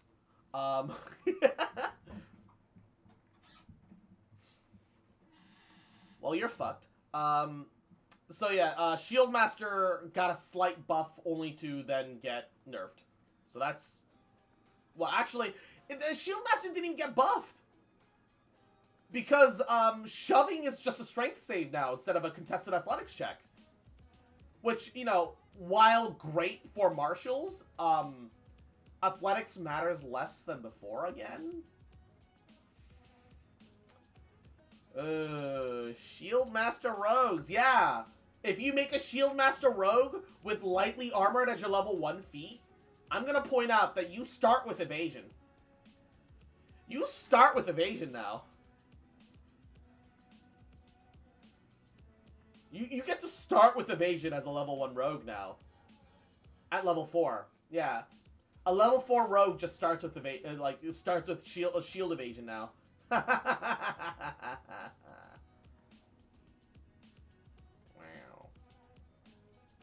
Alright, Skulker. Blind sight within 10 feet. Ooh, that's cool. Exploring the distraction of the battle. Advantage on any dex saves. Dex check stealth, sorry. To hide during combat. That's broken.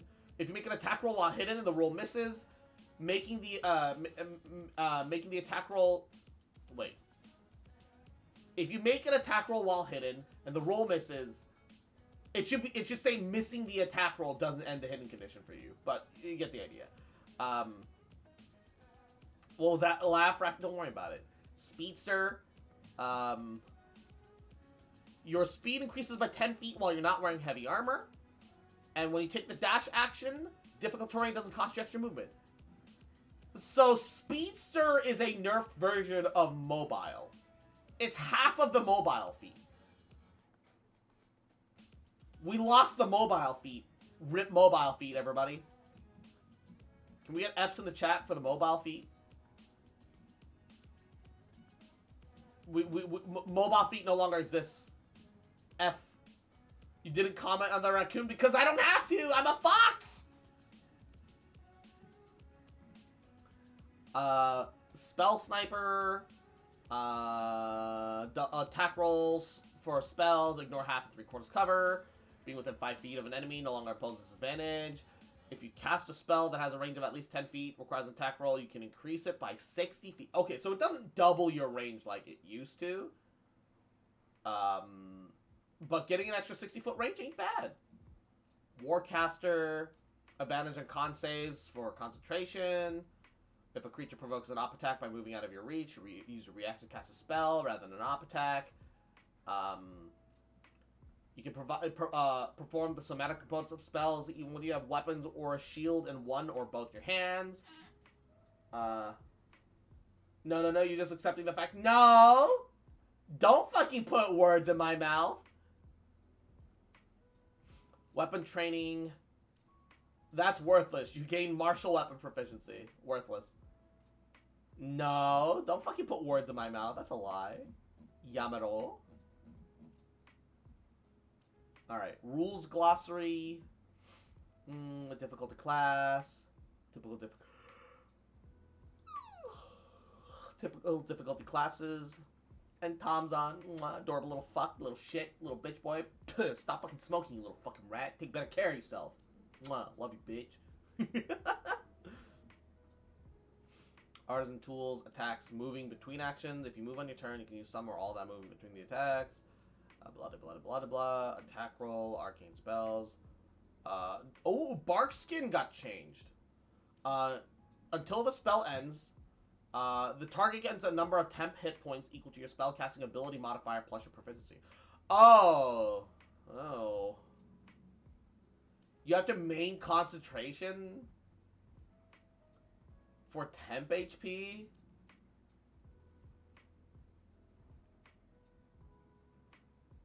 Why not just use heroism? Yeah, it only lasts a minute, but you get the temp HP every turn.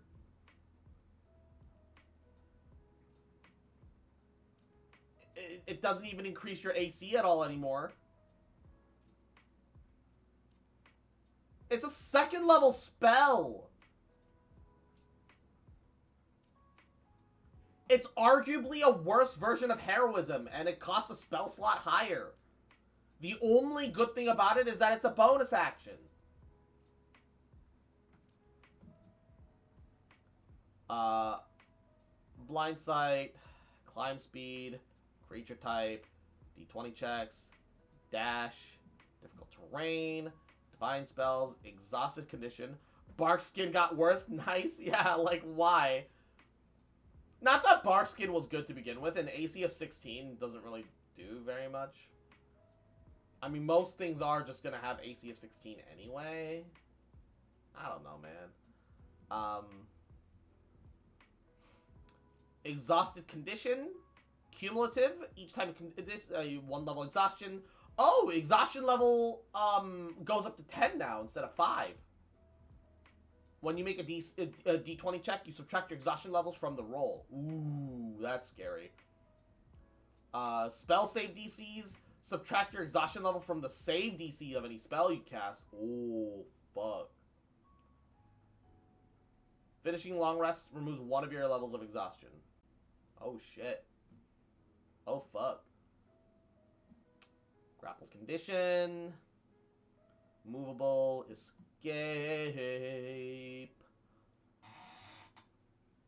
At the end of each of your turns, Gabagool. Guidance got an upgrade, maybe. They changed it, at least. It's a cantrip still. Reaction! Reaction guidance. D4. Oh, and it's not concentration either! I like the new guidance. It's just good. I am taking the new guidance and making it my 5th edition guidance. Good. I hate concentrating, right? Also, Majora! Mwah. Yahoo! How you doing, cutie? Yeah, guidance. You can guidance as a reaction, just like you can bardic inspiration as a reaction. However, can I just point out that this just proves that bards got gutted further? Because they just made guidance the same way that they buffed Bardic Inspirations to work, where it's just you can react. But, this costs 0 resources. Sure, the dice is smaller, but bards can't guidance you. Bards can't guidance you. Bardic Inspiration is just worse guidance because it's resource limited. Been continuing to distract myself with the 14 roleplay scene and several weeks have passed by accident. My gosh. Help action. Choose one of your skill proficiencies and one ally who can see and hear you. Advantage to the next skill check that ally makes with a chosen skill. Yes! You have to be proficient in a skill to help with that skill. That makes sense. Let's go. Assist attack roll. Momentarily distract an enemy within 5 feet of you. Granting advantage to the next attack roll by one of your allies. Alright. Concentration isn't that fun to play, and if you have bad luck as a DM, sometimes it makes it even worse to play that way too. Obviously, some spells require concentration.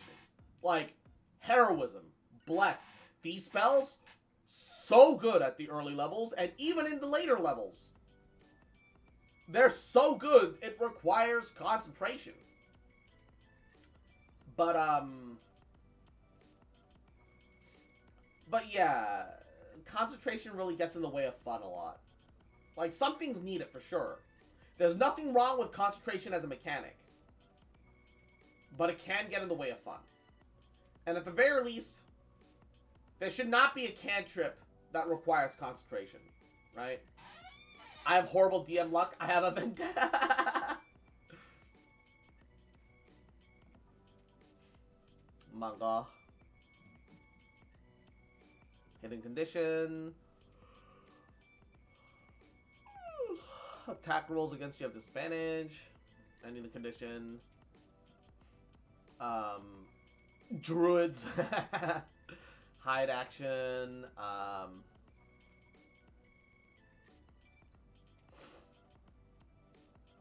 What with the hide action? Wait, they made hide action weird. It's just a flat DC 15 dex check. When you're heavily obscured or behind 3/4 cover or total cover.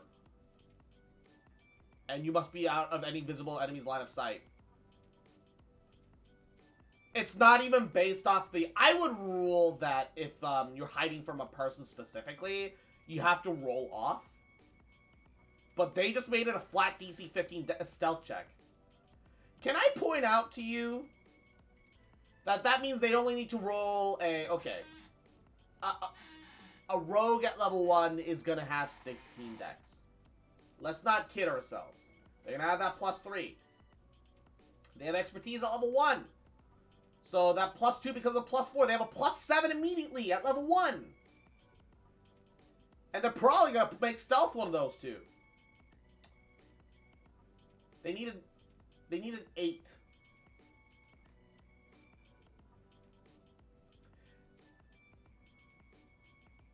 Can we stop buffing rogues? They don't fucking need it. Wizards of the Coast, stop buffing rogues. Get that dagger out your ass. Actually. Keeper Frosty. Mwah. Yahoo. Welcome to the stream. How you doing, cutie? Watch them buff Moon Druid. Zamb. Moon Druid's actually just like a very solid class. I don't like the way Druid transformations work, where it mechanically becomes an additional health bar. I don't like that about Druids. You just get bonus health bars for no fucking reason. It's great that you can transform into things. But the bonus health bar mechanic as a result of being a druid, I don't care for. I don't think there's any good ways to go about it either. I do, it's fun. Yeah, that's fair. But like... It takes a full spellcaster and mechanically kind of turns them into like a barbarian. And I think that is kind of a problem. I also meta turn into the best thing. That's like the other half of the issue, right? Because They can be bears as soon as like level 3.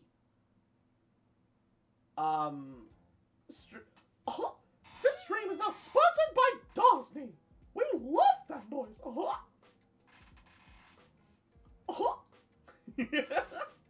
I don't do that, yeah, but like people do.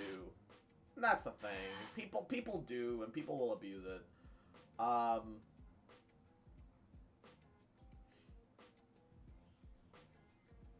don't know. I've never felt great about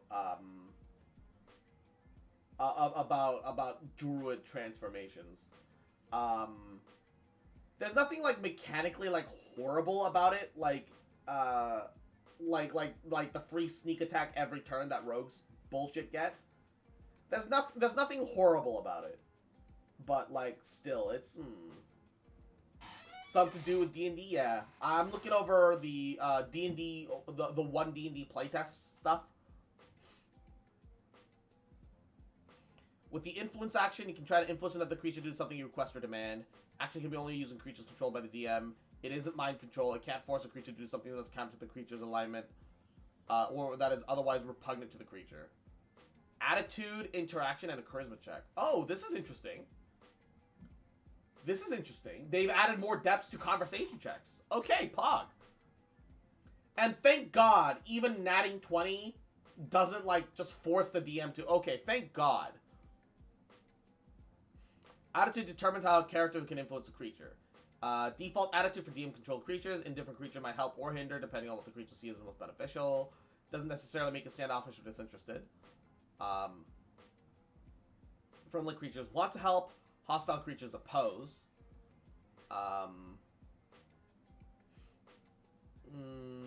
DM might determine a hostile creature so ill-disposed that no charisma check can sway it. Good!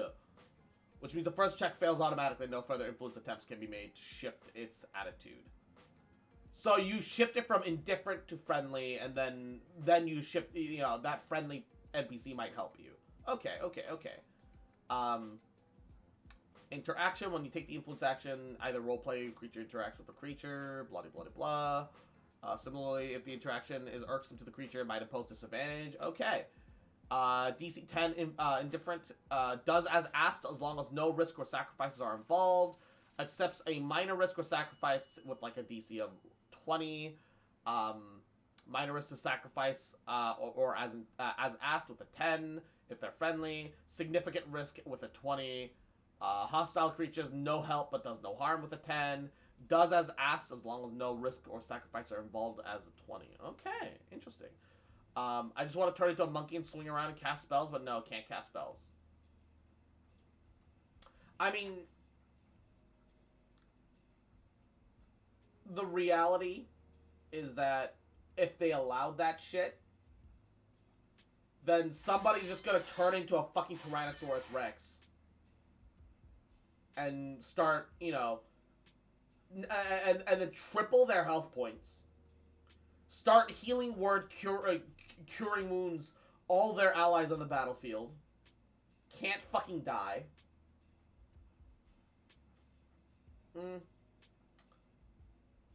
I don't like to impose any insane restrictions on my druids. But what I do is that if you hit 0, any carryover damage will carry over onto your druid. But it'll also be doubled because you're stunned and vulnerable. If I'm of the opinion that if a druid is forcibly snapped out of the transformation at 0, they become stunned and vulnerable. So there is some fucking risk to that shit. Because otherwise you can just transform into bears and T-Rexes forever.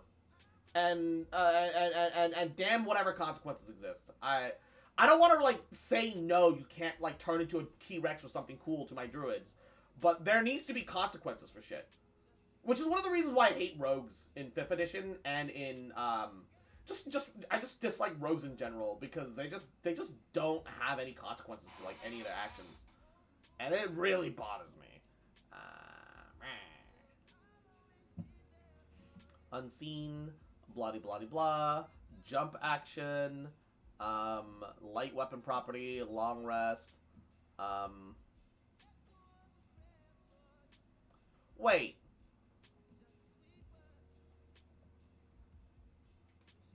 What the fuck? They buffed... Okay. They stated that long rests only give you half your hit dice back, and now you get all of your hit dice back again. So, you did nothing to nerf it. If your hit point maximum is reduced, it returns to normal. So, no permanent damage possible. If any of your ability score reduced, they return to normal. So why have lesser restoration anymore when you can just take a nap? What's the point of the restoration spells? There's no point in having restoration spells anymore. You just need to fucking go take a long-ass sleep. Wizards. What the fuck? It's easily abused, but at least give me limited access to some spells? No. That's why you can concentrate on spells beforehand. That's why Druid gets a lot of concentration spells. Because they can concentrate on a spell and then turn into a thing and maintain concentration. With even potentially a higher con save. So, like... That's why. I swear to God, Wizards is just making me mauled about long rest and shit. Magic, move, climbing and swimming, special speed, speed of 0, primal spells, ritual casting, search action, insight to check a creature's state of mind, medicine to see their ailment, perception to look for concealed creature or object, tracks or food. Where does investigation take part in this now? I've always ruled that, you know, searching for objects is perception, sure, but when checking for traps that are, like, mechanically and manually hidden, and Katagawa, thank you for the head pats, arigato. Clearly you don't fail con saves every time you're hit, not fun. I mean, usually con saves are like DC 10. Usually you make con saves.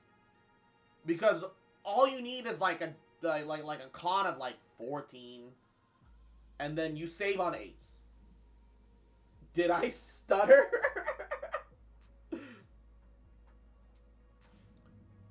Then either don't put yourself in a situation where you have to make the con save in the first place, or pick up Resilient and or Warcaster.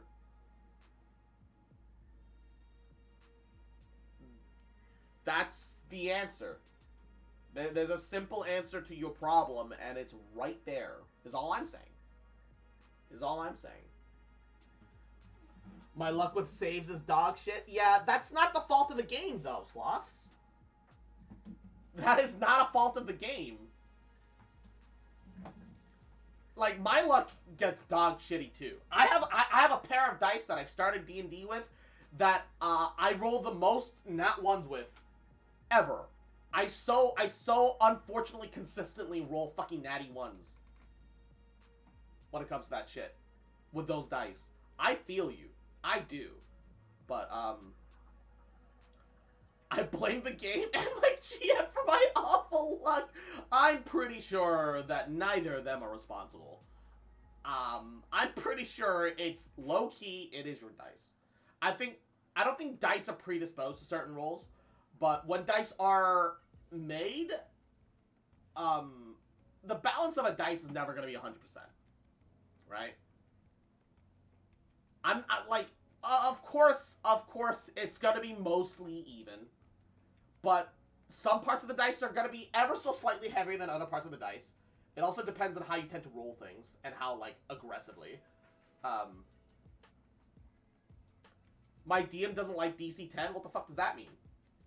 That's how concentration saves work. So either it's always like a 12 or 15 minimum. Okay. That means that either you're taking 24 plus damage, because if you take 20 damage, up to 20 damage, concentration check is still DC 10. Rules as intended and rules as written. At 21, rounded down to half, still a DC 10. 22, rounded down to, cut in half, rounded down, 11. DC 11 at 22. Until 21 damage, you should never be having to roll higher than a DC 10. That's literally the base rules. If it's a 15, that means you took 30 points of damage, and yes, it is harder to concentrate. That is entirely justifiable. It's not rules as written. They pitch the DC based on what happens. That's your DM's issue. You need to talk with your DM, because that's not how concentration is meant to be done. And that's why you're having all this issue with concentration. DC 12 to 15 at lowest for anything? No, yeah, that just makes concentration, spells useless. If no matter how much damage you take, it just jumps up like that. Argue about it. That is something worth arguing for. Like, once again, you can't argue about concentration saves when your DM just runs it differently from the standard. That's something to complain about your DM about. Not about concentration in general. Yeah, that is absolutely chicanery. Yeah, because until you take 22 points of damage, DC for concentration is 10. Which is, like, even without any con modifier, you have a 50% chance of hitting. So, and Izzy, mwah, you adorable little fuck, little cute bitch, little shit, little bitch boy, mwah, just fucking remember, little cute fuck. Get a wonderful rest of your night, plenty of sleep, mwah, adorable little shit. That I love you, bitch, mwah, and I never gonna stop loving you, bitch, mwah. It is what it is. Short sword, slow conditions, study action. When you take the study action, make an intelligence check to study a memory, book creature object, areas of knowledge.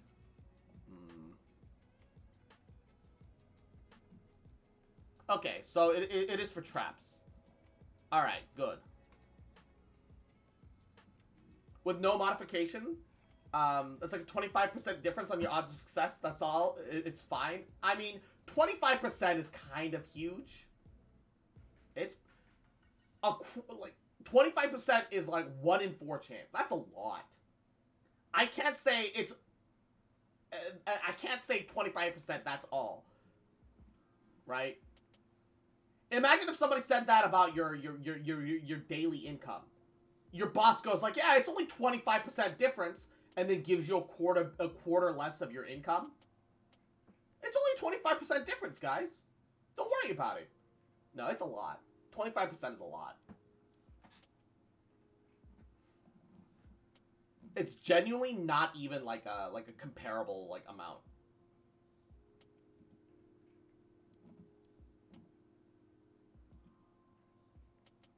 Okay.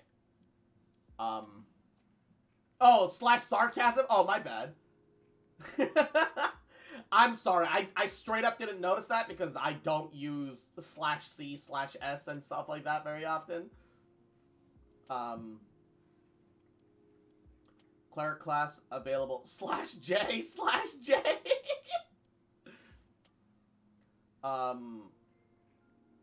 Cleric class available for playtesting. Playtest material, power level, blah blah blah blah blah blah blah. Cleric. Wait, they get level 1 channel divinity? What the fuck? Hold up. Hold the phone. Divine Spark. Roll a number of d8s equal to your proficiency bonus. Add them together. You either restore hit points to the creature equal to that total, or force the creature to make a con save. On a failed save, they take radiant damage equal to the total. Successful save, take half rounded down. Turn undead. Alright. You just start with fucking Channel Divinity. Okay. That's terrifying. Holy Order. Dedicate yourself to one of the following roles, either on your own as part of religious order. Choose one of the following options. Protector, martial weapon proficiency, and heavy armor training. Damn. Scholar, proficiency in 2 skills of your choice. And whenever you make an ability check with either skill, you gain a bonus equal to your wisdom modifier. Damn! Thaumaturge. You can prepare 1 extra cantrip from the divine list. That's really weak. Let me talk in wild shape even if I can't use spell. No, you're an animal. What are you talking about?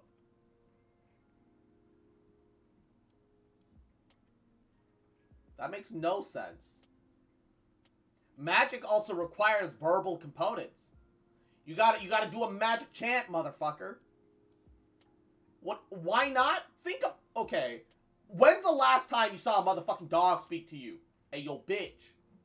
Give me my motherfucking treat. Gamer? What do you mean, why not? What do you actually mean, why not? Subclass. Smite Undead at 5. Blessed Strikes. Once per turn. Holy Order. Divine Intervention at level 11. Jesus fucking Christ. You have the intelligence but can't speak. Yeah, you just said it. Have you seen the difference between a dog and a cat's mouth versus a human's? Pretty significantly different. But like, and that's not even just the mouth, the vocal cords too. Even if you became a monkey, your vocal cords are so significantly different than that of a human's. And also, Sloths, that's part of the role play. You are now an animal with extreme human intelligence. You can scratch words on the ground. You can pantomime shit. That's part of the role play. What do you mean? What do you mean that that's dumb?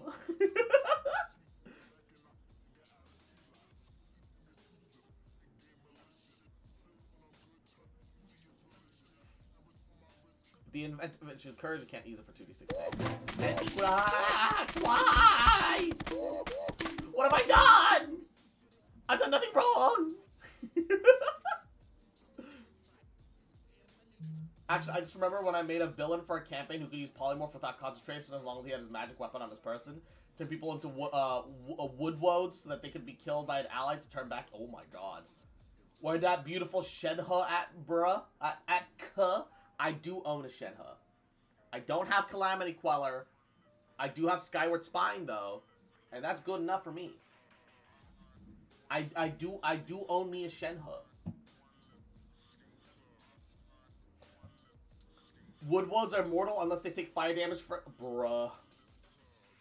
I don't know if you can polymorph into a Woodwoad. Polymorph. 5e.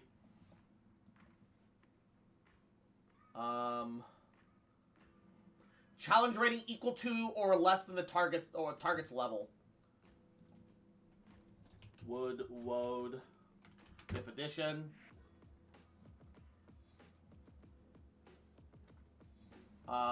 Challenge rating. What is its challenge rating? I might have to manually look it up here. Monsters. Puss in Boots can speak so... Bruh. You're really gonna go for a fairy tale creature as to why you can't speak as a fucking dog or bear? Really? CR5? Yeah, so unless all of their companions are, unless all of their companions are are level 5 people. Unless they're all level 5. Zam.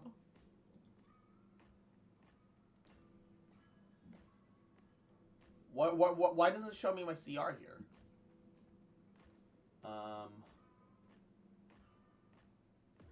Yeah, it doesn't show me my CR. I guess it probably shows me here. No? Oh, CR5. Telling me magic spells that exist, but it's impossible for an animal to speak? No, but you need to cast magic on the animal. Or they need to be a magical animal. Druids turn into natural animals. Druids turn into natural-ass animals. Alright? If a druid can turn into a magical animal, then sure. But they can't. Circle of the Moon can turn into elementals.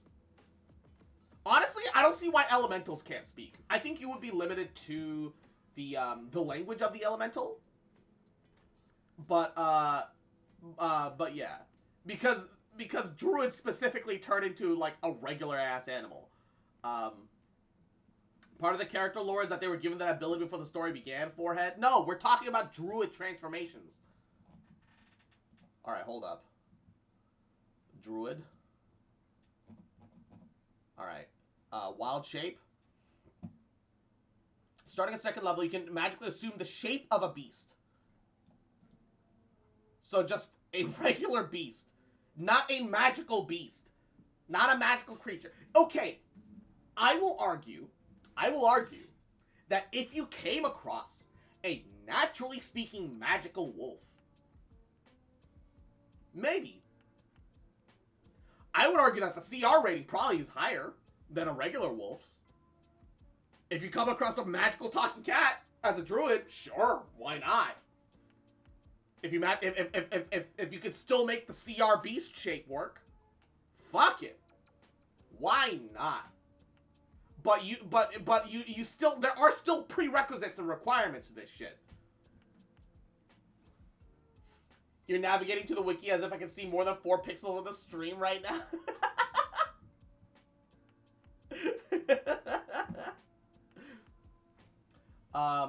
I'm saying that it's magic druids can't make, so they can't talk. Well, druids turn into, lore-wise, druids turn into, you know, naturally existing wild animals. Not even magical ones. Druids can't turn into wargs. Which are magic wolves, normally. D&D's supposed to be fun, not spending all day worrying about minor rule details. I think that's an incredibly fair argument. I think that some DM tables will be like, yeah, you know, you're a bear, but you can speak. Alright, come on, Yogi. I think that that's entirely also a viable argument and response. I feel like that's fair. I also argue, though, that, hey, look, you turn into a bear? Pantomime shit. You don't have, like, a human mouth. And the roleplay of being a bear gives something new to, with all the players at the table, to, it needs, I want to talk, it needs limit, what? What? I can't read what you're saying sometimes, Sloths. I'm going to be 100% for you. It's not fun for me. If it's not fun for you, then either talk with a DM and arrange something, get a magic item, or don't fucking transform and expect to talk. I don't know how much clearer I can put that. Denying a character that has an ability, especially don't want a specific plan that will be disrupted by rule ignoring, is unfun. I feel like that's also like I'm not denying that those arguments don't make sense. They make sense. We play online, kind of hard to do non-verbal stuff. I mean, you know, what do you mean? I, in my bare state, begin to pantomime certain actions, or I begin to scratch on the ground the words that I want to speak to my party. There are ways to roleplay that stuff out. Not saying that you have to do it that way. Why bother with denying the request? I don't know, it's interesting. Why, like, there's also it's also a why not situation. Because it changes up the actual interactions that can actually happen from a roleplay perspective. It adds something new to the table. I'm not saying that you have to do it that way. I actually personally don't think it's wrong for a transformed druid to be able to speak. I'm just pointing out that I don't think it's wrong. Alright? I'm putting that out there. I think it's perfectly fine. I personally argue that D&D isn't about role-playing alone. If someone isn't into the role-playing aspect, forcing to play that way ruins the experience. And that's why I said it's like a speak to the DM situation. Rules as written, you probably can't talk as a druid. Rules as written, you probably can't talk as a druid transformed. I don't see why you can't. That is definitely like a table-to-table situation. That is absolutely a table-to-table situation. And, you know, the spell Speak with Animals also exists. You know, once again, if the DM wants there to be certain limitations like that, there can be items. Or the DM could just, you know, or if, like, the druid talks to the DM beforehand, maybe they could start with a necklace of reverse Speak to Animals. where the animal can speak to humans, but doesn't necessarily understand the human speech. But it works for you as a druid, because you can understand human speech. Like, it's one of those things that, like, rules as written, it's not intended to work that way. So you work something out with the DM. I want an option for rules as written. The DM is telling them, no, that's not what's going on, Equinox. That's not necessarily what's going on right now. Sloth just wants rules that benefits him. That's what it is. That's why I'm explaining shit. That's not what's happening right now. I'm saying you should talk to your DM. I'm personally saying you should talk to your DM. But I'm explaining the DM side of the logic, right? I'm explaining from like the side of like a DM. Like, that this is like the thing that makes sense. And if I'm trying to tell a story and trying to maintain some semblance of like a world lore, I understand completely why a DM might argue that a druid transformed can't speak. It is a hard rule that transformed druids cannot cast spells, though, because there is both a verbal and a somatic thing. Spells are complex. You need to cast them a certain kind of way. You got gang signs to throw out. You got magic words to chant. The reality is that if you can't do one of those two, you ain't throwing out your magic gang signs, or you ain't saying your bibbity bobbity boos. You can't cast spells while transformed. I agree to that. You literally were complaining earlier, asking why you couldn't cast spells as a transformed druid. So I don't understand why you're... I don't understand why you're suddenly agreeing with me on a point that I'm making, but okay. No, yeah, but like... no, like, it's yeah. No, I absolutely think that I would like to, but it's busted. Yeah, exactly. It's already pretty strong that you can cast a concentration spell and hold it beforehand while transformed with now a higher constitution modifier. And transforming gives you a new health bar. It is broken. The way your DM handles concentration is bullshit, though. 100%. 100% talk to your DM about the way they're handling concentration. Tell them that it's like actively making concentration spells worse and unfun for you. Like, there's rules to the way concentration works. Unless something's actively happening to like hamper you, they can't arbitrarily decide new concentration DCs when there's rules for it. I mean, nothing's really holding them back from doing it, but they shouldn't be, because there's already a system in place. Because the balance of the game is set around the systems and all the systems working together in a perfect world, right? So if the DM just suddenly starts jacking up the DCs for no fucking reason, then what the fuck, man? It is PeePeePooPoo. Alright. Did they give any other... Okay. I know that they said clericals. Okay, so they're giving, like, additional races and feats. Okay. So they gave Life Domain, which gives, like, domain spells. Disciple of Life. Healing is empowered. Hit points equal to the turn... Well, additional hit points on the turn you cast a spell. 2+ spell level, which is same as Life Cleric already. Preserve life to channel divinity. Cannot bring them past their half their hit point maximum, but you can heal up to half. Blessed Healer. When you cast heal on others, when you cast a spell with a spell slot on another creature, restore spell slots to it. You regain hit points equal to... Ooh, shit. So when you heal others, you start healing too. Stream category still in Genshin? No. Wait a second. It should say just chatting. What the It didn't say!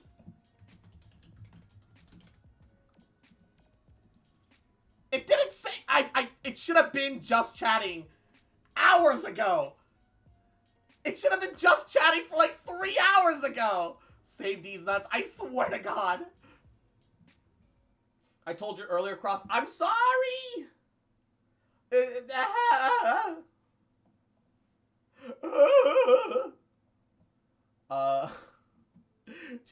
Christ.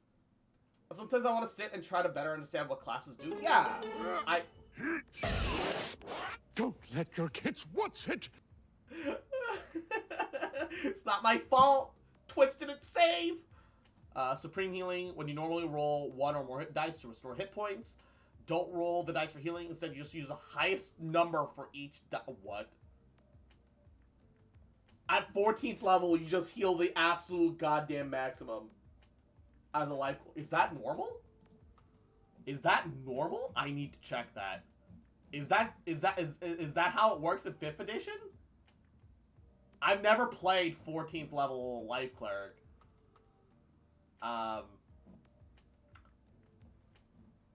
Okay, hold up. Oh, Supreme Healing is level 17. It has been lowered. So that's always been a Life Cleric thing. Wow, max healing as Life... Jesus. Life Cleric max heals? Jeez. I know it's level 14, but Jesus. I've only played Rogue and one completely homebrew class. Yikers. Alright. Ardling got some adjustment. So Animal Ancestry. Oh, okay, so the animal side gives him a little extra now. Hook Claw, Sharp Nail, Serpentine Tail. You get Climb Speed. Flyer. You get Wings. Vestigial Wings. When you fall at least 10 feet, you can use your reaction to glide down safely. Oh, shit! You get Featherfall! That's sick! You can flap your wings to gain advantage on that action's ability check when you take a jump. Ooh! So you're a chicken. Racer. When you take the dash action, speed increases for that action. 10 times proficiency. Oh my god. Wait. I'm just gonna point out.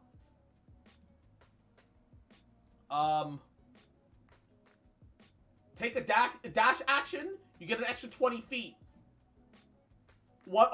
If somehow you reach 17th level, take a dash action, it's an extra 60 feet.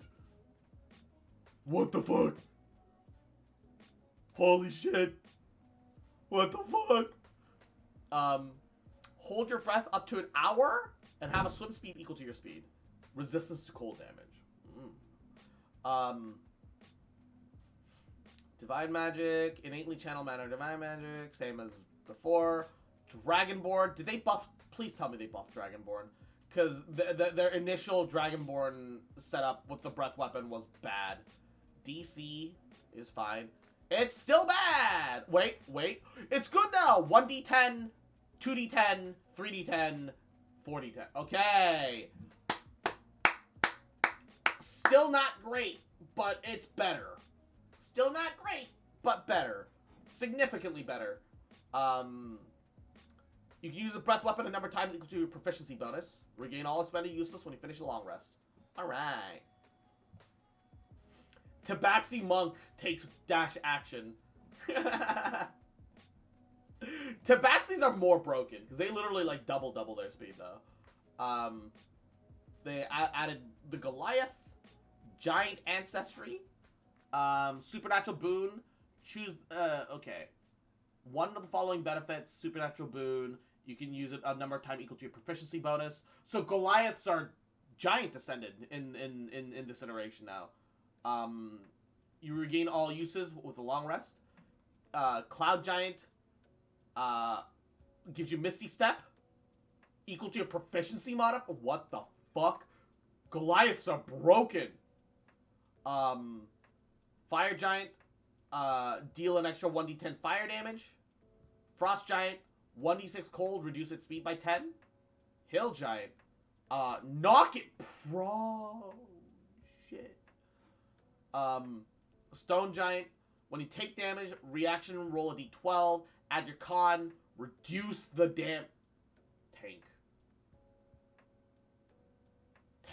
tank Goliath. Storm Giant, when you take damage within 60 feet, reaction to deal 1d8 thunder damage to that creature. Only a d8? No modifiers? PeePeePooPoo. Starting at 5th level, you gain the ability to supernaturally grow, and as a bonus action, you can change your size to large. Lasts for 10 minutes, or until you end it as a bonus action. Advantage on strength checks. Speed increases by 10 feet. You can't use it until a long rest. What the fuck? Goliaths are broken! You have advantage on any saving throws you make to end the grapple condition. Count as one size larger when determining carrying capacity. Goliaths are broken! Time to play Dommy Mommy Goliath. Feats, prerequisite, benefit, blah blah blah blah, ability score increasement. So they're adjusting some epic boons. So instead of yourself, it's when another creature that you can see now. So it's two others and not yourself anymore. You can cast any spell you have prepared without spending a spell slot, 5th level or lower. Once per long rest, you get an extra 5th level spell. Neat. True sight 60 feet! Jesus! What the fuck? They changed the way aid works. Spell bolsters creatures. Temp hit points, rather than temporarily increasing max HP. Slightly worse. Not by an insane amount, but slightly worse. Because you used to be able to effectively short rest recover your aid health. So it is slightly worse. Not by an insane amount, but definitely slightly worse. Barkskin. Did they fix Barkskin and make it decent again? No. Barkskin still sucks ass. So Barkskin is still just PeePeePooPoo dog shit. What else? Exhausted condition, expertise, grappled condition, guidance spells. Guidance has just become really good. Heroic inspiration, hidden condition, blah blah blah blah blah blah blah. I really like the influence system. The attitude influence system is done pretty well.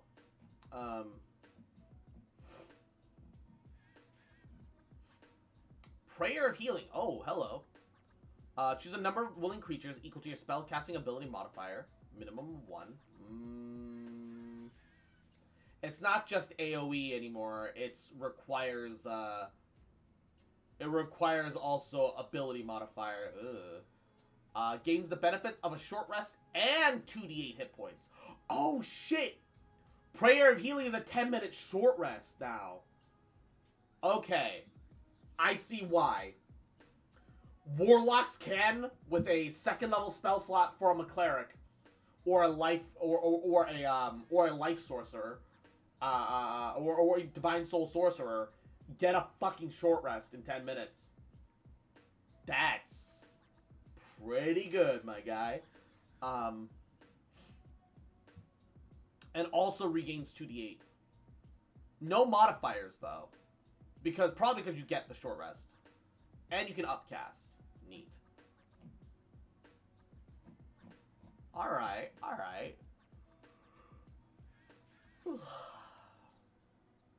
Resistance is also a reaction now. Within 10 feet of you, though, the range is significantly more limited. But resistance is so good now. What the fuck? Hell yeah. Spiritual weapon. Okay. What have they done to you? D8 plus ability modifier. Up to 20 feet. Attack a creature within 5 feet.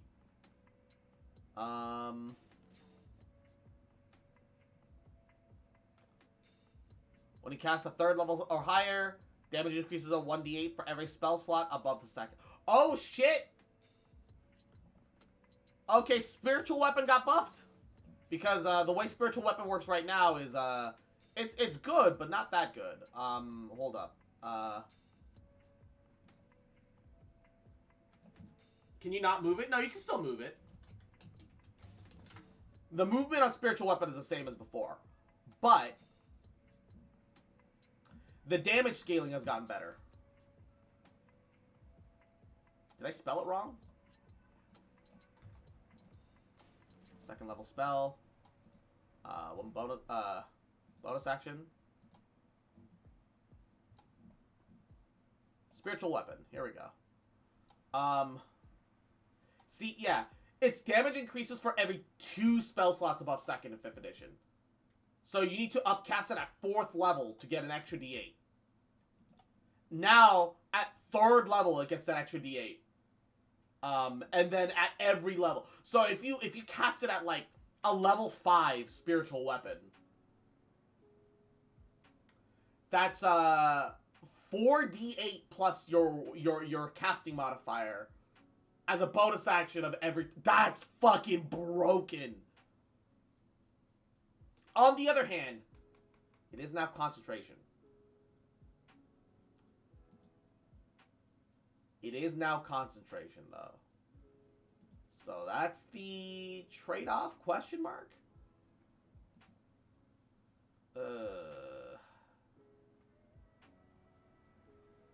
There's definitely a downside. They buffed it, but they also made it worse. I would rather go back to OG Spiritual Weapon, where it doesn't require concentration, but it's harder to upcast. Yeah, I don't think Spiritual Weapon needed concentration. But fucking clerics were already spending their concentration on so much shit. Bless, Spiritual Guardians. We didn't need concentration on Spiritual Weapon. What the fuck? Didn't need that. No one asked for that. No one needed that. Nobody needed that. Alright. It is what it is, man. It is what it is. The whole point is that you can do other stuff and do damage? I guess? But, Alright. Carried the frog across the street. After that, he got to thinking, what if I was the frog? And then led development on Frogger. Or that whole story. Keeping your party alive? Yeah. It's honestly far more interesting and I mean, honest some, Hayato like... opinion, though, is how the game nearly wasn't distributed outside of Japan. Maybe a hot take. Called the Sega Arcade Revolution. Here is a link to the book. The version I'm going to Maybe a hot take. Very condensed, but to my knowledge, also. But legend tells of a market researcher at Gremlin, one of Sega's subsidiaries. damaging an enemy and killing them. Called Gremlin. This market researcher, we're going to call her Elizabeth. If you could just finish them, because her name is better than having to heal an ally. Because if you eliminate a source of damage, it's like you healed all of that damage that it theoretically could have done. DPS is still king. Welcome to Final Fantasy XIV, where even your healers are DPSs. Eventually, she unearthed the Frogger tapes from Konami and started talking to people about it, but was immediately shot down by her bosses. A bunch of old men who thought that Frogger was cute, and therefore lame and gay. This was a year after Pac-Man, by the way, the most successful video game ever made at that point in time. That's assuming your DPS is enough. Have you seen Guiding Bolt? Look up Guiding Bolt. It's a first level spell. That Frogger could pop off if given the chance. Please take a look at Guiding Bolt. She was able to arrange a pitch and tell me your cleric is not a DPS. Who owned Sega, who owned Gremlin, who owned Elizabeth. Picture a room full of old, out-of-touch men who don't play video games, and a single female gamer in her early 20s all gathered around a conference table. She starts passing around these booklets about the game, right? One particularly stern and dismissive dude has one look at the booklet, tosses it across the table right back at her. We've already reviewed and rejected this game. It's lame and gay. Only stupid kids and women are gonna play it. Is that what you said when you rejected Pac-Man? Oh, shit! Frogger is a very simple and easy to understand concept. She had successfully struck a nerve, and she used that as an opportunity to jump into her carefully prepared presentation detailing everything this game had going for it. You could say that it was an uphill battle, which is why she chose to conclude by saying, all I'm asking for is a prototype for one cabinet to be released in a bar in America so we can see how it performs. Let her have her goddamn kids game. the prototype was completed in less than 1 week. Record time for Gremlin. Once it was done, the cabinet was shipped off to Spanky's Saloon. I did not make that name up. Spanky's! SpongeBob Sound and Ass Bar in San Diego, whose regulars almost entirely consisted of military personnel. Obviously, leadership expected it to fail, but the location actually served as a perfect testing ground. If the kids' game for women game could work here, it could work anywhere. The machine was set up and the test run began. But before they could even catch their breath, the game was printing money. Frogger was soaking up quarters so fast that the team ended up needing to go back twice a week just to optimize the gameplay. Distributors saw the Optimize? signed on immediately, and once it hit arcades, Frogger in the West went from a game that nobody had heard of to a frog-hold name. I'm talking ports, bootlegs, merchandise, board games, a TV Bootlegs? show, hundreds of TV millions show? I'm sorry, in what? revenue. Despite Gremlin's doubts, the game had effectively cemented itself into culture. And 40 years later, gremlins like me are still talking about it. It's also a major plot device in Noobs 2012, but that's a story for another day. What? Hopefully a day that I am dead. Like Regular Guys, Virtual Heroes, Noobs. A movie featuring a guy named Jason Mewes, Blake Freeman, Mosias Arias, and Matt Shively. And then they fit a fucking supermodel with massive tits in it, and her name isn't even on the fucking board. Hollywood. Only fucking Hollywood. Unless she's Blake Freeman? Question mark? That's the only thing that I can think of. Blake Freeman. Noobs. Wait, no. No, it's the name of the director! So, concentration means that if you cast a new spell that gives you a new concentration, you lose the old one. It does not prevent you from casting new spells. If you're concentrating on, say, heat metal, you can still cast Cure Wounds, because Cure Wounds doesn't require concentration. It's other concentration spells. Noobs, is it IMDb? Yeah, IMDb, Noobs 2012. Who was the girl? There's clearly a woman here.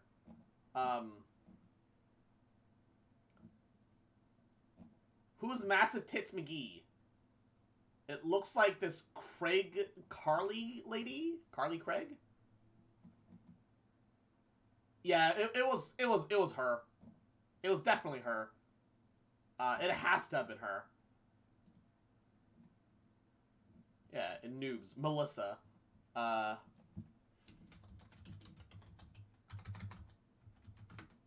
Noobs Melissa. I can't find. They weren't big enough to get like a wiki page. I'm curious, but like that's not happening, is it? Steve Jobs. With the unbelievable success of the game, a home release was inevitable. 1 million people would port the game to 1 billion platforms, but one of the first notable releases came from Parker Brothers, who make board games. Not the Frogger board game, though. Introducing Why is there a Frogger Frogger board game? 3D. Not the second Frogger game, and not in 3D. None of his title makes any fucking sense. I like Druid and mainly have concentration spells. No, Druids specifically are meant to have concentration spells, though. Because you can concentrate, turn into an animal, and tank it, or run away. Because what are they going to do when you turn into a bird, fly behind a tree in full cover, and then thus are now invisible? And on your following turn, you can use the hide action as your main action to enter stealth and maintain your concentration as a bonus action. And do fucky things while you're hidden away. I'm pretty sure that's what they meant for druids. But no big chunky bear go. So much complexity that it would be impossible to describe all the game's nuances. Frogger 2 makes the original look like kid stuff. For kids. Frogger 2 was for kids. Who am I to judge? Maybe it really is that good. Not how I play druids. Yeah, that's fair. But what the hell? I'm sorry, what happened?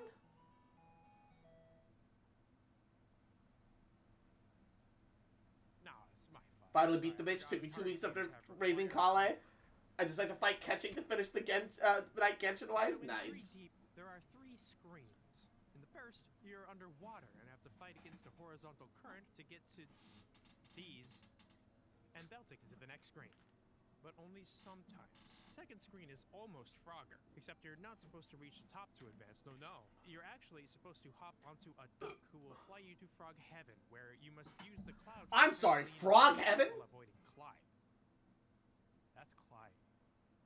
You know, I can see what the reviewers were talking about. It takes everything great about Frogger, overcomplicates it, and makes it control like shit. The nuances are impossible to describe. This is the next generation of Frog gaming! I'm playing on the Atari 2600. A few other versions exist, but I'm not spending an afternoon learning how to emulate the Apple II just so I can play more of this. Emulate Apple II? Hasbro just got a hold of Frogger's publishing rights. Shortly after that, we got a new entry into the series with Frogger. Why did the frog cross the road? He didn't. We've rebuilt one of the greatest video game heroes of all time. Guys! He's back! Look, here's the footage.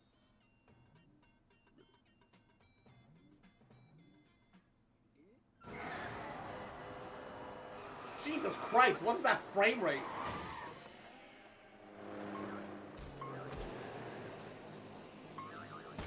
Holy, what the hell?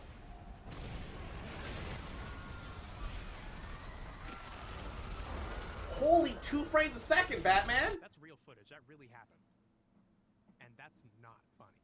Critically praised and one of the best-selling games on the PSX, this one is pretty good when it's replicating the arcade game, but its real claim to fame are the additional levels, which is where the devs really got to stretch their creative muscles and show off their Starform is cool, less scummy than Moon Druid. I do not like their take on the Frogger formula. Partially because they just drop you into a map with no idea where any goals are, but mostly because Frogass is too big. How am I supposed to anticipate anything? Like, look at this! Fat fuck! Zoom out! You know, I can see what people were talking about. Jesus. It takes everything great about Frogger, zooms PSX1 in, throws me back. True. True. Same, man. The SNES and the Genesis SNES, these are all just Frogger. There's nothing more to say, really. A couple years later, Hasbro kept the momentum going with the 5th mainline entry into the Frogger series, Frogger 2. No matter how dangerous the adventure, Prep for ER right now! Pretty sure you're back at the ER. This one was handed off to Blitz Games. They make Glover. This one is actually really interesting and fun and does some cool frog stuff with the frog ideas the first one had. But it's still Frogger. You don't fucking care. Also, there was a Game Boy game called Frogger 2 that uses the same branding, but you don't fucking care. When there was a Game Boy version of Frogger. With the advent of the 6th gen, Frogger sought to reinvent himself. They're the first of many redesigns with the Great Quest. What? I'm pretty sure Tommy Teller... Why is it Frogger, but it's D&D? What the fuck is this? The world is trying to tell me something. The universes. Is that they removed Frogger's sex appeal. Instead of a dad, he is now a child. And children are not sexy. I wish I may, I wish I must find a princess before I bust. Before you what? I want to find a princess! I want to find a princess, guys! So I can bust a nut! What the fuck? Let's go back. Sexy. I wish I may, I wish I must find a princess before I bust. A nut! I hate it. Now I know what you're thinking. It's awful. Listen. Look, It's awful. Listen. You don't fucking get it, okay? It's not. This is awful. It's not my fault, alright? See, it's actually, it's like a clever subversion. Normally video games are supposed to be good, but this game gives the worst first impression possible, and it gets you thinking, you know? You start to think to yourself, surely there must be some redeeming qualities. And that's where the real subversion is. Because it instead doubles down by being the worst video game you've ever played in your life. Papa Yeti made one game and then died. This is their one game. This is tragedy. Have you ever visited the literal bottom of the physical barrel at Walmart GameStop? That's this game. If the cabinet was the peak, this is the valley. Welcome to the sewer. It's like the games I was gifted in my childhood. Yes. Underground. True. 6 feet under. It looks Steve so Jobs, bad. Very magic. Frogger's immortal. Who gives a shit? I paid money to play this. I'm sorry. I don't think it can get worse. Oh my god.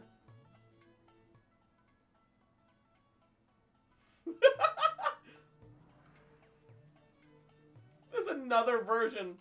What? Is this like a Metrovania slash Rayman slash Mega Man version of Frogger? That's what it's looking like. You know, it was released on the Game Boy Advance, and yet somehow I feel like we've taken 8 steps back from the first game released on the Game Boy Color. Like I said, it's art, it's a statement, it's the first Frog-type game. Oh my god, I just realized, you know what this is, Julian? You know what the tongue is? What? It's Castlevania. Yeah, it's a Castlevania clone. God, you're right! It's absolutely Simon's way. This version was made by Vicarious Visions, who you might know from That's So Raven on the DS. I'm sorry, I'll what? never talk about it again. This redesign would mark the start of Frogger's Flow. There wasn't That So Raven game? We saw an average What? of more than 2 frog-based games a year. Man, I bet the guys working on those games, they had a lot of time. They must have seen their families at least once a year. After his great Konami treating their family like prisoners. His friend Lumpy relays a message to him from the Elder Council, sending him on a journey through the Temple of the Frog what? to recover the 4 sacred elements. A plot that sounds like I made it up just now. Later, the elders call Frogger back, telling him that to graduate from Boy Frog to Teen Frog, he must venture into each council member's mindscape to prove his worth as a frog being. I'm sorry. You told a child that if he wants to grow up, he has to enter your mindscape? That's like saying, close your eyes, my child, and imagine a better place than where you are right now, because I'll make an adult out of you, kid. This is fucked. It's fucked. This some fucking. Frogger Beyond. Then in Frogger's Journey, the Forgotten Relic, Konami dares to ask the question, what if Frogger was Zelda? The answer, by the way, is that would suck. And he meets Beauty from the International Frog Rescue, part, the Ancient Relic, Hocus, the Magic World. They also What is going on? Do you want to see Frogger's high-fidelity feet? The answer to that, by the way, is the end of this era. Frogger had transitioned away from his disgusting Creaturezoid homunculus phase in favor of a little guy aesthetic. After subjecting myself to a dozen games ranging from bad to okay, I was really shocked to boot up a Frogger game that felt like it was made by people. Oh shit, the music. Moreover, it was around this era where the designers really started to hone in on what makes a Frogger game like this fun to play. The controls are responsive and predictable, the varied locations keep things visually interesting, enemy behaviors are challenging but predictable. Overall, it's a pretty novel modernization of the Frogger formula. I just wish that instead of a health system, they had implemented glory kills to encourage a more epic playset. Glory kills! If you happen across a cheap copy of Helmet Chaos, grab it. It's pretty fun. It took more than 20 years, but Frogger had finally found his footing. And so it only made sense to completely undermine that fact by completely changing course. Again. Multiple times. Welcome to the post-flow fuck era. The name of the game from here to 2019 is about what you'd expect. Low-budget live arcade games, rip-offs of other games, old mobile games that are now lost media, and pachinko machine. Occasional interesting take, like with My Frogger Trials by Fire, which plays the exact same as Helmet Chaos, but now it's also got like pseudo Pokemon vibes. What the fuck? Why are there people? Yes. Which is Frogger. Except actually, this was a ruse. This game is a trickster, because this game's main mechanic is a semi-truck. What? 4 lanes of traffic all at once, killing all bystanders instantly. Today, the only Frogger games made are for the Apple Arcade. There's Frogger Boy Town, which is just Frogger, but physics-based. There's total bullshit, but at least I tried something new. And then this year we got Frogger and the Rumble. I'm sorry, what? It's fine. Your cursor is an axolotl, which would be fun, except they say things like this, so I hate them. There's one other Frogger game That from the escalated era quickly. I wanted to mention. By far the most interesting one to talk about for me, and the 23rd entry into the Froggerverse. Frogger 2. 23rd? Wait. The craziest thing to me about I'm all the sorry. the people behind Frogger How 2 many is that Frogger everyone 2s are you gonna who worked fucking there make? Had hopes and dreams That's prior their to developing 23rd 2. The Frogger would be game. fun, except it's not fun. It looks cheap and inoffensive, unassuming. And that's how they fucking get you. What you need to understand about this game is that it isn't simply bad, like, say, a great quest. If I worked at Goodwill, I might be feeling... I also love how expressive these faces look. This game was the result of a crazy deadline and an underpaid staff, and while that is unquestionably part of it, this international tragedy bled such life from me. This game is so offensively poor, so outwardly, aggressively terrible, that it must hold genuine contempt for me, the player. The director directing this game, they must have just been like, I want the player to feel the way I felt getting this project on my desk. This game is actively malicious. It wants to hurt you. You're not getting it, are you? Look, here's me on a log. There is a lily pad directly in front of me. As with any frog-like, it is in this moment that I tell the game I would like to... Frog-like? Like Souls-like? Fuck you. It was at this moment that I decided to change how many lives I spawned with. This did not change how many lives I spawned with. What? Again, like most frog-type games, you'll notice that it's grid-based, except for when it is not. When you're on a moving platform, the grid no longer decides where you are. Fate decides. Speaking of platforms, most of them are completely out of sync. Also, the hazard spawn rates are fucked. This leads to cool scenarios like this, where I spent so long on this single platform waiting for the stars to align that Frogger spent more time in his sleeping animation than he did looking me in the eye. Spineless freak. This is one of the more fair moments.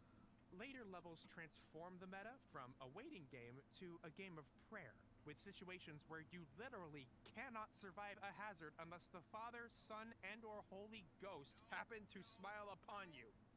I played this game to completion. I did not enjoy my time. Reconnect 360 controller. Footage of this game past the second stage. Anywhere. The only people who played this game past the demo are the people who made it, me, and the people who had to QA test it. Yeah, this fucking thing had quality assurance. What were they assuring? Motherfuckers would 360 play this game for 5 minutes and be like, yeah, it has a quality to it. I think they offered the It has a quality. to stop. Like, nobody's sound of mind would play the first 2 levels of this and think to themselves, yes, more of this. Look, I'm the video game apologist, okay? I'm the type of dude to play games like Halo Infinite, or Homefront, or Sonic 06, or Cyberpunk, and immediately start trying to, if not justify, at least explain the game's shortcomings. Because at the end of the day, I say to myself, at the end of the day, nobody tries to make a bad video game. This isn't a video game, though. It doesn't qualify. This is a few steps away from just mailing the player pure ammonia, a bottle of bleach, and a $10 invoice to their next of kin. I think that I've earned the right to decide the fate of this game's Jesus legacy. Christ. And I have decided that I am going to kill Frogger 2.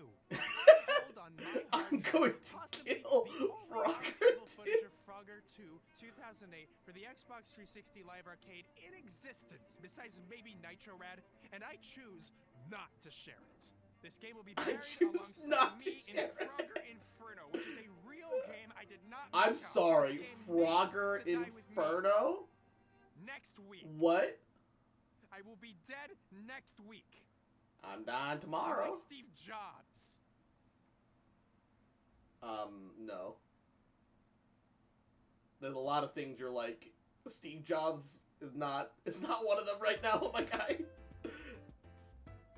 Everyone, you're never like gonna believe Steve this, Jobs. but, I'm it's fucking the night dead. before I have to upload, and I am feeling like death. Man, it's deja vu. Sorry, patrons. I'll post Oh your stuff my God. on the community tab like always. Sorry. Would you ever make a video on Halo 2? I don't know. I feel like the video I made This on video is Halo fun. 1 I like kinda Noodle. sucks, but Noodle's humor is just kind of great in general. I do wish I do wish we could get more from him, more funny, more fast. Kit and Caboodle, Gabagool.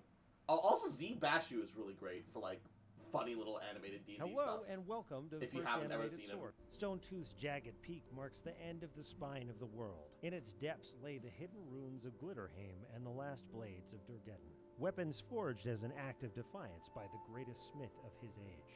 We three fools were persuaded, like many before us, that there in Glitterheim we would find our fortune. Gideon Ruskin, Urko Greenbeard, and myself, Johann von Generico, made our way up Johann the von southern peaks. Generico. We were pleased to find the orcs unprepared. I ran ahead, my daggers ready, and Gideon followed suit without a moment's hesitation. Before the greenskins knew what hit him, I drove a dagger into a tendon and caught a crude axe. Gideon used his I'm low sorry, center of did you call him gravity a to take the greenskin, second you one by racist? surprise. He hit the ground like I a don't sack remember of this. potatoes and gurgled out a scream as I sunk an orcish axe into his exposed throat. The two What is orcs this remaining tried to racism? run, but Huh? outrunning Team Fun Size is a fool's errand. The dwarves built Glitterheim as a testament against these cowards, and we were there to make sure they remembered it. That's when it started raining arrows. The orcs had archers and arrow slits. 12 terrifying minutes later, we'd brutally murdered every last one of them. Then, room by room, we cleared out hundreds of enemies. Floor by floor, fight by fight, we cut straight to the heart of Glitterheim. The dice were with us, and we were unstoppable monsters.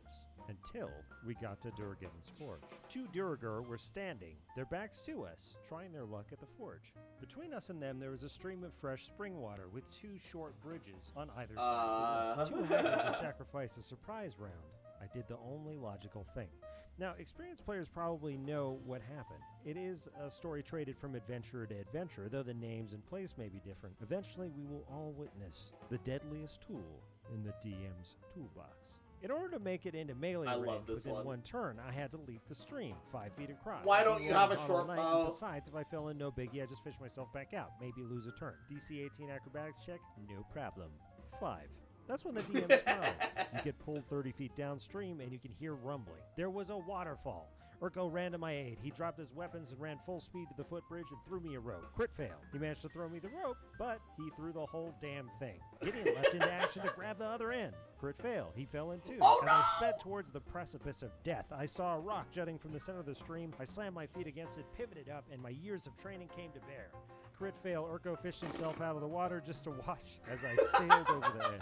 20 d6 damage. We still laugh about Gotta old love it. On his battered corpse tumbling down a 200-foot Gotta waterfall love it. into a black dragon's den. If this video serves one purpose, it's to warn new players, beware the water. Thanks for watching The Animated Sword, sponsored by the Deck of Many. I mean, you got to worry about like water sources in general in D&D. You never know when things happen. 5 tips lies about starting a D&D group. Oh my god. This one was I've good. been thinking about how to build a D&D group this morning for no reason in particular, and who cares?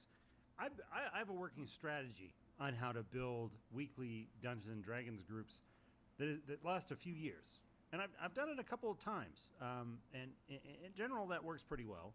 So I figured, I have tips, and if I put those tips in a numbered format, well, I think you know what happens.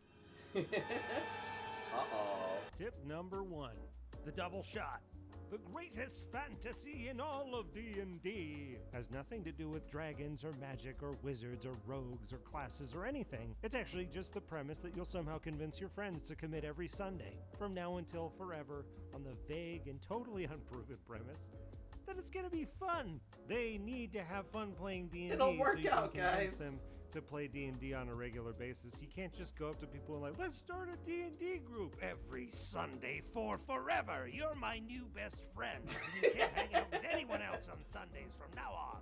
They'll be like, oh, I'm really busy on Sundays. Or you'll get stuck in the how's the 30th? Oh no, I'm busy on the 30th, but what the 31st? Oh no, okay, well let's do it next month. Which is code for never. That's where the double shot comes in. Because nobody Next who is month, already playing never. weekly wants to commit to a weekly game. Ask them to come and play D&D this weekend. That's important. Bring them in quick. And then lure them in with a 2-session long adventure. Everybody can commit to 2 weeks. That's easy. Pace it out more like a movie, drop them in the middle of the action, use big set pieces, obvious goals, obvious obstacles, and at least one interesting twist. At the end of the double shot, give them some magic trash that matches their build and makes them think of all the cool shit that they could do at higher levels. The double shot is great for sorting out the people who are interested and not interested in the game. Because nobody likes running a game for people who don't give a shit. It's the worst. A week or two later, figure out the people who meshed well and enjoyed the game, and re-invite them for a new game, a new story, which features the same characters. This time, slightly longer. The fucking random ass lady in the background giving this crazy guy some weird looks. Like, what the fuck is he doing outside of the fucking cafe? Like, talking straight into the air. What the fuck is he? For adventure. Slowly run bigger and bigger arcs with shorter and shorter breaks until the assumption just becomes Sunday is game day. Or at least it was. One last ticket before it's gone. Oh no. You started working weekends? Tip number 2. Oh no. Captain, my captain. Generally, with a few exceptions, if the number of games Why you is his played in beard a blocky? campaign It's just a outnumbered cartoon by character. the number of games your group has rescheduled or missed, your campaign is dead. So to prevent this, in my experience, every group that doesn't fizzle needs at least one captain. It doesn't necessarily have to be the DM, but it's usually the DM. And if I'm the captain, unless, of course, there's like some genuine emergency, I show up without fail for at least the first 4 to 6 months. It sets a tone, and that tone is, I'm here to DM every week, and whoever shows up, we're going to play a game. You know, if they... if Oh no.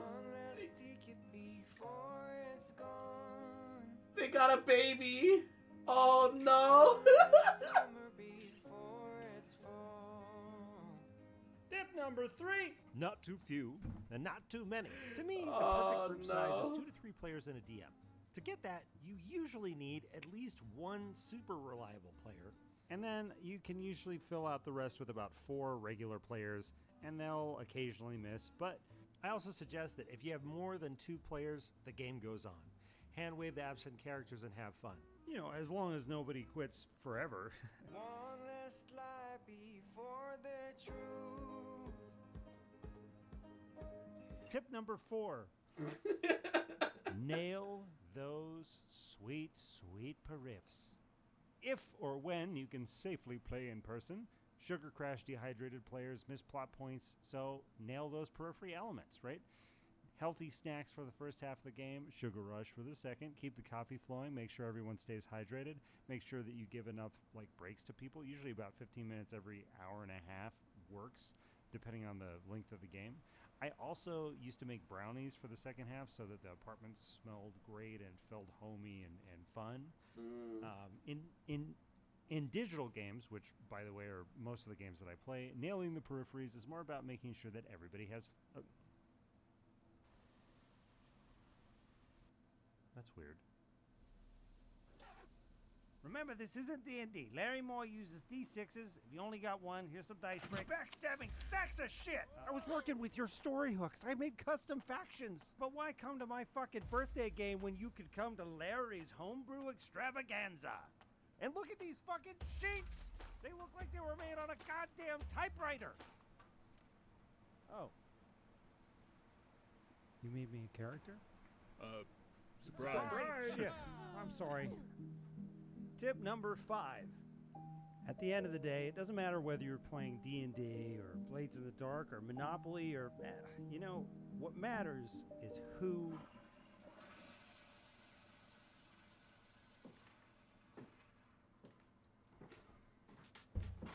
Zibbit's here and he's ready to ribbit.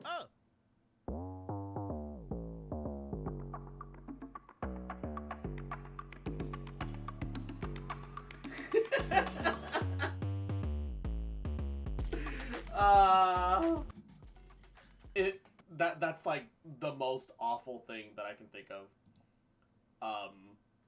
Being like in a D&D group, and then like everybody's like, yeah, could we like not play with that guy? Being that is like actually like biggest fear moment, like genuinely. I hate that. I hate that idea. I hate that idea. What is Telegraph Legendary? It says I watched it, but I don't remember it. Brad? Here's the idea in a nutshell. A legendary charge-up auto-hit AoE. So, after one of your players' turns, your big scary boss monster burns a legendary action to change facing and wind up their cursed axe. The next player does whatever they do, and at the end of their turn, the boss uses another legendary action to bring the axe down for an auto-hit AoE, going 10 feet in the direction they've been facing since starting to wind up their axe.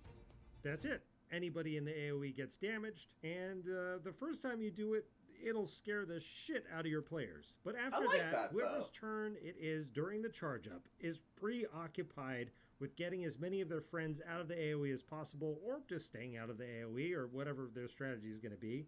And as the fight goes on, players will get more and more aware of their spacing in relation to the boss, adding an interesting, very non-D&D, raid bossy, Dark Soulsy feeling of spatial strategy to the combat. This is something that I've been doing with monsters lately, and I've run a few tests with it, and it feels pretty good. You know, it doesn't feel super D&D, but that's not the end of the world. You can change the way that it operates. It can be any kind of AoE, whether that's a line, or it could be a sphere, or it could be a zigzag, just as long as it's consistent, that you telegraph it well, that your players seem like they're having fun, and also let the players prevent it if they come up with like clever ways like putting a table in the way or whatever. Anyway, that's it for this week. I know it's a short one, but I just, Papa just moved. I moved into a new place, so this is it for this season of the animated spellbook. I'm probably going to start uploading again later in September, and, thanks for watching. Ba-da-ba-ba-ba-ba-ba.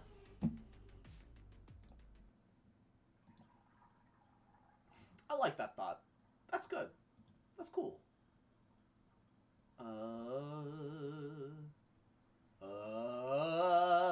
What the fuck? Standard array to get an 18? Hold up. That's not how that's supposed to go.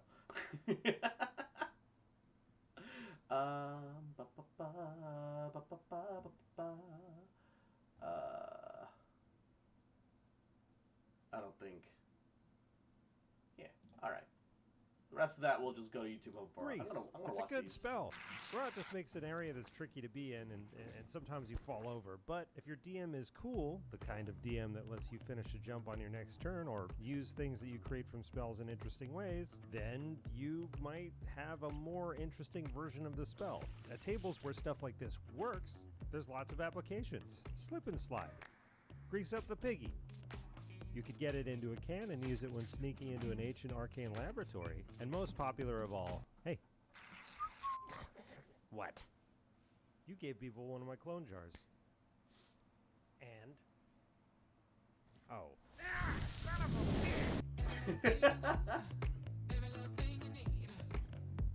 I don't know about 2d6. I'd argue like 1d6 fire damage a turn. That seems like a lot. Definitely seems there's like a some new lot. optional rules for custom lineages in Tasha's. They aren't super extensive, but they do make a standard array 18 achievable at level 1, which is great. Basically, there are options to make up a playable fantasy creature. You choose your size, get a +2 to 1 ability score, a choice between dark vision or skill, and finally 1 feat. Now, a feat at level 1 isn't new. Variant humans already have it, but variant humans get a +1 in 2 different scores. Custom lineages get a +2 in 1 ability score. So, if you grab a feat that gives you, for instance, a dex bonus, and then you put your +2 into dex as well, you can start at level 1 with an ability score of 18, even if you aren't rolling your ability scores. Check out these combos.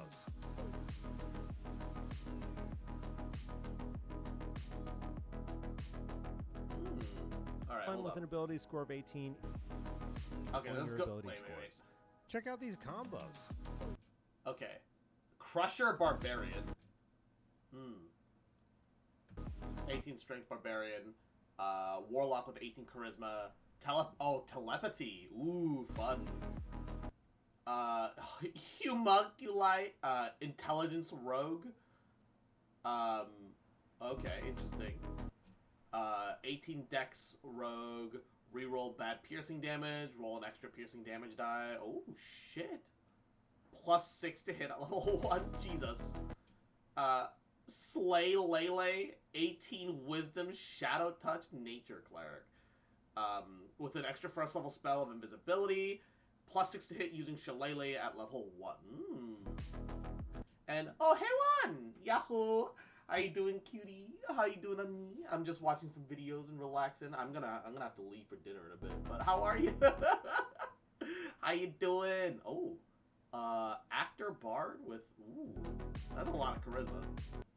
Phase art, what the fuck? Wait, I'm sorry, Misty Step? I just woke up. I hope you got some goody sleep though, and hope you got plenty of sleep then. Wakey, wakey. Wakey, wakey. What time did you go to sleep? Or I assume you just like took a nap, right?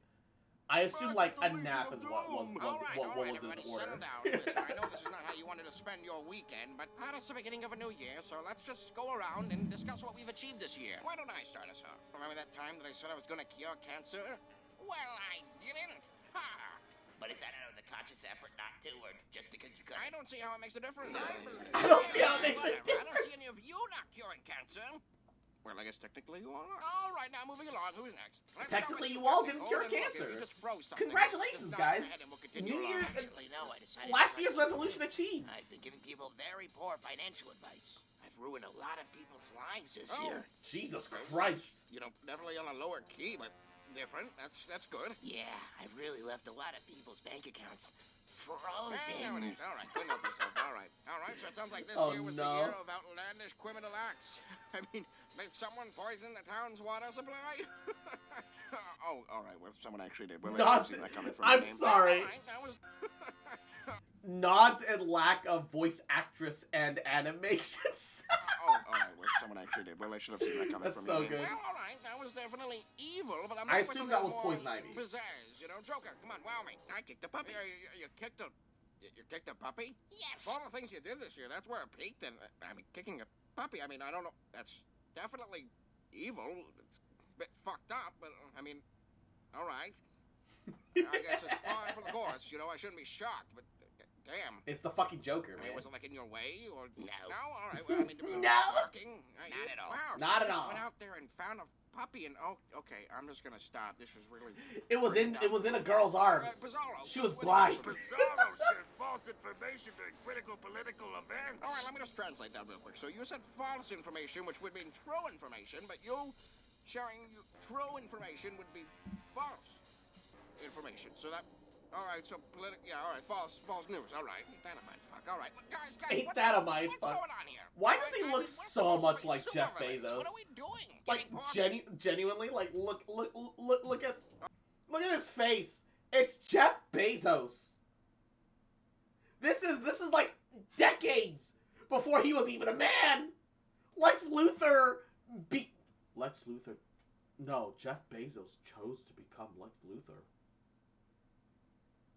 He knew what his appearance was and still consciously chose to look like Lex Luthor. What the fuck is wrong with that man? All right, so yeah, all right, false. We're supposed to Facebook. I, for one, don't see how that tone's really appropriate, considering that your greatest achievement this year was doing nothing. Yeah, well, I can afford to do nothing. I paid for all this shit. Yeah, well, how long's that gonna last? And what do you mean by that? I mean, come on, Lex. What does LexCorp even do? Well, we invent stuff. Lots of stuff. Yeah, well, with where your focuses have been for the last 15 years, I'm not sure how big the market could be for kryptonite death beams, or kryptonite killer robots, or kryptonite snuggies. All right. Kryptonite snuggies. How about you snuggies. just focus? I told you that last one in confidence, but how about you just focus on what you're good at, all right? You do your riddles. I'll focus on the money, okay? Okay. Yeah, well, riddle me this, Lex. How does it feel to be the first villainous penny stock? All right. Villainous penny stock. My newest invention, Riddler. I call it regular gun. Oh fuck. Oh, wait, that's right. Before I forgot to introduce our newest member. Regular Everybody give a warm welcome to Kanye West. On. All right, champ, why don't you share a little bit about yourself? consumed any media in the last 70 years, there's a good chance you've heard this voice. This sound, I don't know. What? No, Superman Jeff is Alexa in this universe? Yes, true. Kanye West, why? This recording then became part of the library of sound effects people at Super Warnio Brothers used. Another scream from that recording then appeared in 1953's The Charge at Feather River, where a certain Private Wilhelm gets shot by an arrow. They also use it like 2 more times in the same movie. Sound designer Ben Burt noticed this reuse and started reusing it himself in student films because he thought it was funny. As a silly little joke, he hid it in the background of a B-movie he was hired to work on. Oops, looks like culture's been changed forever. Uh-oh. Burt had accidentally started a career-long running joke.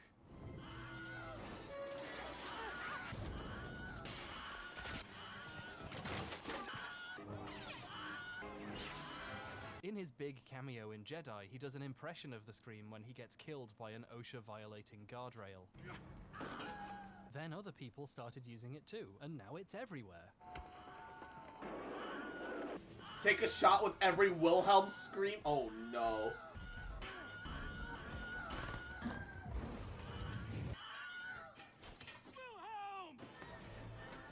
Getting in on someone else's in-joke Shrek kind of the risks fucking ruining third! it, but I wouldn't know anything about that. And there's a bunch of other iconic screams like this.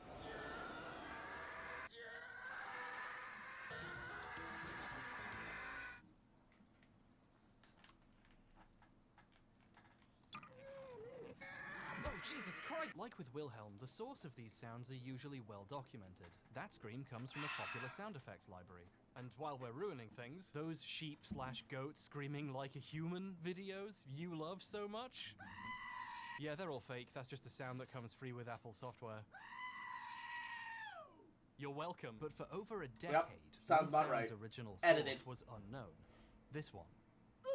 This is all over internet video nowadays, but where's it death from? with extra Most people steps. under a certain age are yelling Roblox at the screen right now. Roblox is a free online game/platform people can make additional content and games for, and they can even monetize what they make for a pittance. According to YouTube For journalists pennies. People Make Games, Roblox developers receive less than 25% of the money from sales of content they make. This has led to the What the fuck? If you make Roblox content, you make less than 25% of the generated revenue? What the shit? Why does anybody make Roblox content? Holy shit, that's awful. That's so bad. Roblox Corporation attaining a net worth of roughly $7 quadrillion, and one of, if not the, most iconic things about this game is its death sound effect, also known as the Roblox oof. Videos of just this sound get millions upon millions of views. It has its own separate existence as a meme across thousands of videos, and one video claiming to be its origin has 117 million views, shockingly close to the lifetime views of my entire channel. This sound effect is a phenomenon.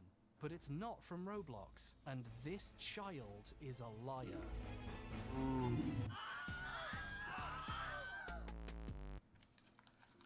Everything you used to build it on is pretty much free. I haven't even played so. Roblox. I play mature games for grown-ups, like Fortnite.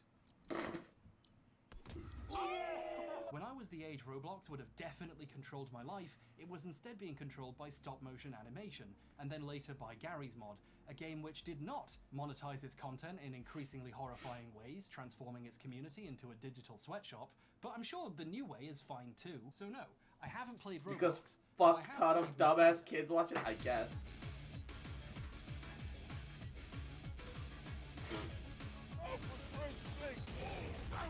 Messiah was released in the year 2000 and developed by Shiny Entertainment. They made Path of Neo, so they're insane and I love them. You play as a cute little cherub named Bob, who gets blasted down to Earth to help out. This is the best opening cutscene ever. Bob has no combat abilities whatsoever.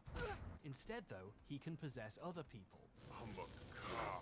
You know, in real life, a huge portion of the angels who come to Earth end up in the bodies of police officers. It's true, Google 40% cops. Bob can possess basically any living thing, including rats when the developers feel like making you save scum. The player is constantly switching bodies, using their different abilities, credentials, and weapons. The pacing is breakneck, because doing so doesn't slow you down. I played Messiah in the mid-2000s when I found it in a Christian charity shop. I assume they didn't see the words sex, religion, possession, death on the cover, and then I threw it away. I bought this copy on eBay to use as a prop. I have to get this out for the rest of the video now. Then a decade passes, and in a random YouTube video, I hear a familiar sound. People tell me it's from Roblox, but I swear I've heard it somewhere else. Obviously, I immediately forgot about it and moved on with my life, until 2019 when someone else figured it out. User I need to have this game right. Also, Taco! Yahoo! How you doing, Cake?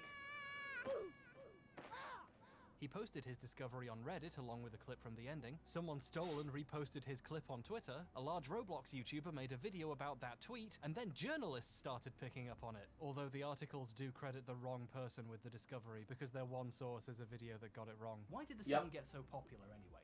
Well, if TV has taught me anything, children being injured is just universally funny. Let's not think about what that says about us. Here's an interesting fact, which I hope justifies me playing the entire game in preparation for this video. Everyone involved seems to think the sound effect is specifically in the ending, but it's actually all over the game. You can fly around and flap your little wings to float, and whenever you slam into a wall, Bob makes a noise, and that's one of the noises. It's also in the opening cutscene too.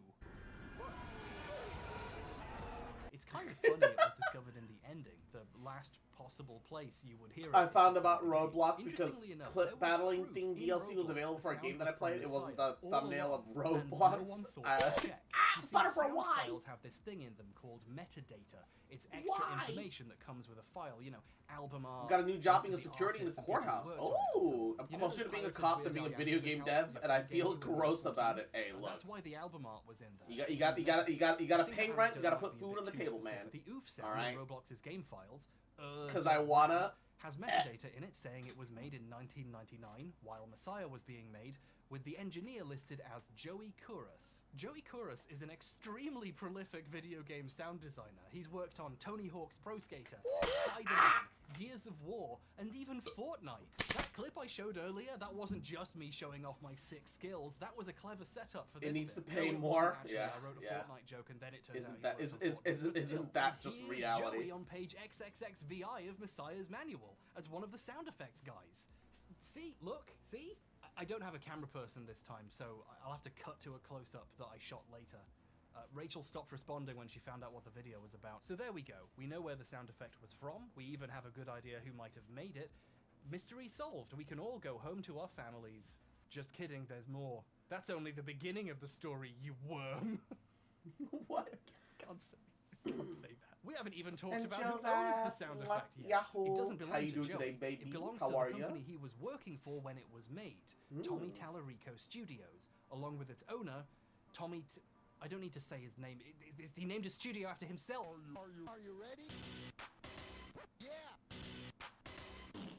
Tommy Tallarico is a veritable video game industry icon, according to the first line of his biography on his website. I wouldn't personally go that far, but he was a fairly well-known musician and composer for video games in the 90s and 2000s. His most notable soundtracks include Earthworm Jim, MDK, and Advent Rising. His company was involved with the sound effects on lots of other games from this period too. That's why if you're my age or older, this is burned into your brain.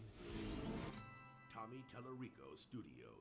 He was also on TV on the shows Electric Playground and Judgment Day, some of the earliest shows about video games, reviewing new releases and interviewing developers. If you were around for a certain era of game history, you remember Tommy from TV or played something his company worked on. He also co-founded Video Games Live, which produced symphony performances of popular video game soundtracks. This explains so much VGL from my is childhood. universally recognized among gamers as a thing they think they remember hearing about that seems nice. Through royalties from his company's work over the years, Tommy's doing pretty well for himself, and he's spent his money on living in a very interesting house. It has themed rooms, a Spider-Man room full of all the original comics. Probably have about $50,000 in your hands right there. Giant statues of Lara Croft and the Fifth That's Element not Lady, creepy an at all. ancient Egypt-themed dining room. Why? The list goes on. The first thing I built in my house when I bought this was a 7-foot waterfall.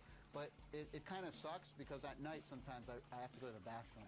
And Tommy is proud of his insane mansion, that's why I've got so much footage of it. He's given numerous tours of the place over the years, and it was even on MTV's Cribs. He's so proud of that, he re-uploaded it to his own YouTube channel years later. He's very happy about the fact he was specifically on MTV's Cribs. Laura he says it a Croft. lot in interviews, Yeah. and that's why Started he watching recalls the Breaking video Bad, he Snack uploaded onto Cook his own Josie. channel. And there's no way he would tell an obvious lie like that. Would he? Foreshadowing is a literary device in which he also re-uploaded an old UK show where the presenter clearly hates his house. This is absolutely hideous. You've got to sort yourself out, Tommy. You've got too much money.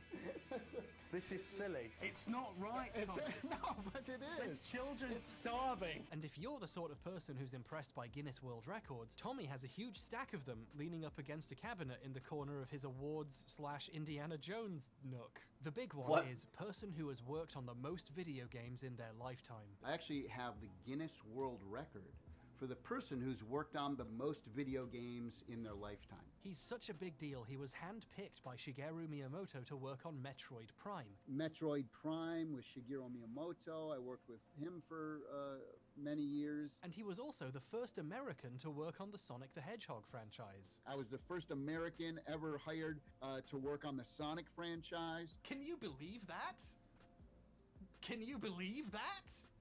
I'm guessing Did he you lied really about all of that. believe Tommy's been kind of resting on his laurels doing video games live for a while now. He hasn't done much new music for games since the late 2000s. One of the last things he did was donate music to Super Tofu Boy, a game made by Peter. It's a really bad Super Meat Boy clone interspersed with quite good music and interesting meat facts. Listen, Peter, I've eaten a lot of tofu, but meat doesn't scream either.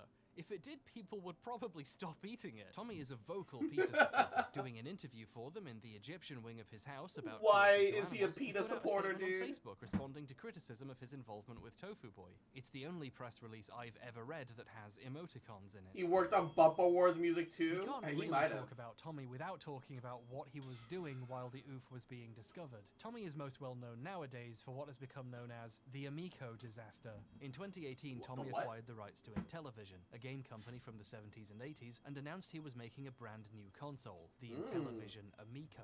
Amico aimed to be a truly family-friendly games console, with low age ratings on its games, and the bonus selling point of, not having online play. Apparently to get people playing in the same room together? Together again. Oh, some people would tell you online play is one of the best features of modern gaming and a nice option for people who can't easily be physically next to each other. And to that, Tommy's reply was, no. When I was growing up in the 70s, 80s, and even when I was working in the game industries in the 90s, you know, we didn't have the internet, right? With this pitch in hand, how did the Amico do?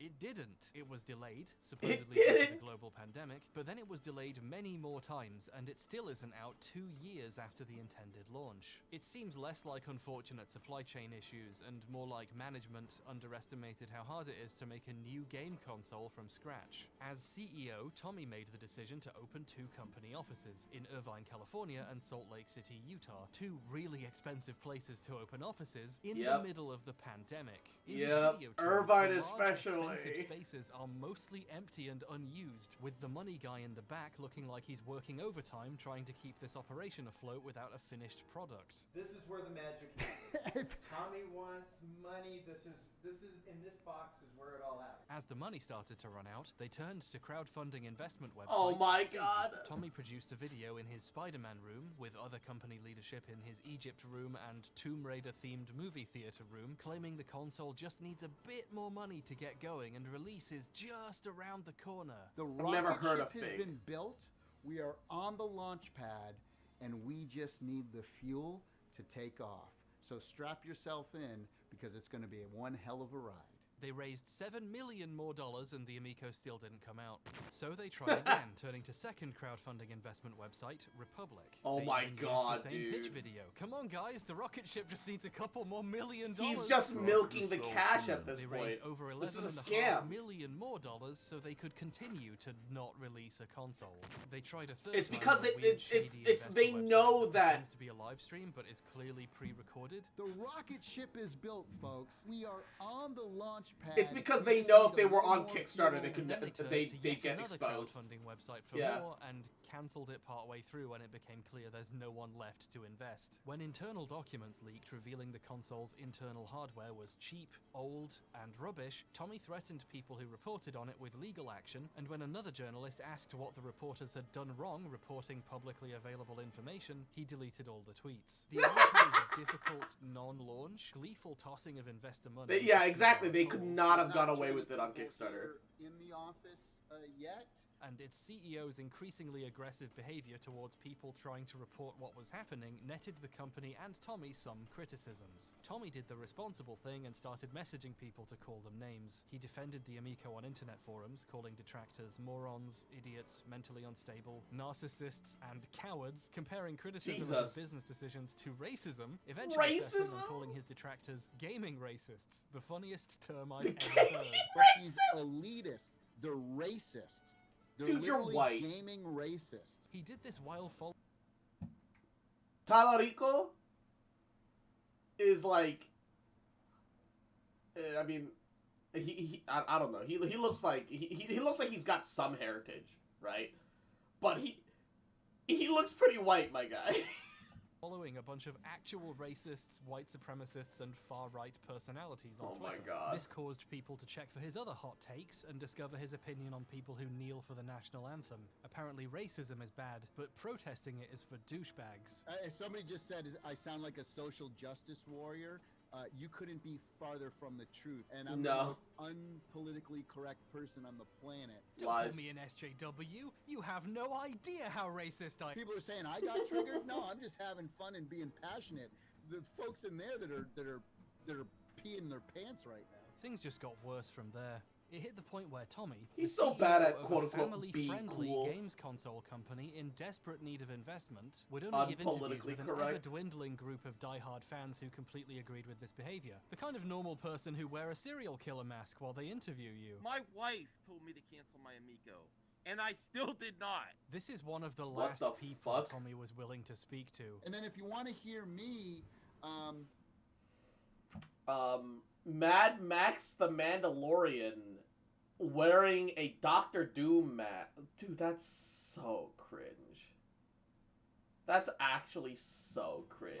pwn some noobs and punch back at some haters. Follow me on Twitter, Tommy Tellerico, and I don't mind punching back to some of these losers. So. He has since stepped down as CEO, with his replacement announcing the company is entering a quiet period, which is a hell of a subtweet if I've ever seen one. The That's a Amico still Doom isn't mask, out, yeah. and a lot of people want their money back. A dictator mask? I mean, in the middle of all this, he's right a murderer before the too. first big delay, before Dr. things Doom has got definitely super killed bad, fucking people. back when Tommy had a reputation to burn, the OOF discovery was made. Due to his contract with Shiny Entertainment, Tommy Tallarico Studios owns all the sound effects he and his employees made for the game. Shiny could use them in Messiah, but they belong to Tommy, and he can use them again or sell them if he wishes. And when Tommy found out a sound effect he owned was being used in Roblox, oh boy, did the butter begin to churn. Tommy stepped up to the plate and did a stream on YouTube called Talking About the Roblox OOF Sound and Controversy. It's hard going back to this stream because he spends a good chunk of it pitching a soon-to-be-released game console that still doesn't exist. We're actually coming out with a brand new video game machine. It's called the Intellivision Amico. We actually don't allow online play. It's weirdly anxiety-inducing watching a man in January 2020, right before a global pandemic, pitching a console whose central feature is trapping people in a room together. Everybody can kind of come together and play in the same room together. But when he wasn't Right pitching before his the pandemic. scam-adjacent business venture, Tommy was demanding Roblox give him $100 million. Tommy wants money. Okay, for legal reasons, I'd like to specify that was a joke. He didn't ask for that much. You invented the Wii had online He didn't play. say how much he wanted. Almost like he was embarrassed to. Tommy made it clear he didn't want Roblox to remove the sound. He wanted them to keep using it, but to pay him for it. And if they didn't, things were going to court. They may think that, I'm trying to get the sound taken out of the game. I'm not. They may think that I'm currently suing Roblox. I'm not currently, but it's also not fair to me. I'm that not get compensated for currently. This situation I is, will legally speaking, currently very funny. plan Allow me to for it. pretend I understand it for a few minutes. A key point here is, at least as far as I can tell, so probably wrong, Tommy isn't owed any compensation. Currently. To Roblox, the oof came on a CD of sound effects the original creators purchased when they were making the game in the mid-2000s. If this is true, they used the sound with the reasonable belief they had the right to do so at the time. Whoever took the sound out of Messiah and sold it on a CD could be in trouble, but the two guys Some who mafia started Roblox laundering? in 2006 Yes. didn't do anything wrong, apart from create Roblox. Currently. Okay, I've spoken to a couple of lawyers after filming this bit, should have done beforehand really, and they clarified something I think I should add here about them not doing anything wrong. They did still technically do copyright infringement. If you use a sound effect you bought from someone and it turns out they stole it and lied to you, you're still guilty of copyright infringement. However, if this actually went to court, there is something called the innocent infringer defense. If an infringer can demonstrate they had no reason to believe they had committed copyright infringement, and it looks like Roblox might be able to do that, the court can reduce the statutory damages to as low as $200 per infringement. There are other types of damages, like actual damages, the losses suffered by the owner as a result of the infringement, but that's something that could only be answered in a courtroom. As you're about to see, however, Roblox directly told Tommy they don't think they owe him anything. So it sounds like they think they have a good defense if things go to court. In these tweets a few days before the stream, Tommy seems a bit annoyed that no one owes him money, although in his version, Roblox feel like they don't owe him anything, which is a strange way of... I feel like I heard the name Tommy in every Mafia movie or game. It's to be fair, it's a pretty common name, but he still you know? would like to have some money. All Roblox are required to do in this situation is remove the sound, and Tommy could send a cease and desist and trigger that happening whenever he wanted. I could have sent a letter. Tommy very gun. easy. Yes. Cease and desist. Stop using the sound. It's mine. Don't have permission to use it. Take it out of your game. But Tommy isn't doing that because he doesn't want it taken out. Did this man shove a finger in his ear and then rub his nose with it? The fuck, you psychopath? What are you doing? Wants money. If he can get them to keep it in and pay him a license, He fires off a lot of it, nothing. or just buy the sound off him outright, he could make a Man, lot just of don't money. want to pull I'd rather out. them just pay me and them own the sound forever so that it stays in the game. Tommy cannot stress enough how much he doesn't want Roblox to remove the sound, because that's how he makes money from this. I never asked Roblox to remove the sound. I don't want it to be removed. I haven't told them to take the sound out of the game. I want to keep the sound in the game. So, and Roblox probably want to keep the immensely popular sound in their game. However, they are a business. Their ultimate goal is to keep as much of their money as possible. A majority of Roblox's income comes from underpaying the people who actually make the game's content. How much do you think they're willing to pay for 0.3 seconds of a child saying ow, especially when they could replace it for free? Roblox could remove the sound tomorrow if they wanted to. So when Tommy approached them asking for money, Roblox offered him less. We approached Roblox. We said, hey, there's a situation. Let's sue you, Roblox. Okay, we'll remove it. Tommy, no. I only wanted to sue you. Roblox said, we think you should get this much. so, you know, this much is what we think. Just to put it in plain English, the purpose of this stream is for Tommy to complain that Roblox will not offer him enough money to buy a sound effect they don't need. I think they're nuts and disrespectful. To me, this is an all-time classic Tallarico moment right here. Complaining about respect while calling someone nuts and asking them for more money. It's just incredible. I'm hoping that we can come together.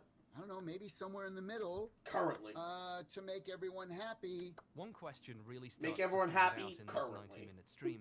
How much money does he want?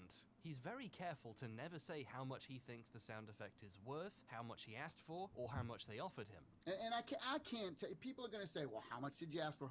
Look, you Entitled have to only understand child moment, that that it is not professional of me to go around stating how much money I'm asking and how much... Not professional of me currently to go around talking about the amount of money currently, but I can talk. I can on a professional level currently call them fucking nuts. Just to be clear, unless there's some kind of non-disclosure agreement, which he probably would have said if there was, there isn't anything actually stopping Tommy from saying how much he wants for the sound effect. The Amico saga has proven irrefutably that Tommy does not care in the slightest about appearing professional. That excuse doesn't work. He's choosing not Fighting to say so it, hard because it's the and only thing getting he can get money increasingly for. Yeah, defensive as true. viewers keep asking, and he runs out of explanations. To be honest, none of your damn business. No, no. How much did you say for them to pay for the oof sound? Okay, well, I've already gone over that. I can't Shifts talk nervously about that. To an outside observer and the chat whose questions he was dodging, it started to feel like Tommy just wanted a embarrassingly large amount of money for a single sound effect, and knew that it would make him look really greedy if he said it. People are never going to know, what it is, and there doesn't need to be that knowledge. He's in the fascinatingly awkward position of not being able to say how much he wants, even though that's what the stream is about. It would be unprofessional to talk about that, but I think I did describe that it's a lot more than what they were offering, which was barely anything at all. I think it's worth asking how much barely anything is to a millionaire with a dedicated Spider-Man room and an indoor waterfall in his mansion. Everyone should have a 7-foot waterfall, I think, installed in your room. No. The thing that's kind of bad about it is that at night, I always have to go to the bathroom. Wait a minute, didn't he already make that joke? Later in the stream, he started taking questions, He's and someone super asked him to give the unoriginal, too. ratio how different the counteroffer was. Tommy, percentage-wise, how far is Roblox offer compared to what you ask for? At least 100 times less. So that, if 1%. they offered me $1, I'm asking for $100. So, if they offered me $1,000, that means I'm asking for $100,000, right? So that's how far it is off. I find it very curious that he will say how much he asked for, but only in the form of a riddle. Even more curiously, he uses very small amounts of money as examples. He chooses not to say, for example, if they offered me 50 grand, that means I asked for $5 million. Or if they offered me 100 grand, okay, I can see why he didn't. And I hope they come to their senses. And I know they're probably watching. I don't know, maybe they're not. It's Saturday morning. So that was the situation in January 2020. Roblox were offering to buy the sound. Tommy wanted 100 times more money than they were offering, and if things didn't go his way, he was threatening to take things to court. I have attorneys that I have teams of attorneys. I easily have about 20 different lawyers.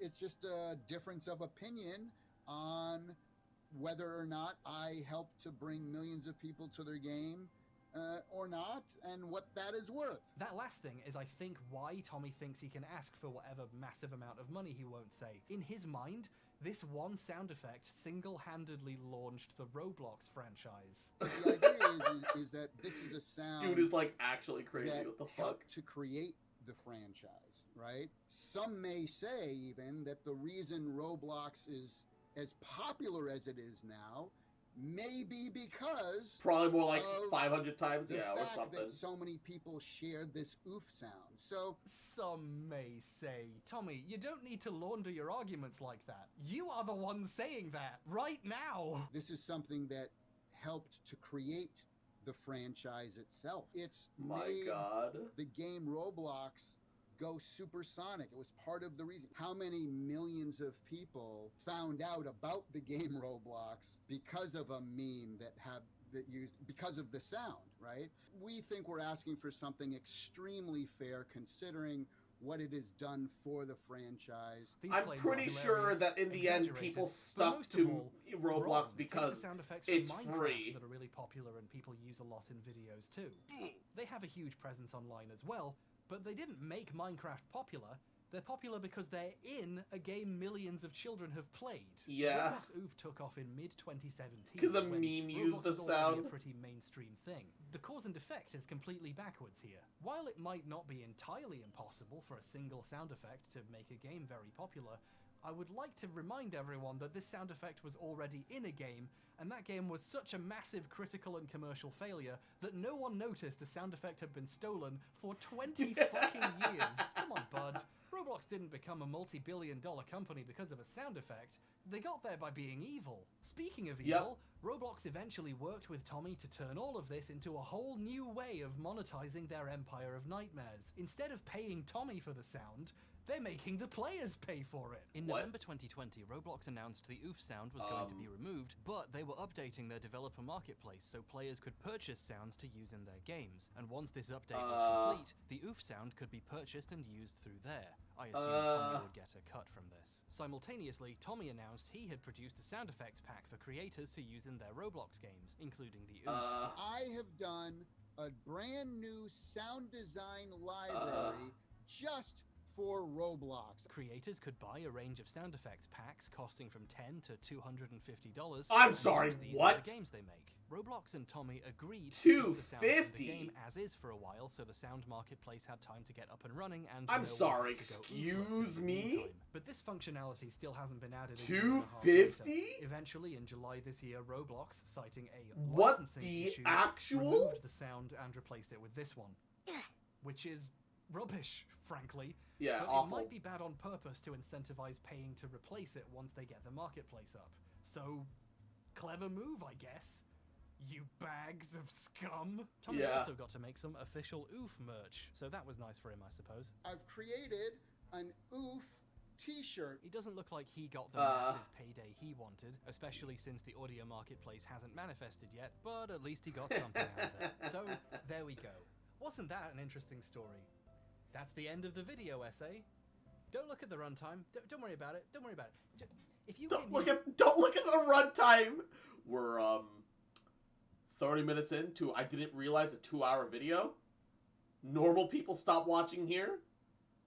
Who really made the oof? Okay, I'm curious. Find the origins of a sound effect.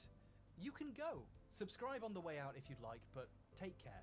Go play Roblox or something. And Tommy, I know you're watching. I've seen you arguing with people in the comments of videos with 100 views. You can go as well. Go do whatever it is you do in your fun house. I'm so curious. I'm just chilling out. See ya.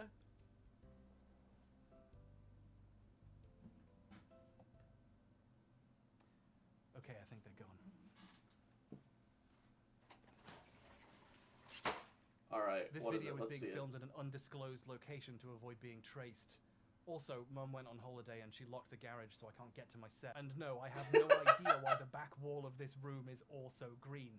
The last guy who lived here had terrible taste. Anyway, I think he's gone. Okay, we need to talk about Tommy. This is where the video was supposed to finish. So I was writing up the script and doing a bit more research, and then I re-watched Tommy's E3 2021 pitch for the Amico, and I realized something. He takes credit for creating the oof in a very particular way. I'm even the guy who did the oof sound for Roblox. No, he's not, though. He made the sound for Roblox? I thought I misheard him, or maybe he misspoke, but no, that's how he says it. The thing that you might know me the most from is the guy who created the beloved oof sound for Roblox. That's right. The sound wasn't made for Roblox. Yeah. It was made for What another the fuck? game and Wait a reused second. by mistake. That's what this whole thing was about, Tommy. He said that one in the commercial for his sound design kits he's selling to put it back in the game. Oh Why my is he God. saying it like that? Well, obviously the idea he made it for Roblox, this massive important corporation, is slightly more prestigious than the truth, isn't it? So he's slightly altering the story. Kid clicked, I want the sound chargers. And that's fine. Parents Whatever, who credit cares? card. And then I thought, you know, for My a sound God. with another guy's name on it, he Yeah. seems pretty happy to say he personally made it.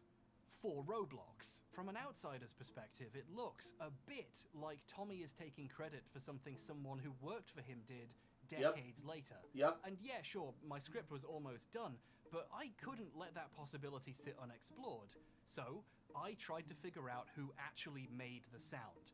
And what I discovered was interesting. And then a bunch more other shit happened, and now the video is this long. I'm so sorry. Yes, Joey's name is on the file, but that doesn't necessarily mean he created it. Okay, if he did the fair. final exporting of the sounds Tellurico Studios made for Messiah, his audio program would put his name on them regardless of who recorded, edited, or mastered them. Instead, let's look at how Tommy talks about who made it.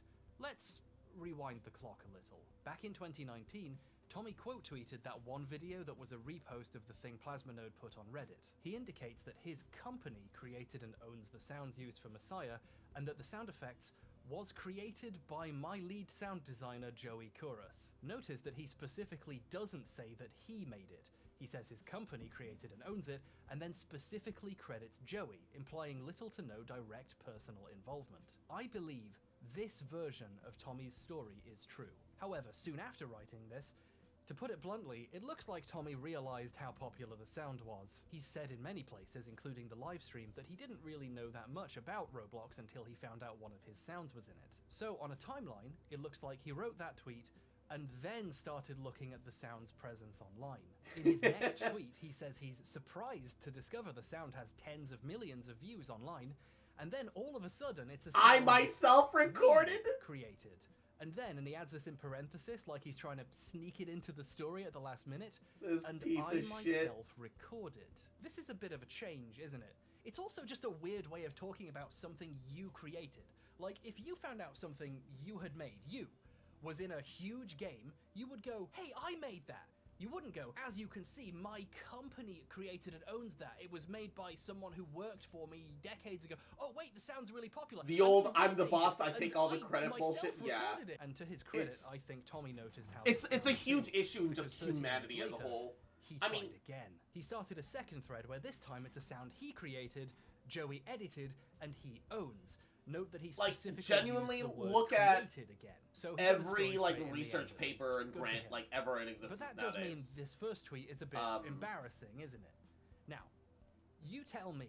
What It's all one it's all thing would managed make by Tommy look fucking more like he was trying oh to rewrite the hey history after the did fact. did I have nothing to do with Deleting the tweet, right? From my perspective, did I have that would nothing be a to very do with stupid the thing But I in must be question? missing something because he as did as the It's head wrong. I am researcher, not did I accusing not like famous even industry do veteran anything? Tommy Tellurico Yeah, of I get lying to about like who made the your sound. grade is on the I line. don't know for sure. I'm who on did there as what on the co-writer. sound. It doesn't matter if I literally did nothing. But Tommy I'm should. co-writer. I get If he's half telling the credit for truth, this. Why did the truth It's change fucked. when he was surprised by I how fucking- popular I fucking the sound hate was? people, In man. a very People short suck. span of time, Tommy's version of history went from Joey created it, to we created it, to I created it, and then later an attempt to delete the fact he said Joey created it. I know how it sounds. It would be weird to assume someone just wants to brag about making this one sound effect this badly.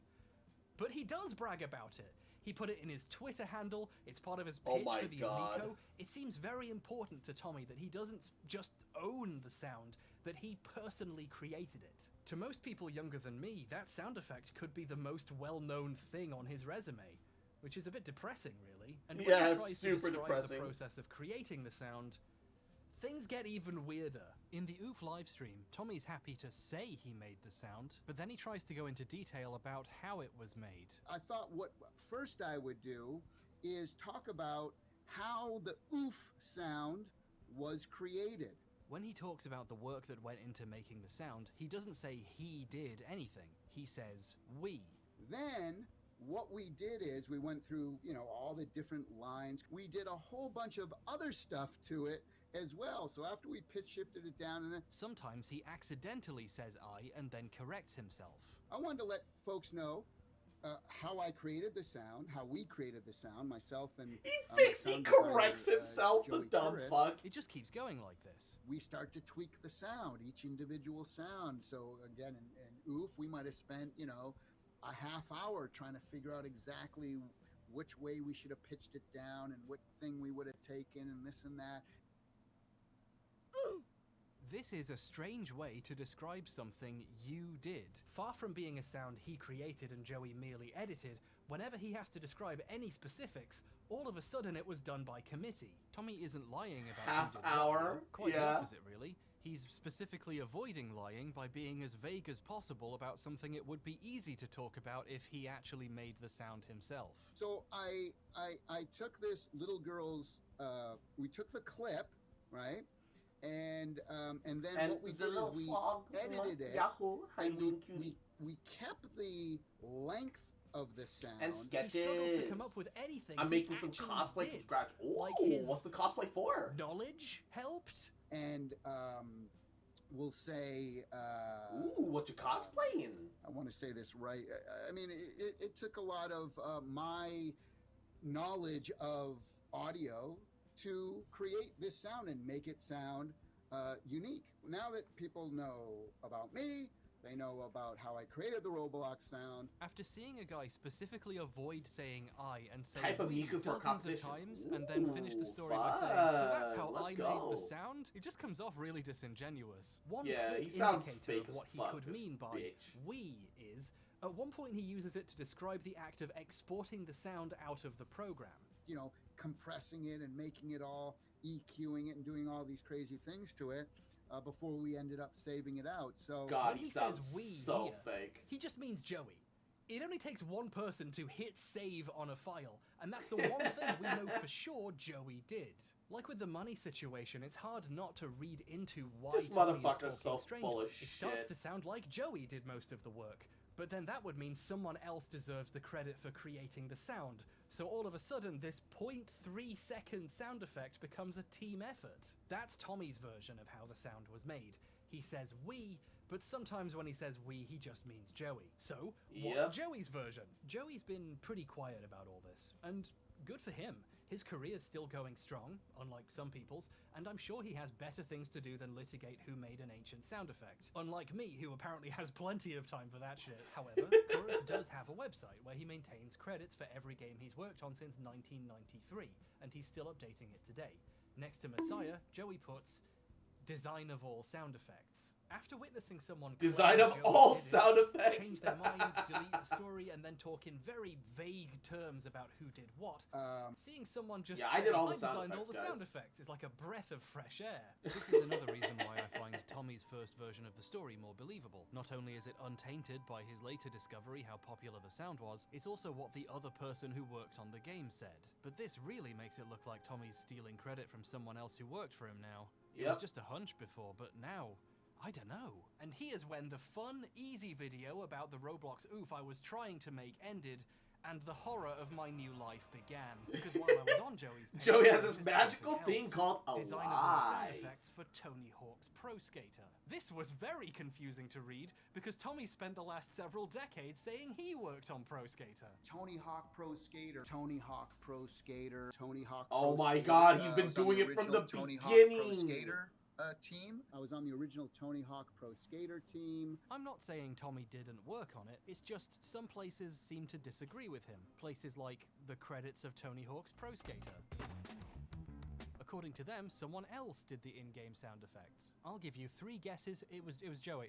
Although the company he was at is credited as well. It's like they're saying sound effects done by this guy from this company. But Tommy's acting like he personally did it again. I'm starting to feel a bit bad for Joey. Just to kind of add to the mystery, he talks about how small the development team was at the time, to kind of add to the exclusivity of it, I guess. My being God. a part of the original Tony Hawk Pro Skater team. Is this what happens when you get the Lucky Feet IRL? Probably, This means yeah. very few people exist who could possibly contradict him. How convenient. It does make it even weirder, though, for such a Probably, small yeah. team to leave his name He's out the of guy it. that takes the credit I for the guess team Tommy could projects? say his name is in Absolutely. there, but only because his company is named Tommy Tallarico Studios. So, who is responsible for the sounds in Pro Skater? Joey The guy credited Turris for looks it, like Johnny or his Sins. boss, who says Is he that did me? it now. In an older interview, the He looks like Johnny Sins. Is that just me? guy credited for it, or his boss who says he did it now. In an older interview / house tour, Tommy got a bit more specific. He said he'd buy skateboards. Oh, sorry, I mean we'd buy skateboards. We buy skateboards. And then Tommy would help this mysterious other person record the sounds. He says one of the pain sound effects, ironically also a kind of oof, is his actual voice. The actual sound in Tony Hawk that you hear when the guy falls off the skateboard and cracks his head open. That's me falling off, cracking my head.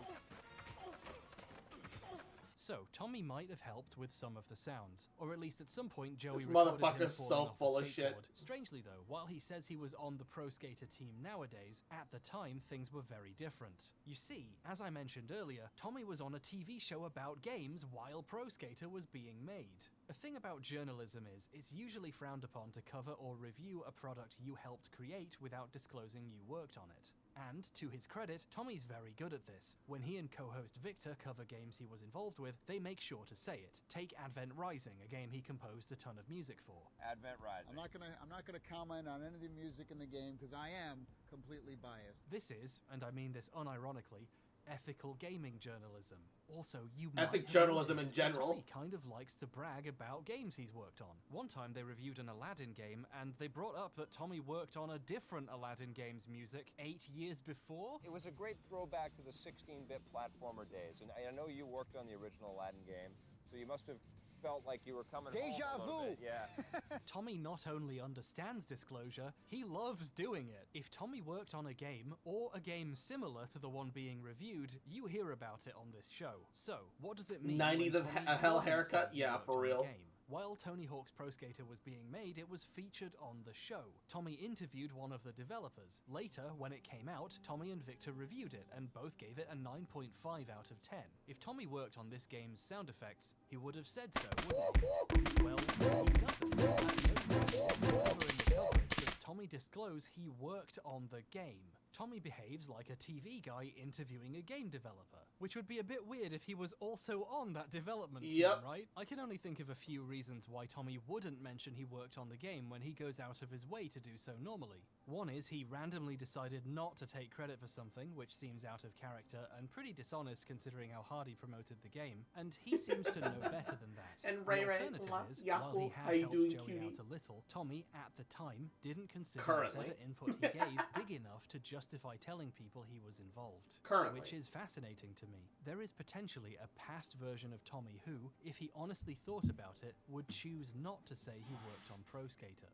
Which is cool of him. However, then Pro Skater went on to be a really famous franchise, and it became very cool to say you worked on it. I was on the original Tony Hawk Pro Skater team. And This guy's over the a years, such Tommy's a story piece has of grown a bit, shit. from helping with some of the sounds to doing all of them. I was on the original Tony Hawk Pro Skater team, so I did all those sounds, audio director on that. Wait, now he's saying he was the audio director?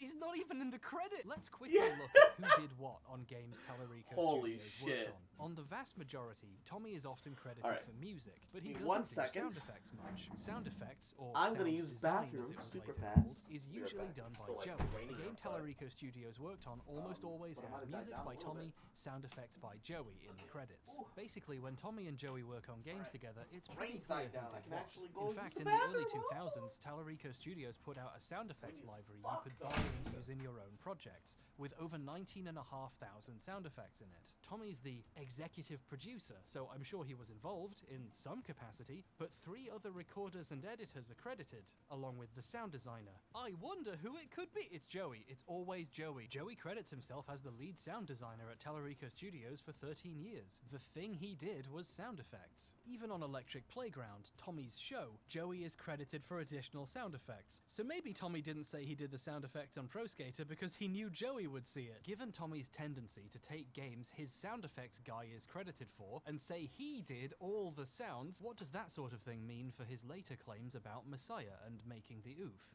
Well, wouldn't it be funny if Tommy also reviewed Messiah on TV, and when he did, he again did not mention he worked on the game? Wouldn't that be very, very funny? Yeah, it is funny. That is what happened. Even funnier, on that same episode, they also reviewed the Dreamcast version of Pro Skater, giving Tommy yet another opportunity to say he worked on it. Which he didn't. There's starting to be a precedent for Joey doing things, being the one credited for it, Tommy reviewing it and not mentioning he worked on it, and then years later How do deciding people he believe did. this shit? I Coming don't back to believe how we talked before on I the even stream, saw a scrap of we evidence. could Well, mean there's we no both reason worked to on this disbelieve sound. until To be proven cynical, otherwise most it times, can I would also argue. mean Joey did it while working for me. Messiah is one of the 2 or so games I could find that Tallarico Studios made where they are both credited for the sound effects at once. So potentially Tommy might have been more involved with the sound effects on this than normal. So, our candidates are... As someone who the guy works security, mostly 90% did of my job is music stupid and not science. sound Trust me, effects, people are really reviewed dumb. the Yeah. game on television and chose not to say he worked on it, and when he later decided he did and he made this sound, carefully avoided taking credit for anything specific. Or the guy credited for sound effects on almost every other game, who says he did it, who Tommy said did it before he changed his mind the first I time. had a Pro and whose Skater name game is on the file. GameCube. Oh man. In conclusion, who knows? Could have been either of them. Maybe it was both. Art is really a collaborative process. Okay, that was written as a joke about how heavily the deck is stacked here. But let's be serious, I haven't found any definitive proof here. I think it's interesting just how much Joey is credited for sound effects everywhere else. And I think it's I missed weird Skate that on the Tommy Wii, it didn't was really dope. have any specifics The to say Pro about Skater what games he were did really on the good sound. for their time. And I think if he did work on the game that closely, he I remember should I have loved said playing it so on the when he GameCube. reviewed I was the at game summer on television. I was at summer day But none of camp. that is Yeah, specific proof if I he played on the recorded or PS2 mastered a specific personally. sound effect. This video However, still has given an all hour this to go additional text and somehow. information, I can say, at How least to actually myself, does that it I still have an some hour to trouble go? believing Tommy when he says... Yes, Tommy has repeatedly said he's the first American to ever work on Sonic. In fact, I was the very first American to ever be hired by the Sonic team back in the day. Are you serious? Very first, very first American to be hired. One of the first What is this Americans video? It's about the ever, Roblox oof sound. Be hired And by Sega of Japan. you realize just Sonic. how deep So I the was rabbit first hole American goes. to ever be hired to work on the Sonic the Hedgehogs. I've never seen a But if rabbit you don't hole take go Tommy's quite word for it this and deep. do your own research, by which I mean basically Google Sonic for 2 seconds, you start to see red flags. Sonic was being developed in America as early as 1992, when Sonic 2 was being made in California. Americans are all over Sonic's game development since almost the beginning. Which game did Tommy work on anyway? Sonic, some of the, or one of the Sonic games, Black Knight, that might have been in the 2000s. So Tommy was about 20 years late to the party of Americans working on My Sonic. God! Okay, let's be Not fair only to that, Maybe but he means years not only late that, to but the party game of where America. Sonic had a fucking sword for some reason. Not only that, but the game where Sonic had a sword, when him spinning at the speed of sound was already enough to shred literal robots. You can't make this shit up.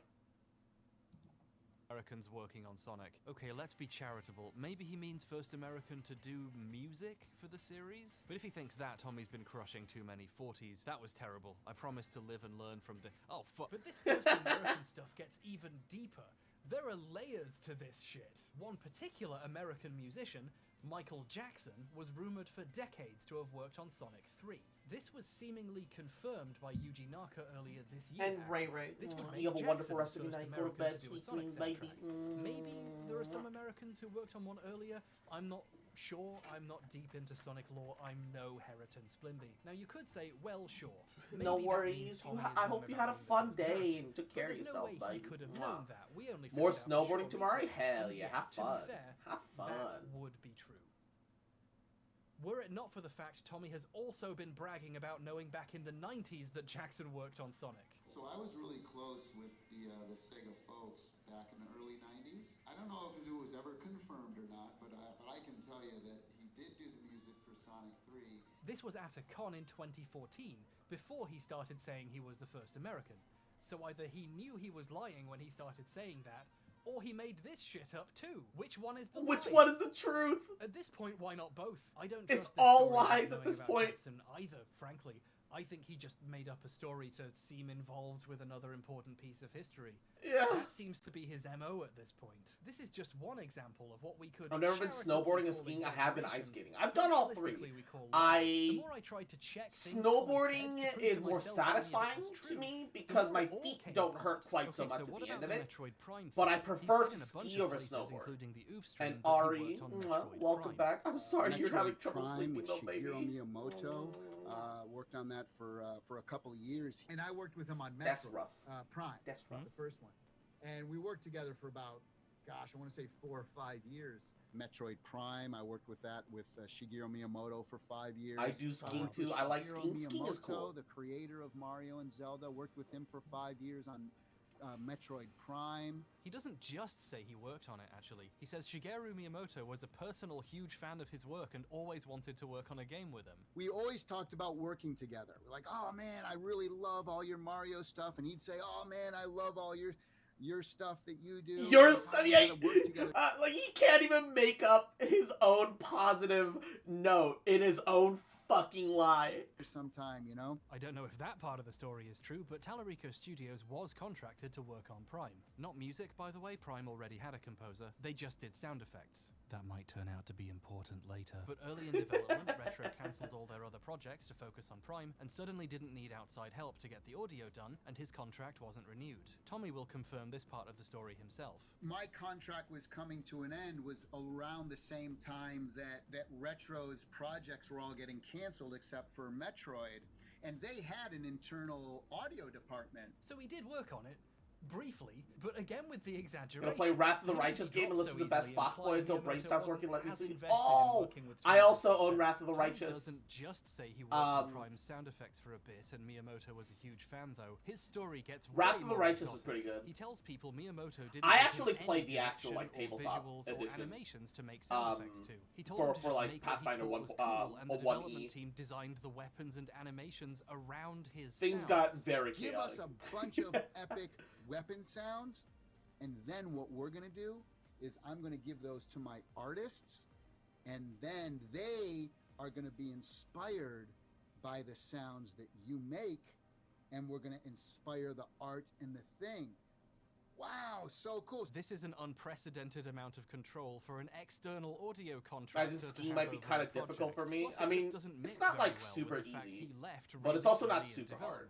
Did Miyamoto change his mind? Why didn't he make Retro keep him on board if he had such an important job? It also doesn't mix with other stories from Retro Studios' actual audio department. He did an interview for Shinesparkers where he told this story about Miyamoto letting him design the weapon sounds first. However, Shinesparkers then went on to interview Clark Wen, Prime's audio lead, who came on board after the other games were cancelled and Tommy was gone. Wen is well respected in the game audio industry. He's worked on a bunch of stuff, including Tony Hawk games, interestingly enough. According to him, they did sound effects the normal way, basing their work off the art and animations. There's something amazing about reading an interview with Tommy where Miyamoto blessed the project with a radical new technique where the sound designer had massive creative control over the game, and then going to the interview with Wen where they say, "We interviewed Tommy and he said you did this," and he goes, "That sounds cool, but no." Wen says 1 or 2 But he sound wasn't effects were doing done when shit. he got there, and he left them mostly untouched. So, a few of the sounds in the game are done by Tallarico Studios, and they might have been done the way Tommy said, but his overall involvement with the game was very small. How small? He left so early in development, they forgot he had worked on it by the time the game was done, and forgot to put his name in the credits. He wasn't even A bunch of credited. other audio contractors made it in, though. They must have kept contracting people after he left and not got him back. Weird. I wonder why. After seeing Tommy repeatedly Oh my take credit for God. the work of people under him, it's kind of cathartic. How you doing? Going down a fucking conspiracy rabbit hole about video game audio Missing from at Tommy's this point. version of the story again. Can you guess? In a now deleted page on his website, accessible via the Internet Archive, Tommy wrote about leaving early in development, although he still claims he did a lot of the main sound design somehow. Funnily enough, he doesn't say I too much. He says we. I wonder who the other it's Joey! It's always Joey! He shared a recent email from Retro's new audio manager to prove he worked on it, and he compliments the work Tallarico Studios did, but he says it like this. My hat is off to you, Tommy. And Joey? It's always Joey! It's all Joey! How, you know, He Tommy didn't was on do a TV show shit. that reviewed games when Prime came out. Tommy didn't mention he worked on it, which makes sense, he was barely involved. But one fascinating thing that hasn't come up yet is Tommy just has terrible taste. JoJo's Bizarre Adventure? The characters are incredibly stupid. He complained about Prime's backtracking I mean, and scanning okay, system. look, I know that that's subjective. I know that it's subjective. For some people, JoJo's is just gonna be really dumb. I don't feel like anybody should take flack for that one. I feel like that part is kind of like a unfortunately valid take. But at the same time, man, that shit got super popular. So if you can get behind that, like, some characters are truly incredibly stupid. Also, quite literally, they are physically stupid. But Stuff people love about the game, and absolutely refuse to let Victor get a word in edgewise. I had to scan every little There's thing. a great and every story in there roll, as well. and that's a problem for me. But I the enjoyed worst, all of that. The worst problem about this game is that He gave it a 7.5, which according to Metacritic would be the absolute lowest score any remotely professional critic gave it at the time. Even less than the 8 the guy who wrote the text reviews for EP gave it. Tommy was Jesus not the biggest Christ. fan of this game, but now it's universally recognized as a masterpiece. He can't wait to tell you he was a huge part of it. It's kind of fascinating how these two supposed industry professionals each talk about their work. Joey doesn't mention Prime at all on his site. Presumably, he doesn't consider his work a large enough part of the finished game to go on a resume. Meanwhile, Tommy talks like he worked hand in hand with Shigeru Miyamoto for 5 years on Metroid Prime. Oh, come on, H1, be reasonable. He doesn't say it like that. No, he says it like that. I worked hand in hand with Shigeru Miyamoto for 5 years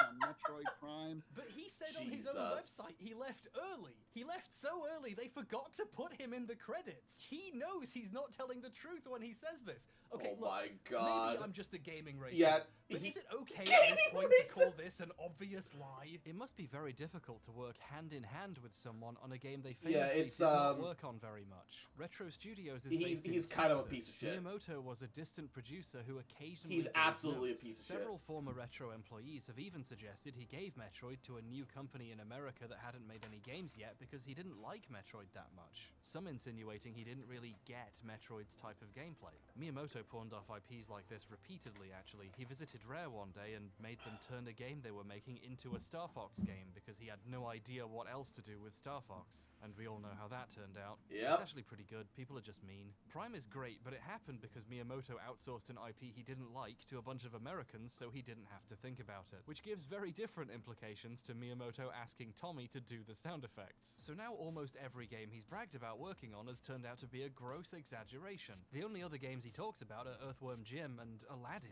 I guess there's one more, Guitar Hero. Guitar Hero franchise.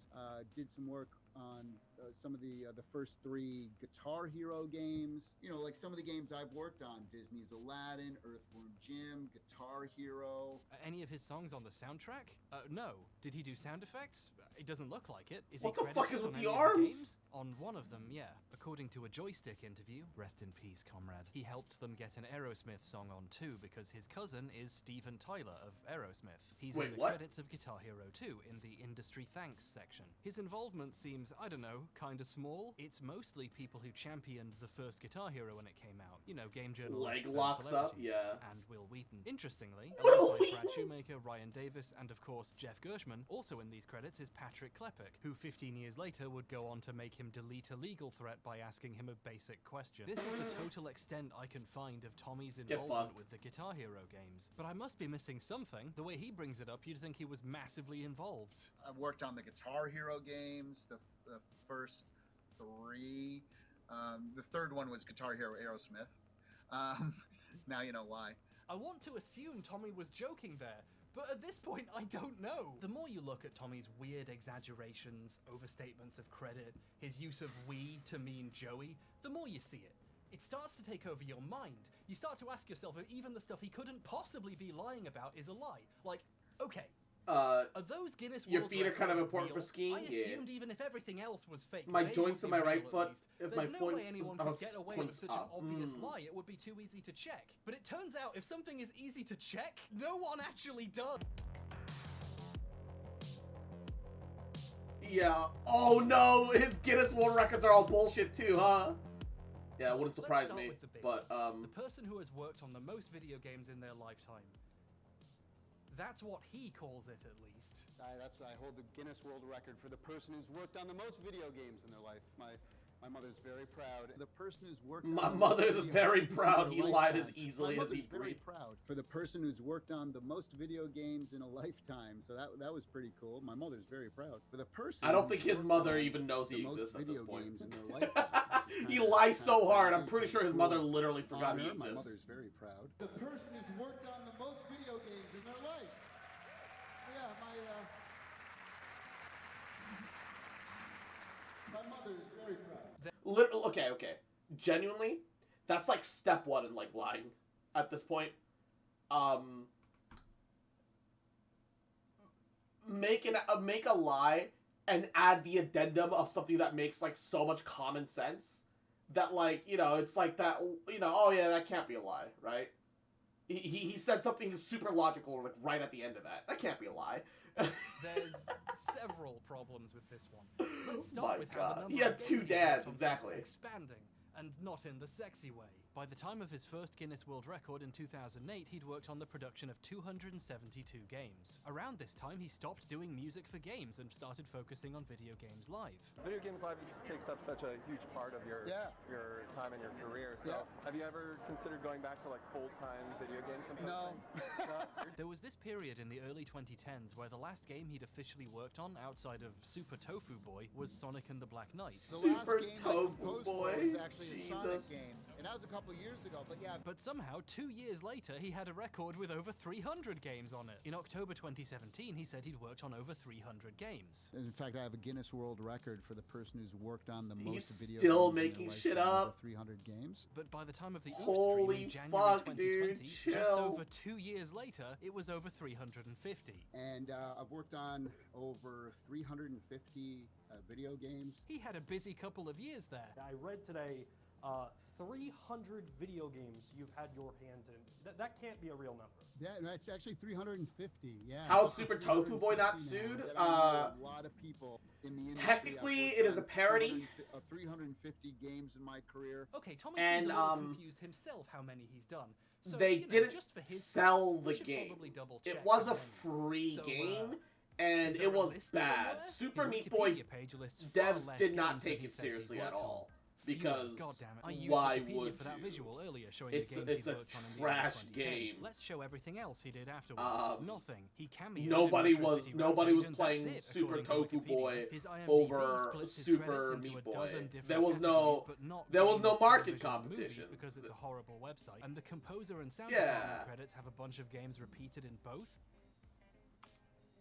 Wow, he's credited for some of them 3 times. Even Messiah's in there twice.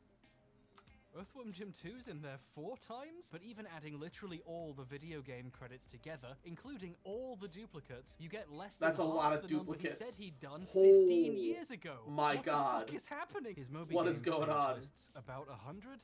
It's 6:13 a.m. right now, and my eyes went a bit blurry while I was counting. It could be like 98. Either way, it's a lot less than 350, and I'm not recounting this shit. And that's counting a bunch he's just in the thanks for, like Guitar Hero 2. It doesn't list Pro Skater because he's not in the credits for that, even though Moby Games appear to have copy-pasted the official biography from his website, which claims he did. They somehow managed to get Pro They Skater got to Skater link to the correct incorrect. game Pro, page, but not pro to get the spelling. scatter? Oh shit, dude. Dude's into shit, man. Fuck. That's why he's so full of it. Gotta in the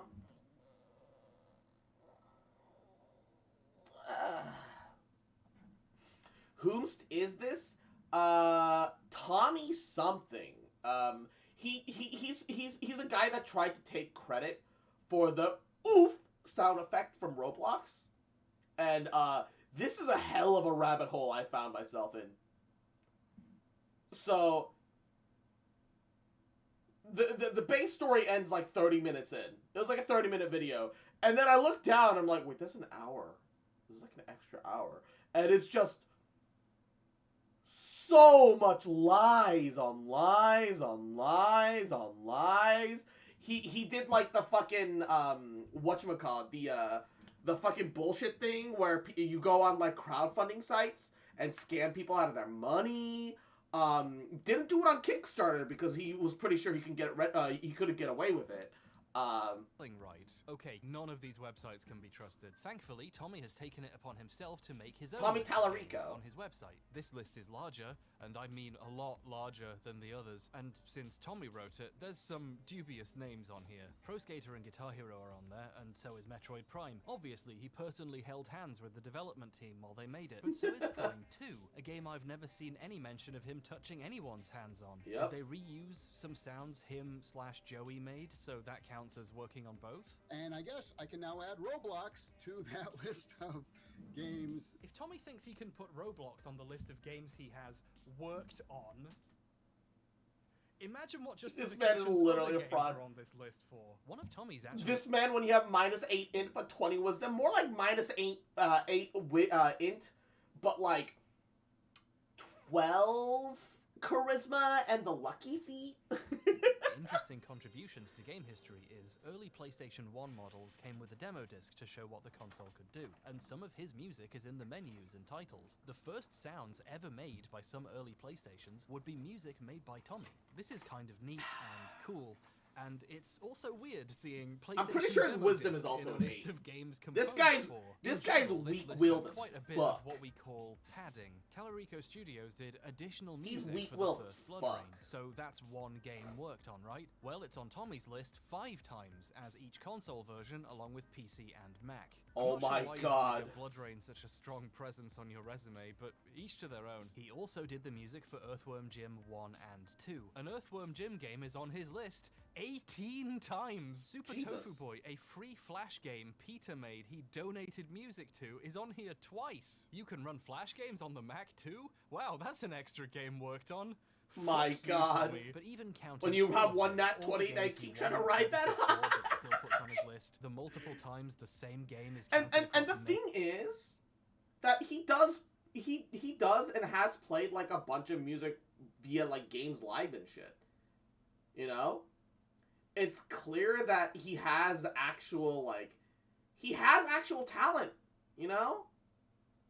It's not like he's like completely worthlessly like, you know, abilityless. He has ability. He has ability. He's been accredited. He rode a high to fame. Why is he just setting himself up for failure now? I guess part of it is that he spent so much of his life lying that he no longer knows how to not lie. He's skilled but also dumbass. Yeah. His ability has turned him into a disability. any different consoles or computers or demo discs as specific games. I'm worked sorry. on, it's still a computers or demo. He listed a demo disc as a game that he has worked on. I know why he says like 300 games. He's including every single iteration of every single demo disc and every single clip of a game on each of those demo discs. We found the answer. We have found the answer. Discs as specific games worked on, My it's still a God. lot less than the number he says. If you decide to be a bit mean and remove all the repeat games, you get around 175. Almost I'm 100. sorry. He repeated it in games enough times to inflate that number by 120. My Less God. than his first Guinness World Record said What 15 the years fuck? ago.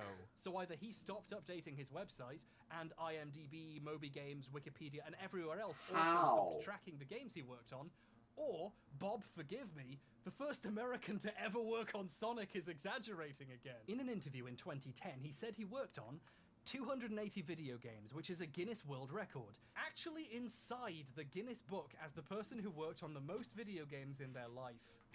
This sentence almost made me cut my fucking head off. Tommy isn't actually inside not big the for the Guinness head Book of tax. World Mwah. Records he's talking about here. Trust me, I checked. He is, however, inside that year's Guinness Book of World Records Gamers Edition. Gamers Edition is full Edition! of more game-centric records. Notice that it's also much smaller and the print quality is much worse, and generally it's a lot less prestigious than being in the actual book. My producer, Kat, left a comment on that line in the script saying, it's a bit like saying you gave a TED talk when really you just gave a TEDx talk.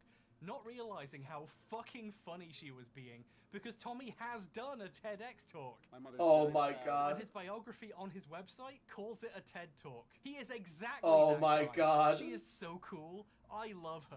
Tommy is at least She's featured in amazing. Gamers Edition. It's a His two-page editor's interview about literally his a career goddess, in video dude. games The live. fuck? At the beginning of the interview, the author claims Tommy has worked on more game soundtracks than anyone else. They don't say how they verified this or provide the list of games. It seems a bit like Tommy just told the interviewer this in the interview and they repeated it as a factoid, assuming it was true, because why would someone tell such an obvious lie? Whatever Yep. evidence he has backing up his claim is becoming difficult to find. Luckily, this wasn't too expensive on eBay.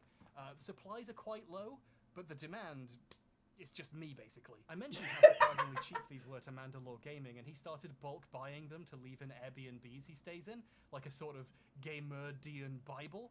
So if they seem more expensive now, it's because he's artificially inflated the price. Speaking of artificial inflation, even if the amount of games That's hilarious, he's actually. worked on was completely true, there are still people who've worked on way more games. The record is just wrong. Even Guinness at some point recognized this. They actually changed the wording of the record at some point after he first got it. It's not person who has worked on the most games in a lifetime anymore, it's most prolific composer of game soundtracks. The Guinness website says that now, and the updated versions of Tommy's plaque say that too. So Guinness have done their best to correct this mistake. Tommy, however, has continued using the original name anyway for over a decade. In fact, I own the Guinness World Record for the person who's worked on the most video games in their lifetime. My mother's very proud. Another one of those sweet little lies we've become Why accustomed to Soken doesn't Tommy have using. this yet? Well, I Because he kind of doesn't understand this one, care. because the new name is even more obviously a lie. I know for a fact Tommy has not made 280 video game soundtracks. We need to acknowledge pays just to how have his name in the bonkers this book at this clip is. point? He's Yeah, saying for real. most video games in a lifetime while showing footage of the new record with a different name. Bonus points for the fact the record says more than 300 games, but then it cuts to a list he wrote with less than 300 games on it. And just in case it needs to be said, no, Guinness are not a real record-keeping organization.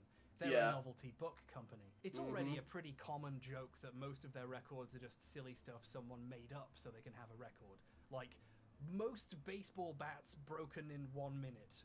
That's a silly one I just made up now. Just kidding, it's real. I don't really mind if Guinness track a bunch of silly records. It's just a bit of fun, really. But they are an utterly for-profit organization, not just in terms of sales of books, but also sales of records. Guinness has an entire subsection on their website dedicated to business marketing solutions, promising they can help with PR and marketing campaigns, complete with a case study section literally showing over sell- a dozen pages of companies they got attention for by helping them come up with a new record to break, like Canon with its longest digitally printed photograph. If you have the money, you can pay them to help you break a record. I have my suspicions a lot of the silly record holders are independently wealthy people. You know, some people just want a record to call their own to give their empty lives a sense of meaning. Yep. Guinness aren't purposefully keeping track of who's broken the most bats TLDR or the wasted video. the most money on a Pokemon card. So, the video starts with the oof sound, oof, from Roblox. They make an allusion to the Wilhelm scream that became super popular because it ended up starring in Star Wars, amongst other things, where you and it shows you the original game that it's first from, and the name of the guy that actually put it together, and then they introduce Tommy Tallarico, the guy that actually owned the company that he worked for. Tommy,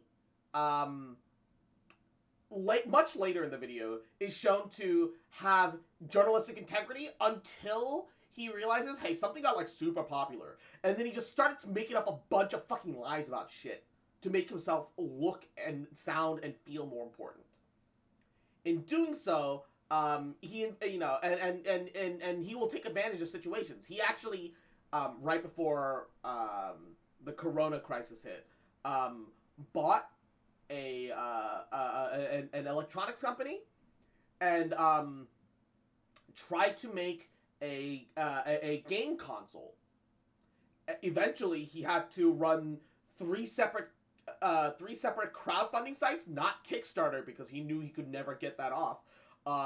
2 different Kickstarters, and a third one which then he had to stop midway because he was like, "Oh fuck, people are onto us." And so yeah, he's full of shit. And he's a fucking lying scum asshole. And how the fuck is he still operating? Who fucking knows at this point? This is America, where capitalism and lies and money greased in the right hands can get you anywhere.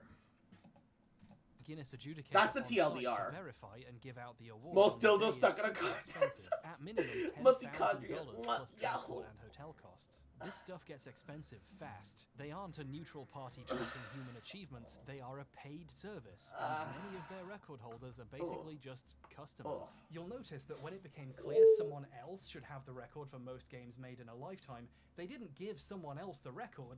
They changed it to one Tommy was more likely to have. I'm curious how much they charge for this service. Guinness's record search function claims Tommy is involved with 2 more. These are for Video Games Live. What great marketing these must have been. They are most video game concerts performed and largest audience for a live video game music concert. Let's quickly appreciate how sneaky these records are. VGL haven't come close to performing the most concerts, but most video game concerts, now that's a record. And it's highly specific, so no one can challenge it. In fact, you literally can't challenge it. The Guinness website says these records are not accepting active submissions. This is a special record only Tommy can get. And wouldn't you believe it? Inactive records. Concert, one of those prohibitively expensive adjudicators turned up to hand him the latest version of these 2 records. But let's look closer at largest audience for a live video game music concert for a second. The biggest symphony show ever seen live. Over 752,000 people. What? Watching No us way. live in Beijing, China. This would be pretty... You mean 751,000 bots in Beijing, China. Plus 751,000 credit score for him paying for that, by the way. Be impressive. Would you be shocked if I told you Tommy's story is inaccurate? Not all of those 752,000 people were watching in person in Beijing. Some of them were watching it digitally on a live stream on a Chinese video website. Biggest symphony show ever seen live. 752,000 people watching me live on stage. That was in Beijing. It's a bit deceptive to say they were watching you live on stage when they were nowhere near the stage. How many people were actually there? The famous Bird's Nest National Olympic Stadium. We played there. 130,000 people inside. 600,000 people outside. I love that he says outside when he means we're watching a live stream. Like, is he trying to imply hundreds of thousands of people stood outside just to hear his show? But 100k people attending So the concert full of is still shit, a lot. this man's. Still alive, though? You know, I couldn't help but overhear what venue he said this took place at. Bird's Nest National Olympic Stadium. The Bird's Nest is a beautiful stadium, and it must be amazing to play in front of 130,000 people there. In case you're not familiar with the Bird's Nest, allow me to read you the beginning of its Wikipedia page. You're an hour deep into a video about the Roblox oof, you don't have anything better to do. The National Stadium, Damn, also known really as the calling us Bird's out like Nest, that? is Shit. an 80,000 capacity stadium in Beijing. I think I might have noticed a very small discrepancy. During the 2008 Olympics, it hit its record attendance of 89,000 people. Tommy is claiming he got better attendance than the Olympics and can fold space. But because it's Tommy, there are layers of mistruth happening here. You see, Tommy has the name of the venue wrong. Guinness has an article about this record, and they say it was set at the Beijing Exhibition Theatre, which is a different place. Space At first and I thought time, this was just by the way. a one-off mistake. VGL have played both venues, but the thing is though, he always says it's the Bird's Nest. There was the Bird's Nest in China, Beijing National Olympic Stadium, 750,000 people. Now, maybe he just has the names really mixed up in his head. They are both in Beijing after all, although it is a bit weird to forget where you set your Guinness World Record, but whatever. But is there maybe a reason he says the name of this theatre while claiming he played to hundreds of thousands of people? Well, there's one. It would be even more impossible to play to 130,000 people at a theatre with only 2,700 seats. The Guinness article also happens to mention the actual number of people physically at the concert. 2,086 people. So even when Guinness has the numbers, he still makes shit up. Tommy, anyone can check this. What are you doing? I don't trust that many people were watching the live stream either. There's no easily obtainable record of the live viewership from the Chinese streaming platform this appeared on, so we, and apparently also Guinness, just have to take Tommy's word for it that almost exactly 750,000 people watched this live. And considering we just caught him lying about this exact thing, I have my doubts. Even though he has a record with a specific number written on it, the number keeps changing. In an interview in the 2017 Guinness Book of World Records, the Gamers Edition, of course, he directly claims over 1 million people saw that show live. I cannot stress this enough. He just added 30% increase. Right there. It's literally. Yoku gets Billy Billy didn't exist yet? No, because if he said Billy Billy, Billy Billy's owned by Tencent. they're pretty strict about their data policies. If he had been caught lying about Billy numbers, they just fucking do an expose. Lying to Guinness about a record Guinness just Also, gave him. It started I can't fucking believe it. I can't fucking believe it. That's all 3 of the records Guinness appears to have on file for Tommy Tallarico. Tommy seems to know better, though. Didn't that His also list have of wrong awards info on about his Markiplier? website I remember says a video 4, about that. the Yeah, fourth sounds one about being right. Most video game concerts in a year, a record I cannot find anywhere other than his list of awards and other interviews with Tommy. So, I don't know, maybe he has 4. Well, his biography says he currently holds 5, so I don't know. He's the numbers still just keep making going shit up. up. Can he at least get the record straight on the number of records? Okay, to be fair, he has recently updated it. Lately, he started saying he has 6. 7. I'm sorry. 7 Guinness World Records for different things. So what are all? So I think he's also counting the incorrect records, and he's stacking them behind the correct ones, because it's clear that some of these undergo a revision. So he's keeping the wrong pre-revision versions of the awards that he's gotten and using them to pad out his actual. My God. The others. You know, for a guy who, let's be frank, fucking loves bragging about all the shit he's done. I've worked with everybody. I was the first American. Tommy is uncharacteristically modest about saying what these other 4 records are. In a Reddit AMA a few years back, he said he has 7, but just to avoid wasting people's time, he only listed 3 of them. Would you like to guess which 3? When someone directly asks him to list Guess the he records, can't read? she Yeah, he usually can't adds read and most he of can't them do math, concerts in a man. year, but that's it. The others are like ghosts. Tommy, how many Guinness World Records do you have? That's so I have 7. One of the ones I have is the most symphony shows in a single year. But I would say there's 3 big ones. Can't, The 3 big I ones relate are to can't, most shows, can't read, oh no. biggest live show ever seen, and then the most video games. So I have a total of 7, but there's 3 big ones. He doesn't even have a riddle prepared for this one. He just refuses to tell people. He's so shy. All of a sudden. Luckily for us, in Tommy's investor videos for the Amico, we can see at least 5 of them. So let's just take a look and find out for ourselves. In the center we have most prolific composer of soundtracks. Okay, can't verify he's done that many games, but we at least know that one. The 2 either side say most video game concerts and largest audience. Those are the 3 we know he has. Now for the mystery ones. To the right we have the record for the most video game concerts This is the same record. This is the previous version. Yep, I knew it. I fucking called it. And this one's from 2014 with 293 shows. What about the one on the left? The longest video games live which has performed 260. These are the same 3 records. It's starting to look like there's a good reason the other 4 records don't get mentioned much. In one house tour he gave in 2017, he has them all laid out on the floor where they appear to have sat for 5 years now. Look at that dust bunny. And Tommy calls them 7 different Guinness World Records. There's 7 of them. 7 different Guinness World Records. So Oh my I'm not sure God. how these can I be 7 literally different called it. records if when you pause the video and look, several of them are the same. And He calls them different because physically they are different. The words printed on them are different. Half-truths. I think when people get too up close and personal with his records, they start to notice this too. In this clip, he talks about 2 of them, ones we know, and then this weird cut happens. That was the first one. Yep. And then for the shows, and then where's he? Jealous. I didn't edit that in, I swear. I'd love to know what happened between these 2 clips. Yeah, Here's it yet just another fun fucking fact. got called Guinness out and charges edited out. separately for the award certificate and the plaque it comes in. They have a unique design they don't change very often, and they're pretty expensive. When Tommy got these 2 in 2014, it looks like he just bought 2 picture frames from a store. I guess when you have so many versions of the same record already, you get sick of paying full price for them. I'm not just bringing this up to make fun of him, although I am, but it's actually really useful data. You know. Yeah, it literally is obvious that 2 of these got hard replaced as a result of that. Not only that, but like the metal frames are different. So he might have just gotten similar metal frames for another 2.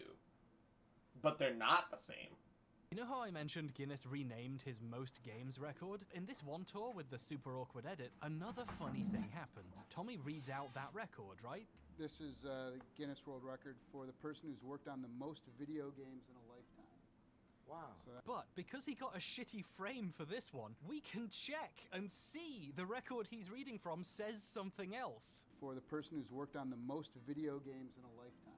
Wow. Tommy refuses to acknowledge the new title and pretends it has the old wrong name because it's a bit more prestigious. He's lying about the text of a record he is literally holding in his hands and pretending to read from. This guy's a fucking genius. How has he never been caught? I feel like I'm going crazy. You know how the concert records say video game concerts? If you've been paying attention, you'll notice Tommy always says it's for symphony concerts or symphonic concerts. Biggest symphony show ever seen live. The most symphony shows ever done. The biggest symphony show ever seen live. Biggest symphony show ever seen live. Tommy knows his video game concert record is extremely stupid, and out of embarrassment he calls it something else. Oh, maybe it's not deliberate, maybe he just got the name wrong. No, I can prove it. Here's a time he does that while pointing at it and pretending to read it. Here's one.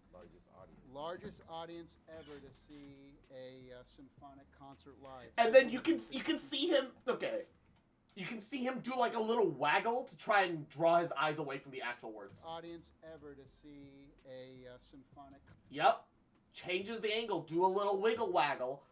So as long as they're not trying to like super read it super directly, maybe they miss it. Sleight of hand trick. He rolled a 4. Rolled a 4 on that sleight of hand. That's all I'm saying. Concert live, 752,000 people. So you can't actually read it word for word. His Winnipeg is the only reason he's not How many records does Tommy have? Through a list of games that cannot be found but keeps exploding, and by making up new definitions of concert, it looks like Tommy has about 3. But he owns 7 plaques of them, so he tells people he has 7 different Guinness World Records. And maybe he does have a most video game concerts in a year one and it's just never visible in shots of his records. Guinness only has 3 records in their search though. Well, had. I was going to move on from Guinness at this point, but then there was a new development in the search for Tommy's list of games. After looking everywhere for the list of 350 that was a Rover Vicious mockery, or I guess composed for now, we realized there was one place that would definitely have one. Guinness themselves. So, we emailed them. And by we, I mean Kat did it for me, she did all the work. That's what a people goddess. mean when they say we. They mean someone else did it for me. We worked on the oof sound. Yeah, right, I know this trick, Tommy. We, Kat, asked them what evidence was provided for the record and how it was verified. Guinness were really polite and got back to us very quickly. Here was their response. The record title in question is one of our consultant records, which are not open to standard applications. They are confirmed by specialist consultants that we approve. With no qualifications. Our expert external consultants that we use for records of this kind often have professional links to the field in question, i.e. video games. These titles are research-based rather than evidence-based. Thanks. First off, this email provides me the... It's not even evidence-based, research-based. Which means they can make up whatever the fuck they want. And where is your source? My source is Jack that I made it the fuck up! Incredible quote that the record is not evidence-based. Fantastic. My Thank you very God. much for that. This is one of the situations where if you did the research, you would have the evidence. This doesn't require specialist consultation. It's a list of games. On top of that, this implies This Guinness is have actually never seen the list insane. either. The record was verified by a consultant. Actually so fucking someone crazy. Somewhere says Tommy has worked on this many games and Guinness believes them. But then something even stranger happened. Previously, when you typed Tommy's name into Guinness's record search, that record came up. One of the other VGL records came up because he's mentioned by name on that record, the other one doesn't. So those are the ones that came up. This is a screenshot I took in early September. Anyway, after we emailed them asking how they verified it, I realized I needed to take another screenshot because I'd scribbled all over one of them, so I went back, and the record didn't come up. Just the other one did. Right after we emailed them asking them where their evidence was, and they said they didn't have it. Even because it's such bullshit, even Guinness covered their own fucking tracks, dude. The record disappeared. Did we just get one of Tommy's records deleted? Oh no! Infinite I didn't mean to do power! that. I just wanted to see a list of games. Tommy, if you're watching this, it wasn't me, it was Cat. Please don't. He shuts the blade So to now his the brakes editor! have come off and this video is spiraling out of my control. I've lost all hope of figuring out what Tommy is doing or why. Doing the early research before this all happened, it got kind of nostalgic going back and rewatching ancient episodes of Electric Playground and reviews on the run, and watching Tommy do his wacky boobery and yell at Victor when he says normal things like Metroid Prime is fun. I was trying to remember if I ever found Tommy funny or if I was always just laughing at him, you know? You know what I gotta say to you? I don't care what you think. Even doing that level of research, I fell back into an ancient drama I saw unfold as a kid and completely forgot about. Tommy's awful opinions used to be a running joke on forums discussing his show's reviews. People would bring up he gave Smash Bros. Melee, one of the most beloved games in human history, a 2.5 out of 10. I'm sorry, it was a what? huge running joke. I learned about... Look. I'm not a very big Smash fan. I don't really care about fighting games in general, though. Not saying that I think fighting games are bad. They're just not usually my specific cup of tea, right? But Melee is great. Even as someone that doesn't care for, like, the genre, I'd say it's a solid, like, minimum 7, right? Like, and I'm saying that from the perspective of, it's 2023. If that game came out in 2023, I would give it a 7. That's my perspective on Melee. If Melee, as it is right now, came out right now, I could still give that a 7, is what I'm saying. Graphics included. He gave it a 2.5 on its release? This bitch crazy! I mean, I think we all knew that at this point. But this bitch Shot some videos at his house and even did an episode. Melee better than Ultimate? Yeah, I true. remember watching this on my iPod Nano. Ultimate is a 5. For me. Thank you. That is my honest opinion. Ultimate is a 5.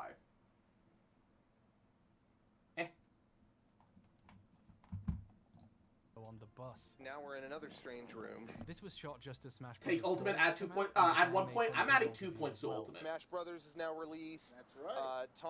Tom has gone on record saying his favorite game series of all time. There's this awful rumor on the internet, as there always is, that I gave Smash Brothers like a 2.5 or something. Yeah. And so the reality is that we never actually reviewed Smash I Brothers. will add that to my on bucket G4. list. So He people just straight up on the lies internet say about that I reviewing gave Smash Brothers a low score. Yeah. Bite him. Tommy is pointing to the giant model dinosaur he has in his garden. Anyway, it's clear this rumor really gets to him. It has a When I penis! read about his Mario Galaxy review, this comes up, and Tommy T shows up to defend himself, because he Googles his name and has nothing better to do. He claims it's not true, but refuses to say what the real score was, because he thinks it's fun watching people spout nonsense. So, Tommy never gave Melee a 2.5, that's just a rumor, leave him alone. Here's Tommy's review of Smash Bros. Melee. What do you think about Super Smash Bros. Melee for the Nintendo GameCube? Well, you know, I gotta tell you, it's another GameCube letdown, another GameCube disappointment in my book. 3 out of 10. I give it a 2.5. Oh my god, hold up. Another GameCube disappointment in my book. 3 out of 10. Oh. I thought Tommy giving it a 2.5 was low. And was kind of fucking funny. But the other guy gave it a 3. A 3. In what universe? How?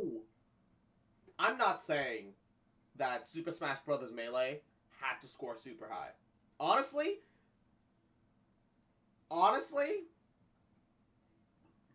it's a really fun game. I can understand how, like, a full grown-ass adult who does it for, like, a job, rather than, like, an actual gamer that wants to, like, play with friends and shit, might give it a lower score than it deserves. I get that. A 3? Is this out of 10 or 5? It's out of 10. It's out of 10 because there was a different review that they showed where he gave something a 7.5. It's out of 10. Drifting Void, this shit's out of 10. It's not out of 5. It's out of 10. It's legitimately out of 10. 10. I give it a 2.5.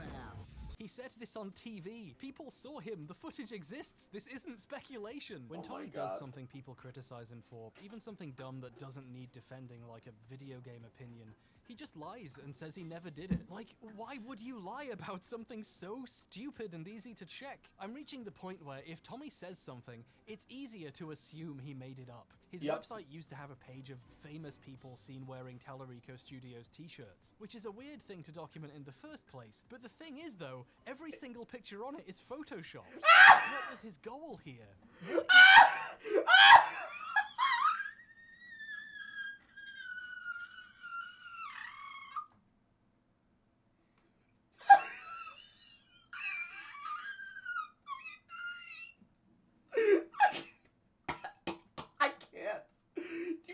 Make this shit up, dude.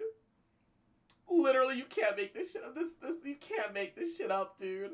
This is so actual bonkers. You can't make this shit up, dude.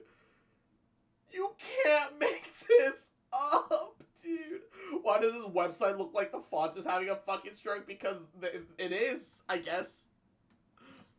Is he even trying to do? Tommy's stratospheric levels of clout chasing have hit a point where I literally can't tell if he's joking. He has a gallery page with pictures of him performing and in magazines and so on, and there's a celebrities section showing off all the cool people he's stood next to. Wow. He's really proud of some of them because he keeps reposting them. This Jamie Lee Curtis picture pops up on his Twitter when she's in the news or it's her birthday. She's a wonderful, kind, and talented human being and a fan of my video games live show. But one of the pictures on here is really strange. This one is of the Dalai Lama. Oh my god, wait. That hair shadow? That's also Photoshop. It has to be. The hair shadow isn't right. Because if that shadow was there, the Dalai Lama would also have a shadow behind him. You can see a bit of the shadow here, and you can tell that that white background is completely Photoshopped in. There's no shadow beyond that. Before the Amico situation deteriorated to the point he stepped down, he used to post on the Atari Age forums, and people were discussing the Amico's Karma gaming engine, a feature Tommy later admitted he made up, by the way. During the conversation about Karma, he made someone up a referenced the gaming Dalai engine? Lama, so of course, he reposted that picture and said he met him in London and he liked his music. The issue here is this later turned out to be a wax statue of the Dalai Lama from the Madame Tussauds in London. I fucking called it. I fucking knew it. Fucking knew it! This is an example of what I've decided to call the Tallarico Event Horizon. I've lied so much about so many things, I can't even tell if... I thought I was crazy for watching all the way to this point, but no, this just gets better. Somehow, this just gets funnier. This is meant to be a joke. Is he doing a bit? Is Tommy Tallarico a CIA experiment to see how far you can get in the liberal games industry by just making shit up? Yes. Is Tommy Tallarico just a shadow on the wall of a cave? I started making this video because I thought the sound effect was funny. I can't tell if he's joking or if he genuinely wants to convince people he met the Dalai Lama. Like I said, this was in a conversation about an Amico feature it turned out he made up. We have something that's called a Karma gaming engine. And what that means is that everybody, no matter what your skill level, can feel like you have a chance and that you're in the game. I'm interested in the fact that you're using the Karma gaming engine. Where did that come from? Okay, so the Karma gaming engine is just some shit we made up. Oh He my literally God. made it up to get people to invest and admitted it later. Everywhere you look, Tommy is trying to build more prestige in ways that make no sense. This Once Tommy is had fled insane. the Atari Age forums after calling everyone a How gaming on racist earth? and stepping down, people Gaming started posting racist. about how weird he was being, and a guy told a story there about how he ran a display at the Houston Arcade Expo in 2018 showing off old Intellivision stuff, right when the Amico had just been announced. So he asked Tommy if he wanted him to put out some business cards advertising the Amico, which he did. His display won an award at the show, and when he mentioned this to Tommy, he allegedly asked him to mail him the award. If this story is true, Tommy just assumed that this award belonged to him. This is just an allegation. Normally I wouldn't bother putting this in the video, but the problem is it tracks so well with a lifetime How's he not in taking jail with credit for admitting to things he that? didn't do I and making up don't awards. know. I find Nobody's this story suing him too over it, is the believable problem. not to mention. You Still, know? this doesn't mean Nobody's, Tommy like, hasn't suing done him good actively work in over the it, I industry think. or had any legitimate achievements. To properly recognize the good work he's done, we ought to talk about GANG. The Game Audio Network Guild is a group of industry professionals dedicated to improving the craft, helping people network, and recognizing people's achievements with awards. Tommy has won a lot of awards from the guild over the years, at least 16 by my count, and he's clearly He's very not proud worth of them suing. because That he puts literally them all up doesn't next matter. to I his guess Guinness not. World Records. He really should just be jailed. Tommy Tallarico is also the founder of GANG. Recently, I found He created a website company to give himself awards.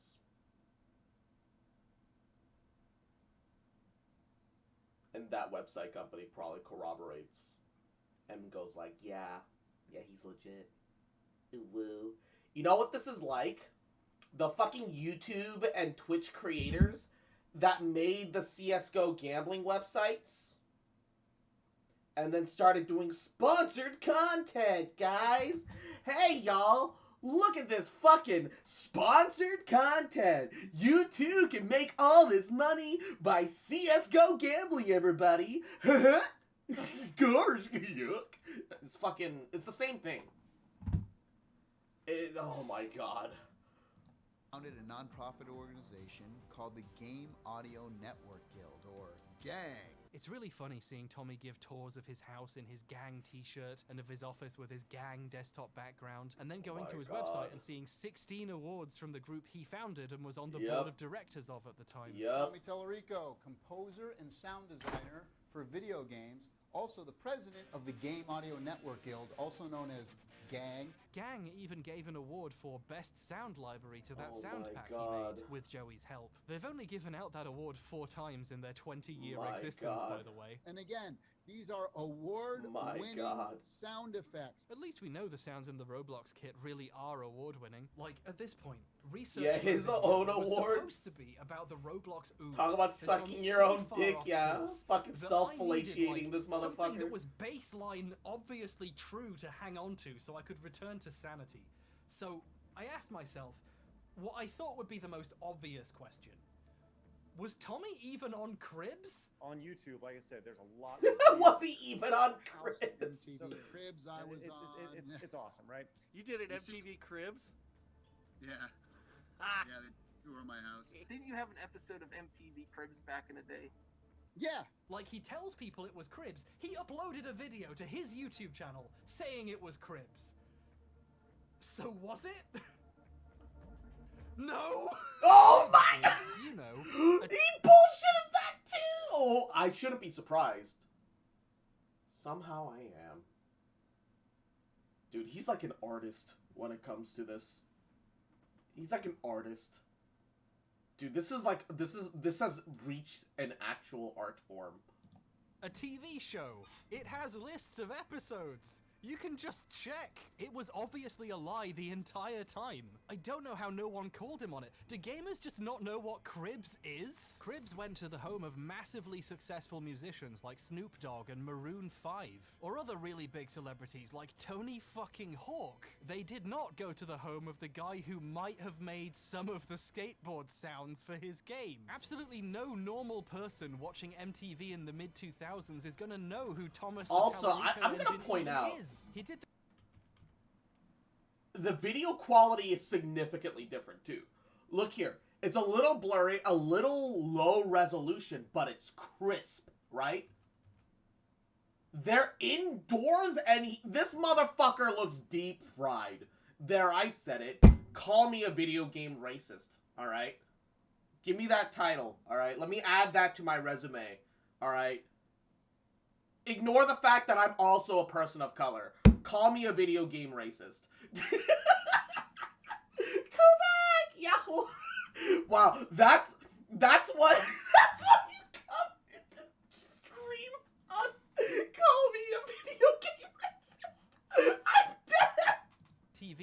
mid-2000s is gonna know who Thomas the Tallarico Engine God. even is. He did the soundtrack to Earthworm That's how it Jim. usually He's not a goes. celebrity. Nobody Yep. gives a shit about Yep. his fucking fountain. Why just be a video game racist?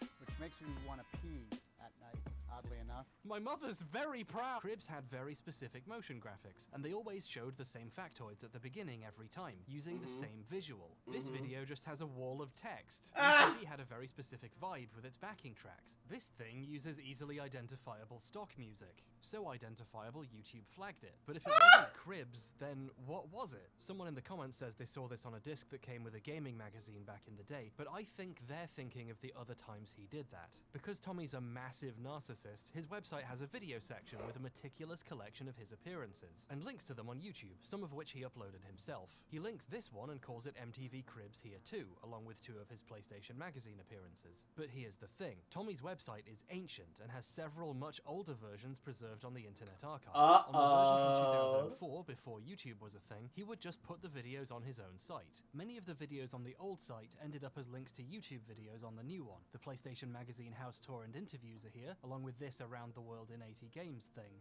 There doesn't seem to be a Cribs video on the old version of the site, which is a bit of a red flag. This hurts Additionally, my eyes. there's one Yeah, house tour it's that an didn't awful seem to make it website. to the new one, done by Gamer TV. The video itself on Tommy's site wasn't archived, but Gamer.tv was a show from the UK about gaming hosted by Sam Delaney. One episode had a feature on ways to make money in the game industry, professional gamers, voice actors, and of course, a certain composer. Hey, I'm Tommy Tellerico, Oh. sound designer for video games. Hey, wait a second. Hey, I'm Tommy Tellerico, composer and sound designer for video games. So this episode is using a cut-down version of the footage we saw in Tommy's video. So No now wonder we the know who footage really shot quality this is footage. fucking awful. Gamer.tv used to have a website, Gamer.tv. Oh, that's clever. It's down now, but in archives it's clear the site used to have a video section with extra stuff. One of the extra videos appears to be about a gamer with a Ferrari and a luxury home. I think Gamer.tv met Tommy and toured his Deep house, fried used clips video. from this in It their show, is. and uploaded It the is. entire house tour I as a bonus literally- feature to their website. Kozak, The I video link here is- literally made a reference into how the actual MTV Cribs video compares to his, like back to back, like right about here. Like you can see lower resolution but very crisp. Other really big celebrities right? like Tony the skateboard like lower resolution but very Sounds crisp for his game. into Absolutely immediately deep fried, which is why I was like, yeah, I'm calling you deep fried. Call me a video game racist like your other fucking critics, all right? Ignore the fact that we're both people of color, despite the fact that everything about you screams white dude. I think you just happen to have a little splash of color in your ethnicity line somewhere. Pretty sure, you know, is he a person of color? I don't think so. He calls other people video game racists for making, beating him down. Pretty sure he's white, just, very tan. And he's pretending to be a person of... I'm pretty sure he's pretending to be a person of color at this point. Pretty sure he's pretending to be a person of color at this point. This would be a difficult thing to get wrong unless he did it on purpose. MTV Cribs I was on. It's awesome, right? Is Tommy just, like, a pathological liar? Does he Yes. have to lie to sound more interesting no Yes. matter what? Like how he went from saying he did some sounds for Prime to saying he worked on it with Miyamoto for 5 years? Or how he Yes. went from being one of the voices in Pro Skater Is that to why the he says audio that? I'm director? Or how assuming, he because, went like, from look, doing like, 3 songs he's to tan being back one of the then. voices He's tan back then from when he's Skater to younger, the audio- right? Look at him now. He's, like, all pinkish, and the browning is not natural. I'm pretty sure he was, like, not spray tanning, per se, but he's definitely been, like, applying something from the get-go, or maybe he just tanned really well in his youth, and now that he's older, all that whiteness is showing out properly, man, because you do not look like a person of color. Director, or how he went from But yeah, doing call 3 me a video songs for game Sonic racist, and the I Black guess. Knight in 2009 to being the The first brownie, American he's not a to ever fucking get to kiss burger. Sonic? Look at him. Look how pale. Like, look, I'm pale. I'm pale for an Asian guy, right? I'm pretty light skinned. But look how he's got the same skin tone as this motherfucker. Dude's white. He's white. He's just white. He just tanned really well when he was in his youth. Dude's just a white guy, calling other people racist for talking shit about him as if he's a person of color. I'm commenting on your choice of words. I mean, look. He's the other white meat. he's the other white meat at this point, man. Mouth? Every time something comes up again, the I'm lie darker has to get skinned than bigger. this In that motherfucker? newer Yeah, house for tour I real. showed, the guy asks Tommy about if it was featured on Cribs, and he says it For was real? on there more than once. Tommy Tallarica has invited me to his MTV crib, which this hasn't been on the MTV cribs, right? A couple times. Yeah. Why is he like Couple this? times? Why are you like this? I know you're still watching, Tommy. Explain yourself. What are you doing? What are you fucking doing? Crime time! Oh, I'm ready for this segment. So I'm ready for this segment. yeah, maybe. Oh, for anyone who hasn't, I know I'm not subscribed, but I like watch his videos all the time. I should probably subscribe. This is H Bomber guy. He makes some hilarious ass fucking shit. Not gonna lie, finding out that Guinness World Records doesn't really report actual records is like finding out Santa isn't real. Honestly, yeah, I feel very disappointed. Every single thing Tommy has ever said is a lie. I also Maybe feel some pretty of it is disappointed. true, but bear in mind that even if Tommy has lied, that isn't like a crime. You can just lie to people. Watch. I am a trained Never believed helicopter Guinness. pilot. I never See, believed you Guinness can very just much say either. things. No but one can stop you. However, there are times when lying does become a crime. And Tommy would know this intimately because it cost him $100,000. In 2009, after putting on a video games live event in Brazil, Tommy returned to America with over $100,000 in cash on his person. When you enter America with more than $10,000, you have to declare it for money laundering and trafficking reasons. Tommy knew he had to do this, but for some reason he didn't. His business associate, who was also his brother, filed a customs declaration on their common behalf, denying they were bringing that much money into the country. Tommy knew this was false. When he was caught at a TSA checkpoint with a bag with $100 grand in it, there were some serious questions. He quickly made up a story to explain himself. He told them he didn't need to declare the money because he had distributed it among his band members during the flight in amounts less than $10,000, and then took the money back once they were through customs, so no one needed to declare anything. Tommy thought he was being clever, but he had just accidentally confessed to the crime of structuring, where you deliberately avoid regulations by pulling stunts like this. Yeah. Oh no. You don't understand. I didn't evade my taxes. That's not what it is. That's not what it is. I mean, I didn't evade my taxes. When it came to report my my gross income, I gave all my money to a family member. And because that was an expenditure. And then I filed my taxes, and I didn't make any money this year. And then once that went to you guys, in the new fiscal year, my family member gave all that spent all that money, giving it back to me, including their money. So they also haven't spent. They also haven't made any income, by the way. Can we get Medi-Cal? We get Medi-Cal, right? That's how that works, isn't it? Structuring is a federal felony, with huge fines and up to 5 years in prison attached to it. Oh, Later, yes. He came clean and told investigators he lied and made up that story, and actually he just took the money over the border himself. So when I call Tommy a liar, that's not just my opinion. There is also a legal document signed by him admitting to it. Looking deeper into United States v. Tallarico, that's its name, Tommy pled guilty, was placed on probation for a year, forfeited the $102,000 seized by customs, and had to pay a $1,000 fine, plus a $25 assessment. Okay. Weirdly, only a $1,000 fine, but considering that he lost the $100 grand first, magnifique. Fee. The faces you make are adorable cross. There's a really interesting lesson here. In the game industry, you can just lie about. I didn't murder that guy. I just forced him into life threatening. Exactly. On cribs. I kill him. The repercussion is people finding you unpleasant. Technically, the lion killed him. With the TSA while carrying a large. Arrest the lion. How about that? There can be consequences. There are other ways lying can be a crime too.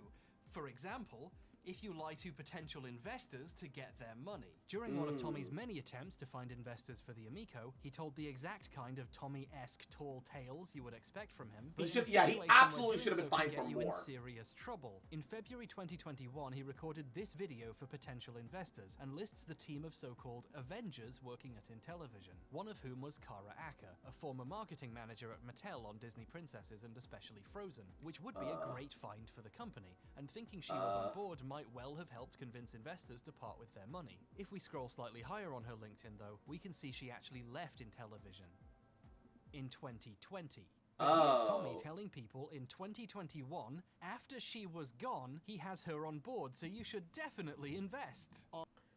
Probably because she got onto the company, realized he's full of shit, and the company's about to sink, and then she's like, "Yeah, I'm gonna get back out. This was a mistake." Our VP of Global Marketing used to work at Mattel as one of the global brand managers over there, right? And she was in charge of the Disney brand within Mattel, so that's a double bonus there. Jesus Christ. Is there a word for lying to people?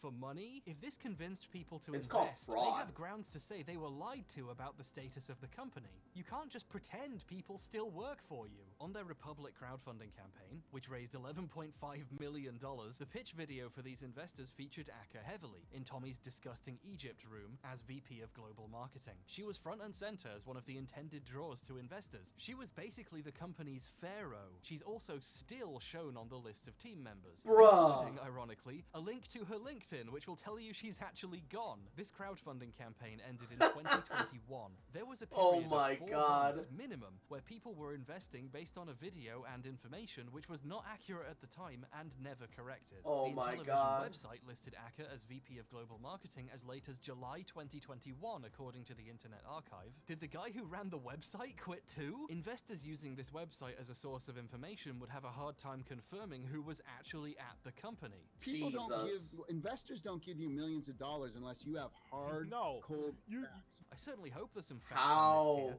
People gave this company millions of dollars. Yeah. Like, seriously, I hope for Intellivision's sake, Acker just put the wrong date on her LinkedIn, or there's gonna be some questions. In fact, if you... This is like hearing about fucking, what was it? Like, Artesian Games? And how they fucking, like, scammed a bunch of people. Okay, wait, I can't show my Twitter live right now. I realized because my Twitter occasionally has, okay, hold up, occasionally has some more adult form content. Let's not, I don't know if it still shows up in the messages. Aha! Everyone remembers Artesian, right? Everyone remembers Artesian Builds, right?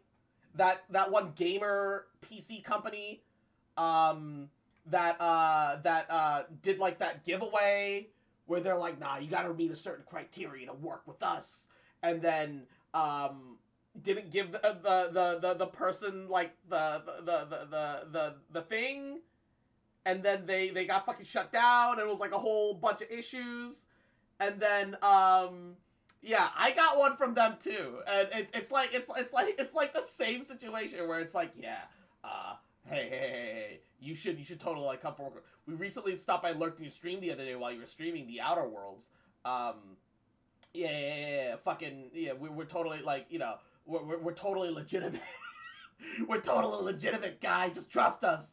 Just trust us, guy. Button on the Intellivision website. It takes you to the same video with Acker still in it. You know the Avengers, right? Marvel Avengers. You know, they're the super team of superheroes ready to save the world. Also on Tommy's list of Avengers was Jay Allard, the co-founder of the Xbox and Xbox Live. This would make the company look like it was on the right track and had some really good minds attached to it. However, Allard decided he wasn't a good fit and left the company.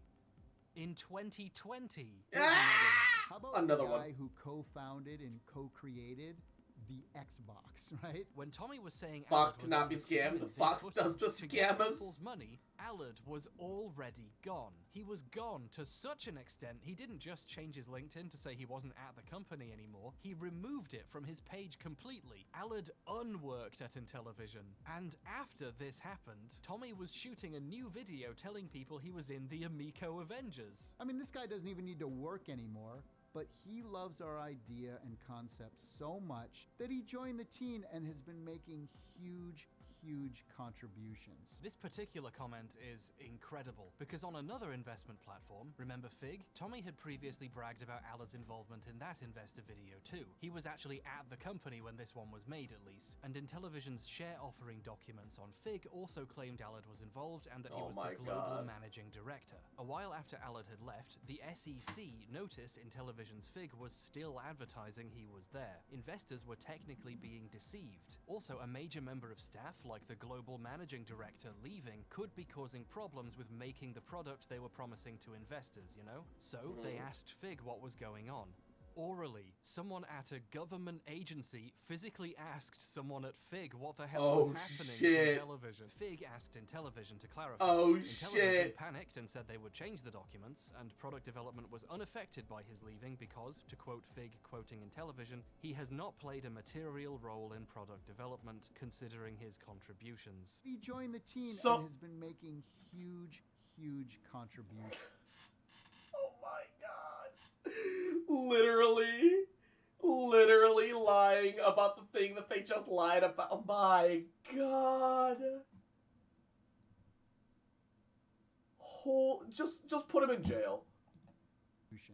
He should have been in jail a long time ago. CEO, right before his company tells a major government agency Alad is gone and hadn't made meaningful contributions, telling people he's on the team and has been making huge contributions to get their money. I'm not a lawyer, I'm just a helicopter pilot, but I'm just a helicopter pilot. This is the kind of thing that's like, really, I mean, talk about a slam dunk. The people working at the company are the main pitch. Yeah, he do be dunking that misinformation. I have the best team. I've been a winner in this industry my whole career.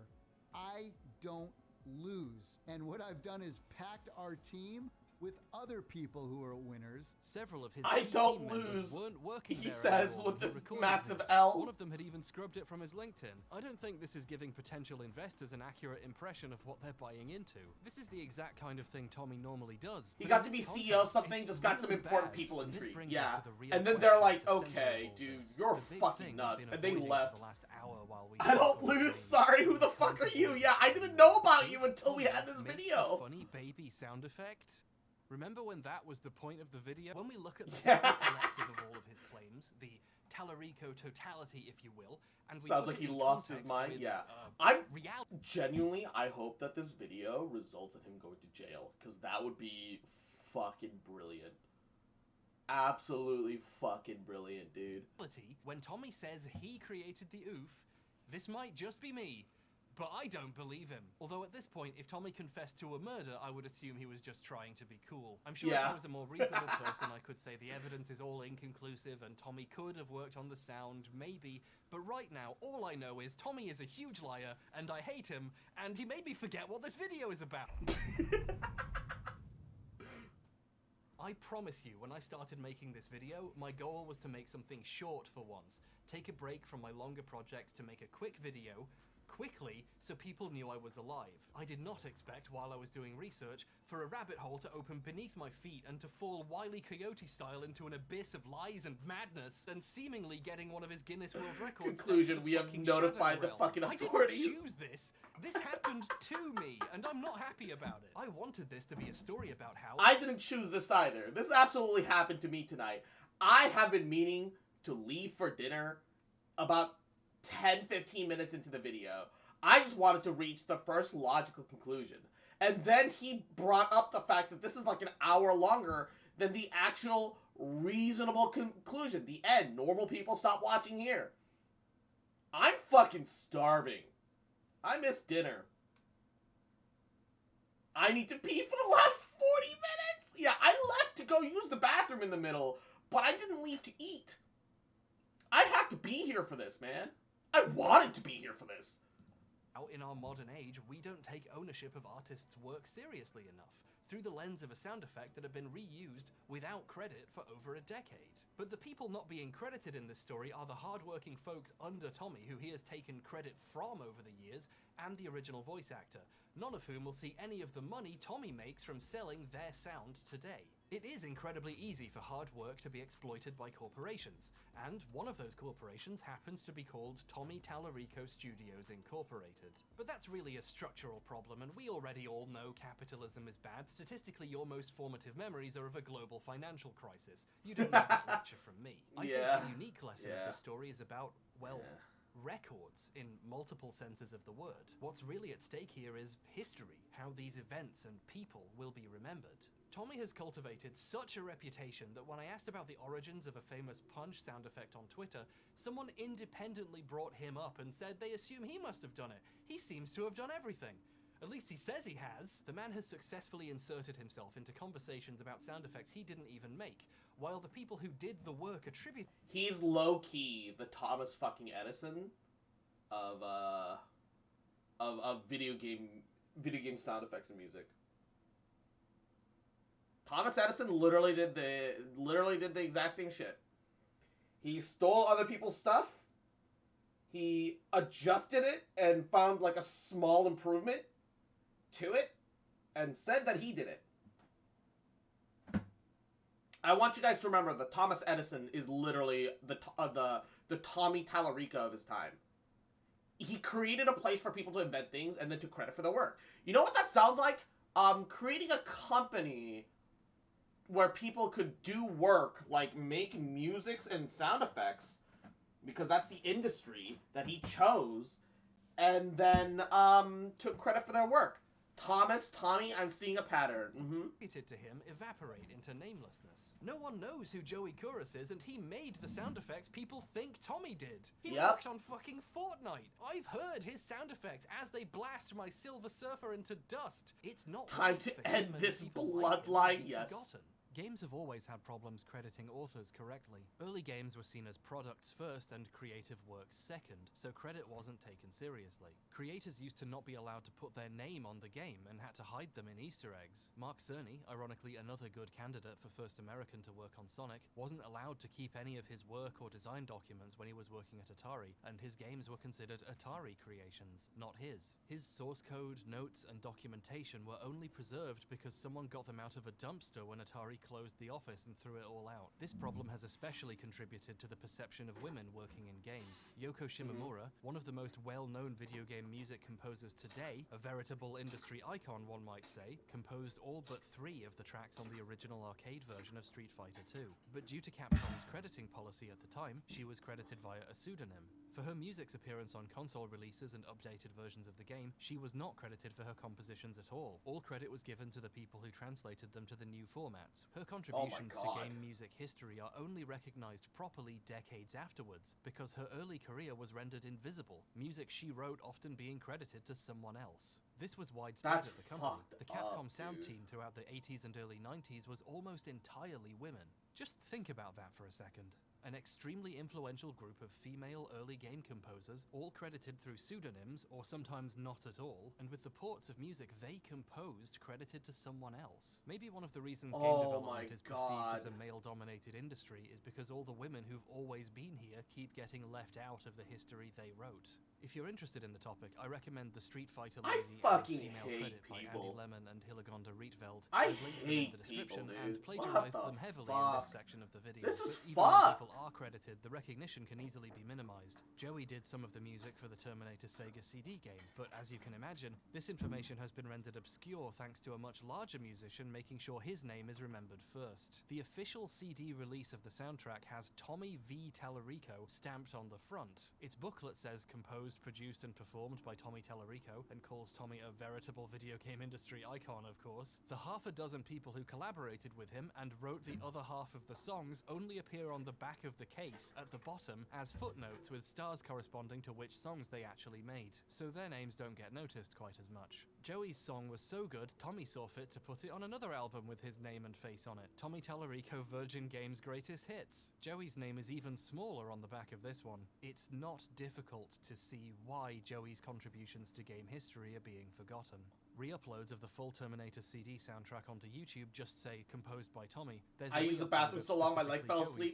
It's still going. Yeah. Who understandably missed the tiny Yep. note on the back of the CD case credits it to Tommy. The top comment is a guy called Joey Kouros, explaining that he actually made it, but also thanking people for their kind words. We're at the point the actual composers have to explain they made the song in the comments of re-uploads of their work misattributed to their old boss. This extends back into the regular music industry as a whole, of course, but also into material we covered here. Michael Jackson's long-rumored, now semi-confirmed work on Sonic 3 isn't all it's cracked up to be either. Like a certain other composer, Michael had people who worked for him. According to Brad Buxer, an American keyboardist and composer who did a lot of work with Jackson, and actually is credited on Sonic 3, Jackson basically made him do most of it. Once you're well enough established, it only gets easier to exploit the talents of people working for you and build up your own status on the back of something you made someone else do. The industry is still constructed in a way that treats individual creators, usually the biggest names on the project, as the true authors, attributing a game's success to them and not the many people who did the work. Things are so bad, even the recipients of this praise have called it out. To quote one of the worst articles ever written, "There's a tendency among the press to attribute the creation of a game to a single person," says Warren Spector, creator of Thief and Deus Ex. The journalistic attitude to credit in gaming used to be so awful, it's not even clear who wrote this. The article is credited to IGN staff. By IGN staff. Oh my Basically, god. all success and appreciation pours directly into selected industry figureheads, even when they're actively trying to stop it from happening. And a lot of them aren't, because even if it's a problem that benefits them. You can tell a lot about an industry by how it treats the people who actually do the work. In terms of the scope of time, the average game developer is fucked. The hundreds and sometimes thousands of people who work on games now throw away years of their lives, and so many of them go completely unappreciated. Meanwhile, the most asshole-ish men in the industry continue to promote themselves off the back of the efforts of the people working for them. Imagine making great sound effects for years and years, only for your boss to tell some guy in a Halloween mask on a live stream with 100 views that he did it. We don't recognize the work and achievements of people who make games. We recognize the people who exploited that work the best. It's so easy for history and credit to get wiped away. Case in point, we could have never learned that the oof was from Messiah and assumed Roblox made it forever. But it's not even the Roblox oof. In my household, we call it the Messiah oof. There are thousands of people whose good work on games will never be properly credited, who we might have already forgotten about. Gaming is still a young medium, but already the sands of our history are spilling through our Monster Energy sodden fingers. Entire games are at risk of being forgotten, never mind the human beings who created them. The most valuable contribution Tommy has made to the story is mentioning that the voice actress was the daughter of someone who worked at Shiny Entertainment at the time. Her father worked at Shiny Entertainment. The girl whose voice was the oof would be close to 30 now. She might even have heard it and not even known it was her. She might not even remember recording it. The people who know who this was, and the parent who worked on the game, those people aren't going to be around forever. We have a limited time to learn who this was. The thing about history is, it happens, and then it's gone.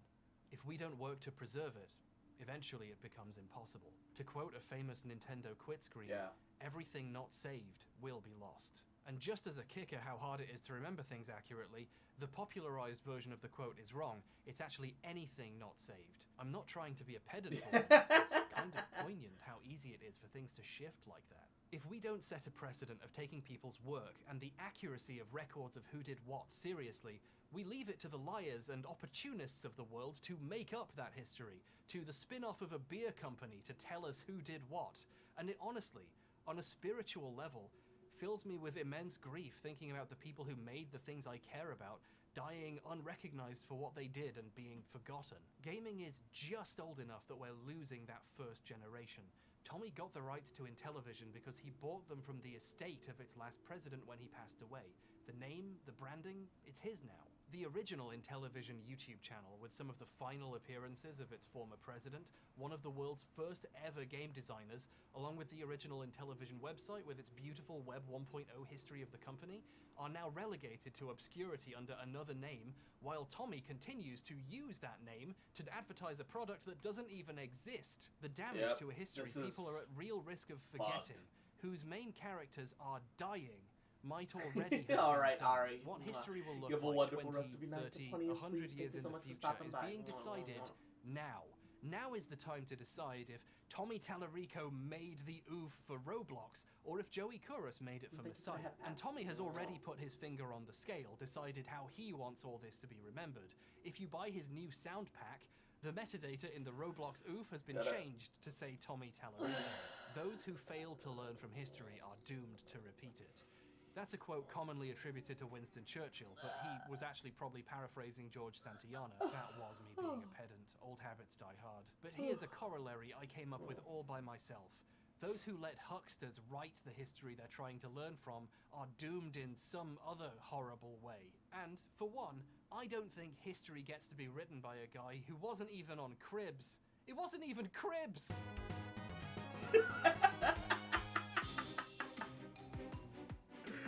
Oh my god. This is such a good video, actually. Actually, such a fucking good video for some reason. Like, how actually is this that good, though?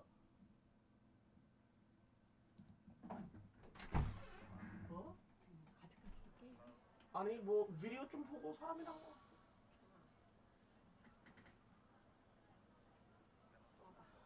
아니 왜 갑자기 뭐 안경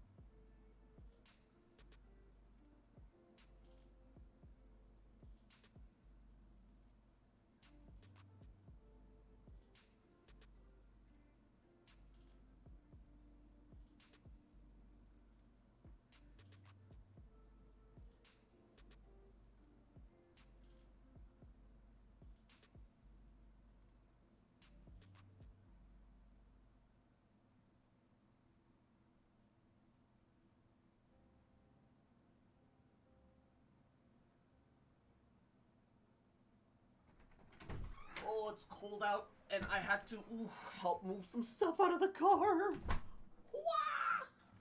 All right. However, it's late. Fuck, I gotta get food.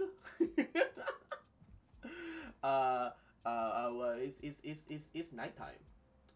I don't know when it fucking hit nighttime, but here we are. I'm gonna call it a night there. I'm gonna go get some food. It's raining, so I can't really like exercise, but we have a treadmill in the garage. I'm gonna gonna walk on that a little bit, and yeah. Everyone take care. Everyone have a wonderful rest of your night. Mwah.